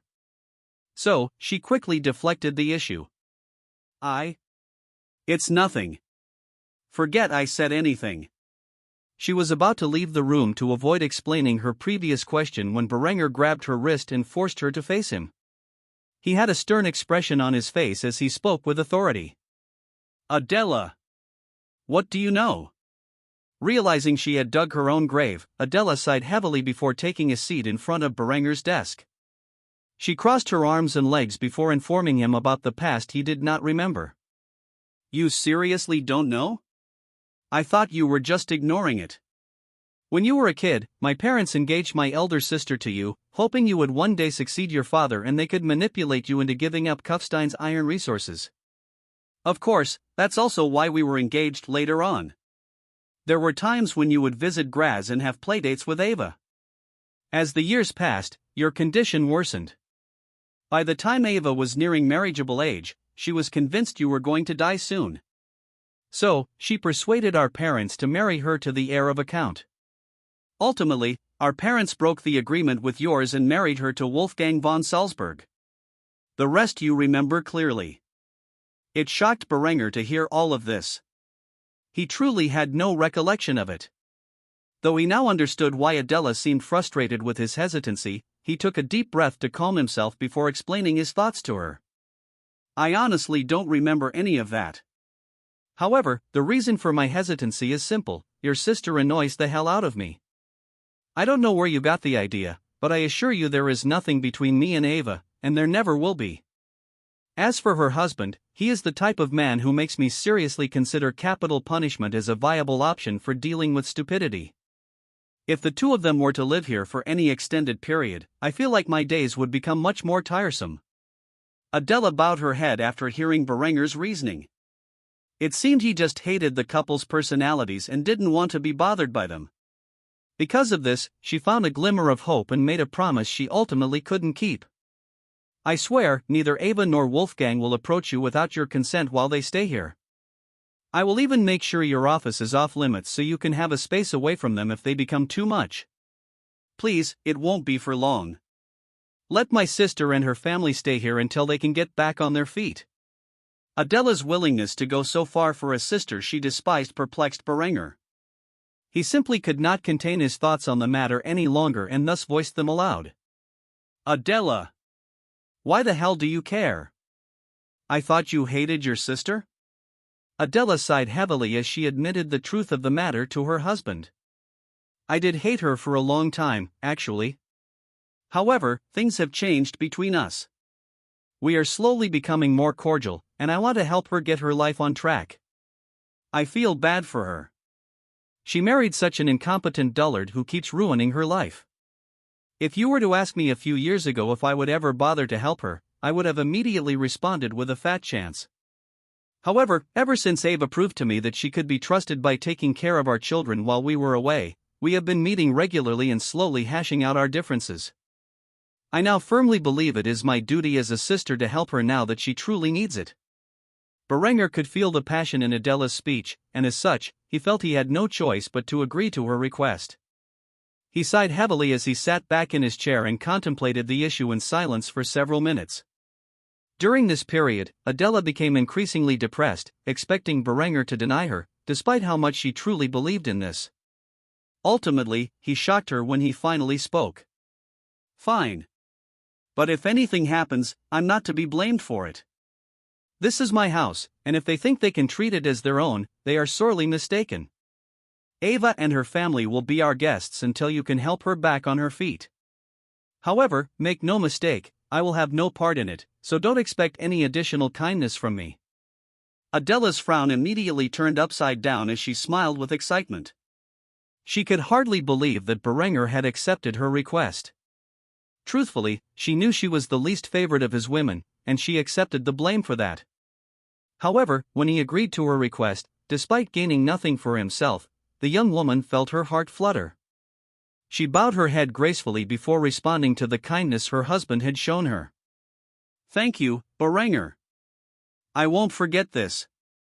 Berenger was done with the conversation and waved her off. You can do as you wish, but don't expect me to give them a royal welcome. They may be our guests, but I won't treat them as if they are significant. I will barely interact with them during their stay. Adela nodded and kissed Berenger on the cheek before running off. I will let them know. Thank you so much. With that, Adela quickly scurried away, and Berenger sat back in his chair, dreading every decision he had made in his life that had led to this point. He knew that with Ava and her family arriving at the royal palace, things were going to be a massive headache. As a result, he pulled out a flask of distilled spirits and poured it into his coffee before taking a sip. After doing so, he voiced his true thoughts. I'm going to regret this, aren't I? Having agreed to Adela's request to let her older sister stay in the royal palace, Berenger quickly turned his attention to his work, particularly the Iberian theater. Over the past few years, urban warfare had become a significant problem for German troops during peacekeeping operations in the Kingdom of Portugal. Recently, with the death of the previous Sultan and the ongoing political purges, the scope of urban warfare now encompassed the entire Iberian Peninsula. As a result, one thing became abundantly clear: the tools used by German soldiers were not meeting the demands of the job. Thus, Berenger was forced to create a new weapon to contend with this new threat. Immediately, only one weapon design came to mind. The shotgun, one of the most useful tools Berenger had encountered in his past life, especially in combat. During the Great War, American soldiers used the shotgun not only to clear enemy trenches but also to shoot enemy grenades out of the air. It was so effective in trench warfare that Germany had protested its use and tried to get it banned after the war. However, by the time Berenger entered combat nearly a century later, the weapon had been almost exclusively relegated to breaching buildings in urban warfare. Because of this, Berenger knew just how effective the weapon was in that role, as he had personally witnessed it. The problem Berenger faced was deciding on a single shotgun design for use in his armed forces. Shotguns came in various designs, including single-shot, double-barrel, pump-action, lever-action, semi-automatic, and even automatic shotguns. Naturally, at the moment, the German army did not have enough smokeless powder stockpile to make a reliable semi-automatic or automatic shotgun. Thus, Berenger decided to use a pump-action shotgun as the basis for his new trench gun. However, there were dozens, if not hundreds, of pump-action designs to choose from. He was personally familiar with a few of the more popular pump-action tactical shotguns, as he owned a few during his past life. Ultimately, after careful deliberation, Berenger decided on the Model 870 shotgun, manufactured by Remington in his past life. The 870 was used around the globe by militaries and police forces alike and was also licensed and copied by other companies. What endeared Berenger to the 870 was its durability and reliability. Unlike many of its competitors, its receiver was made of steel, not aluminum, and he had never experienced a malfunction with the ones he owned in his past life. The key difference between Berenger's Model 1425 trench gun and the Model 870 was that, while he used the mechanism of the 870 as the basis for the gun, the aesthetics were inspired by the Winchester Model 12 trench gun, which was used by American forces in World War II. After all, it wasn't a proper trench gun if it didn't have a barrel shroud and a bayonet lug. Naturally, he designed the bayonet based on the Model 12's bayonet. He planned to implement the shotguns in 12-gauge caliber, with double-aught buckshot as the primary load to be used in the field. The shotgun shells Berenger had in mind were based on the military specification standard used by the U.S. military. For the time being, they would use black powder instead of smokeless powder. This meant that each shell would contain 9 double-aught pellets, which would be fired from the smoothbore barrel to create a lethal spread in close quarters. While in his past life, U.S. military and law enforcement agencies adopted specialized breaching rounds that posed no harm to human life beyond the door, Berenger did not care about such trivial matters. As far as he was concerned, civilian casualties were part of war, especially when the insurgents in Iberia deliberately chose brutal urban warfare as their means of resistance. After designing his new Model 1425 trench gun, Berenger approved it. A secretary later dispatched these designs to the Kufstein Armory, who would perfect the design, manufacture the prototypes, and test the weapons before approving them for service. The weapons would then either be made in-house by the Kufstein Armory or sent to one of the various other state armories for manufacture for the German army. For now, Berenger need not worry about the rest of the details. Instead, he sat back and relaxed in his chair, figuring he had done enough work for the day. After stretching for a few moments, he headed towards the door. Unfortunately, the moment he opened the door to the hallway, he saw someone he was not expecting to arrive so soon. Several hours had passed since Berenger chatted with Adela, and with the railways connecting Kufstein and Graz, it did not take long for Eva and her family to arrive in Kufstein. Berenger immediately sighed as he gazed upon the busty woman and cursed out loud. God fucking damn it. Eva frowned when she heard Berenger's response. Though she wanted to lecture him on his manners, she realized he was no longer the little baron's son she had known growing up. Now, he was the most wealthy and powerful man in the world. If she scolded him, she was sure to receive a severe punishment. With this in mind, she bowed her head and responded to Berenger's vulgarity with grace. Your Majesty, I just wanted to thank you for your benevolence. However, if my appearance displeases you to such an extent, I promise you won't hear another word from me, so long as I remain under your care. Berenger did not even pretend to be polite. Instead, he nodded his head with a stern expression before responding to the woman. See to it that I don't. After saying this, Berenger shut his office door behind him and locked it before walking through the halls as if Eva did not even exist. The woman merely pouted after he was gone. Did he really despise her so much after all these years? She knew that she had made his life difficult when he was a minor nobleman, but that was a long time ago, and much had changed. Besides, it was his fault for walking in on her while she was bathing. However, she let the matter go and sighed heavily, defeated by Berenger's impression of her. If only she hadn't married Wolfgang and instead stuck with Berenger, then she would be the Empress right now. Life wasn't fair, and Eva knew this all too well. As for Berenger, he did not think of Eva any longer after leaving her alone in the hallway. Instead, he sought out Adela to give her a good scolding. When he turned the corner, he saw the woman in question with a distressed look on her face. She could tell by the way Berenger carried himself that he was not pleased, which led her to conclude that she was too late. You saw her, didn't you? Berenger glared at Adela before mocking her for her inability to keep her promises. That has got to be a record, Adela. 6-7 hours, and already you've broken your promise to keep her away from me. I honestly don't know what to say about that. Adela could only hang her head low in shame. She had no idea that the moment Eva entered the palace, she would go off searching for Berenger on her own. All she could do was apologize. I'm sorry. She ran off before I could tell her the conditions of her stay. Berenger merely waved off the incident, trying to ease Adela's depressed state. It doesn't matter. Just make sure she keeps her distance. I don't want any more contact with the woman or her husband. Adela instantly nodded her head in obedience before questioning Berenger's next move. So, what now? Berenger wore a wry smile as he responded to her question in a way she did not expect. Now. I think I'm going to go relieve some stress with my sister. Adela blushed when she heard this but also felt a deep envy in her heart. If she hadn't failed so badly in her task, her husband would be relieving stress with her. Instead, he was disappointed with her and chose to spend the night with the woman in his harem who most closely resembled her, out of spite. After Berenger had disappeared from her sight, Adela cursed under her breath. God damn it, Eva. But it was too late. Berenger had already decided who he would spend the night with. While Berenger may not be happy about Eva's presence in his home, that did not mean everyone in his household agreed with his opinion of her. For example, the moment Hans saw his beautiful young aunt enter the home, he ran up to her for a hug. As for Eva, the troubled expression on her face instantly vanished when she saw the young boy running toward her, screaming, "Auntie Eva!" If there was one thing Hans disliked about his biological mother, it was how distant she was from the rest of her family.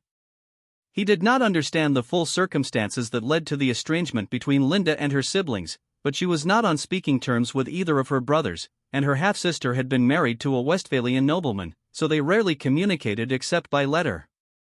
If there was one significant perk to the polygynous system Berenger had implemented across Germany, it was that children had multiple mothers to look after them. Because of this, Hans had a variety of aunts, uncles, and cousins with whom he could get along. Hans had met most of his other relatives in passing, but the only one he had really spent time with was Eva. She was his favorite relative outside his immediate family. For the record, Hans considered Henrietta one of his mommies. Even though she was his father's sister, the relationship between Berenger and Henrietta was clear to the young boy, so he did not consider her an aunt, but a mother. Eva spoiled Hans, especially during the time she cared for him while his parents were away. Thus, when she saw the little rascal running up to her, she instantly smiled and latched onto him, accepting his childish hug with enthusiasm. "Hans, it is so good to see you." Hans was honestly a bit confused about why Eva was in the royal palace. After nestling his head against the woman's substantial bosom, he looked up at her with his sapphire eyes and interrogated her. "Why are you here, Auntie Eva? Are my mommies and daddy going away on another trip?" Eva stroked the boy's strawberry blonde hair with a smile on her face while she shook her head. She pinched his nose playfully before answering his question. "Nothing of the sort. It's just that my family and I are going to be living with you for a while." When Hans heard these words, he was excited. He enjoyed his aunt's company and had previously thought of scheming to get his father and her together. He was just about to grab the woman's hand and take her to meet his father when the woman's husband entered the room. Wolfgang was a decently attractive man, though his appearance did not compare to Berenger's. The man's good looks were one of the few reasons Eva had agreed to marry him, along with the position he once held. One could say that Wolfgang's appearance was his only redeeming quality, as the man's personality was beyond worthless. Not only was he arrogant, but he was incredibly foolish and had a tendency to upset those in power. In fact, that was precisely why Eva and her family were forced to move in with Adela. Wolfgang gazed at the little brat who had his head buried in his wife's cleavage and instantly grew frustrated. Not only was he an arrogant fool, but he had recently become impotent, which fueled his intense jealousy towards any male who grew too close to his wife, believing they would snatch her away from him. The man briskly walked over to his wife, ready to slap the unknown child in her arms. However, the woman glared at him, smacking his hand away. She quickly scolded him for nearly laying his hands on the prince, who was most likely to succeed the Kaiser. "Wolfgang, you fool! What the hell do you think you're doing? Do you have any idea who this child is?" Wolfgang, in his stupidity, hadn't realized that the child with his wife was the Kaiser's son. Eva wished she could say she was surprised. Seriously, they were in the royal palace, a place only the von Kufstein dynasty, their guests, and the staff were allowed to reside. Hans was clearly dressed in lavish clothing and seemed to know who Eva was. Could Wolfgang not use his brain for 2 seconds to guess the boy's identity?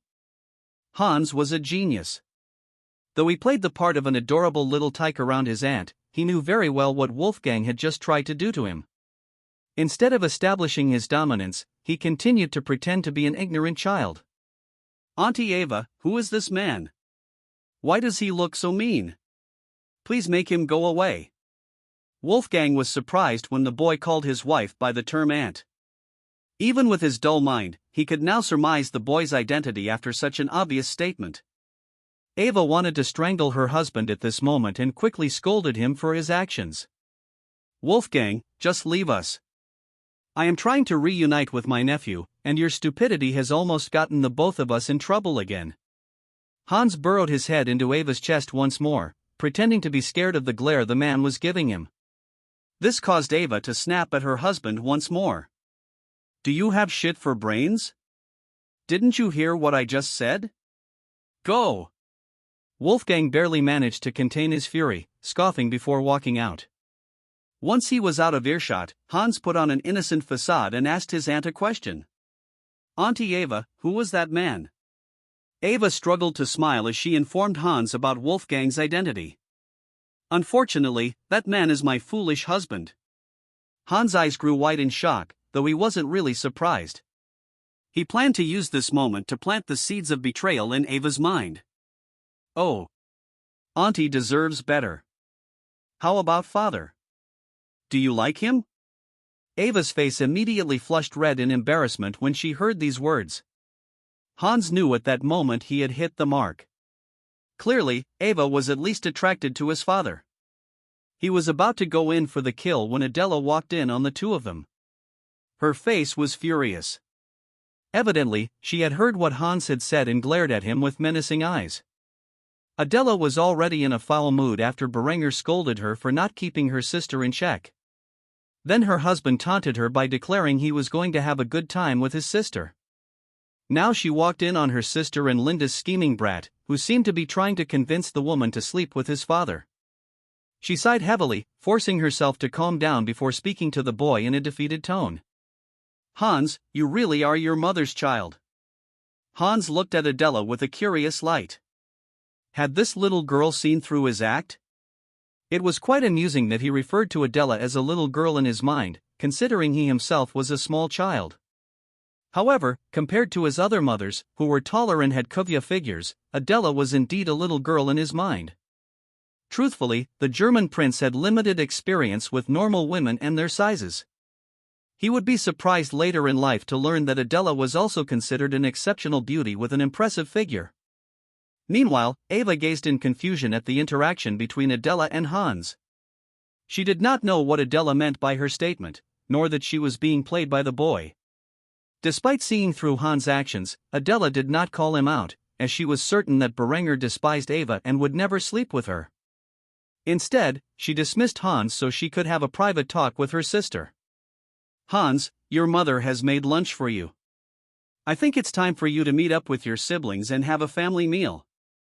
Hans smiled as he heard this before jumping out of Eva's arms. With an innocent expression on his face, he responded to Adela's words. "Okay, Mommy Adela, I'll do that. Bye, Auntie Eva."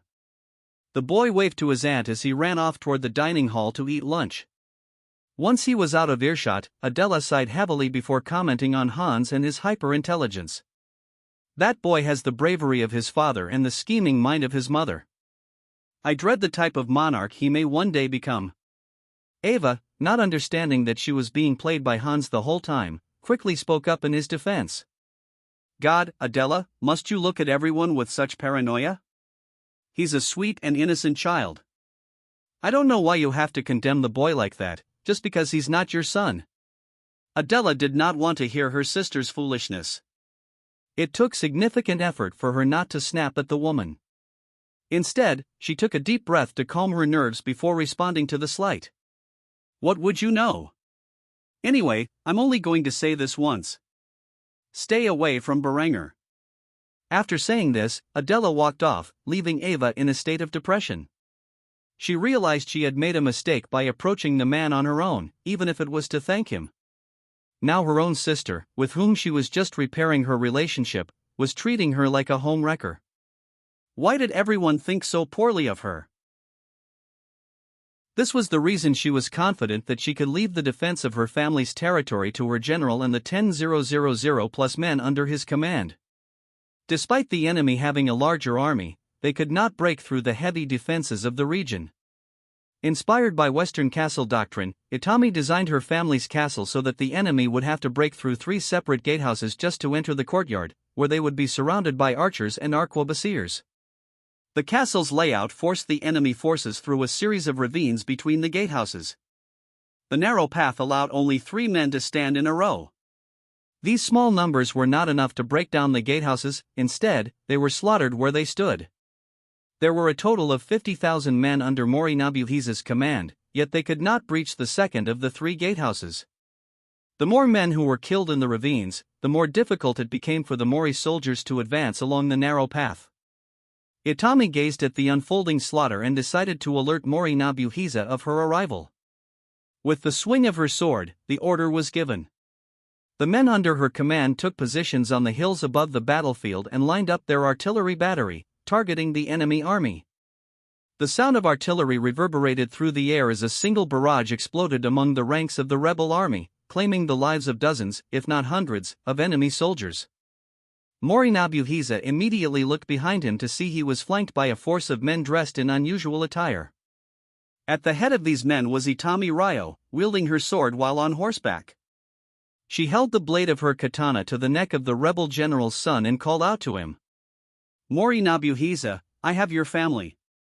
I suggest you cease your hostilities and negotiate your surrender, or else I will chop off your son's head." The sight of his eldest son in such a precarious situation shocked Mori Nabuhiza. Initially, he planned to refuse Itami's demands, knowing he had several other boys who could take over. However, in the next moment, his entire family was lined up on the hill above, with rifles pointed at their backs. Seeing this, Mori had no choice but to order an end to his assault on the Itami clan's home. Stand down. With this command, the warriors under Mori Nobuhisa's control ceased their hostilities and retreated from the ravine where so many of their comrades lay dead. Both parties quickly set up neutral ground between the armies for Itami and Mori to meet and discuss the terms of the rebel army's surrender. At the table, Itami was flanked by her officers, aside from those within the castle, while Mori Nobuhisa was accompanied by his advisors. The young boy, the heir to the Mori clan, sat obediently in Itami's lap. She refused to hand him over to his father until the negotiations were completed. The boy glared at the beautiful woman with bitter hatred in his eyes but remained silent, fearing that the unpredictable woman might take his life. Itami ignored the boy's hateful gaze and began the negotiations by taunting her rival with a threat. "You have such a beautiful boy. It would be a shame if something happened to the kid." The officers under Mori Nobuhisa's command quickly stood up, enraged by the threat. However, before they could do anything rash, Mori Nobuhisa raised his hand, silencing them. They quickly sat down and grumbled to themselves. Seeing the enemy's obedience, Itami smiled and addressed her conditions. "Let's cut to the chase. You already know my demands, but I will state them for the record. Strike your banners, order your armies to return home, and have your successors swear their fealty to me. If you do that, I will show your rebellion mercy." Mori Nobuhisa did not believe a word the woman said. After all, she clearly stated that she wanted his successor to swear loyalty to her instead of to himself. Such a demand implied a death sentence. How was that mercy? Mercy? Like hell I'd believe that. Itami had the eyes of a devil as she carefully outlined the cruelty of her mercy with a wicked grin. "I swear to all the kami that I, Itami Ryo, will show mercy to all of your clans despite your rebellion. After all, I am a woman of my word. I will be satisfied with just the heads of those who led the rebelling clans. I shall spare everyone else." The men in question were all present and immediately protested this decision with various insults. "You little slut. You think you have the power to force us to give up our lives? Guess again. Fucking bitch, I'd like to see you claim my head. The only woman who will take my life is Izanami." Itami remained patient with the men in front of her and quickly issued another threat to silence them. "If you deny my mercy, then I will be forced to kill all of your families, starting with this little boy here. Go on, child, tell your father and his friends how much you want to live. You do want to live, don't you?" Tears welled in the adolescent boy's eyes as he pleaded with his father to sacrifice his life for him. "Father, please. I don't want to die." Being forced to choose between his death or that of his children was a cruelty only a parent could truly understand. Seeing Itami raise the blade closer to the boy's neck, Mori Nobuhisa had no choice but to concede defeat. If he did not, he would be a monster who cared only for himself. "Very well. If those are your terms, I surrender, but I cannot guarantee that those beneath my command will do the same." The generals under Mori Nobuhisa's command wore bitter expressions. None of them wanted to die, but neither were they willing to condemn their entire bloodlines to extinction. As a result, they begrudgingly lowered their heads in defeat. Seeing this, a wicked smile curved on Itami's puffy lips as she let the boy say goodbye to his father. "Congratulations, kid, it looks like it's your lucky day. Since I'm not heartless, I will permit you one last farewell to your old man." Tears streamed down the boy's face as he hugged his father, apologizing for his cowardice. Mori Nobuhisa hugged his son and whispered something in his ear before being taken away by Itami's soldiers. "I have failed you, my son. I give you this last piece of advice: do not follow my path. This woman is not to be underestimated. Bury your hatred and obey her, or you will one day share my fate, along with any children you may have." After saying this, the leaders of the rebellion were arrested on the spot. They would be forced to commit seppuku when they returned with Itami to the capital. As for the rebel army, they broke ranks when their leaders declared their surrender and returned to their homelands. If they had stood and fought, they would have only dishonored their masters. As for Itami, she had outplayed her enemies and would take advantage of being in her homeland to visit her family.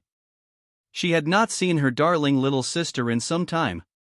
If she returned to the capital now, she would be forced to overhaul Japan and would be plagued with work on modernizing the region for years to come. Her little sister would never forgive her if she did this, so she decided to take a brief vacation.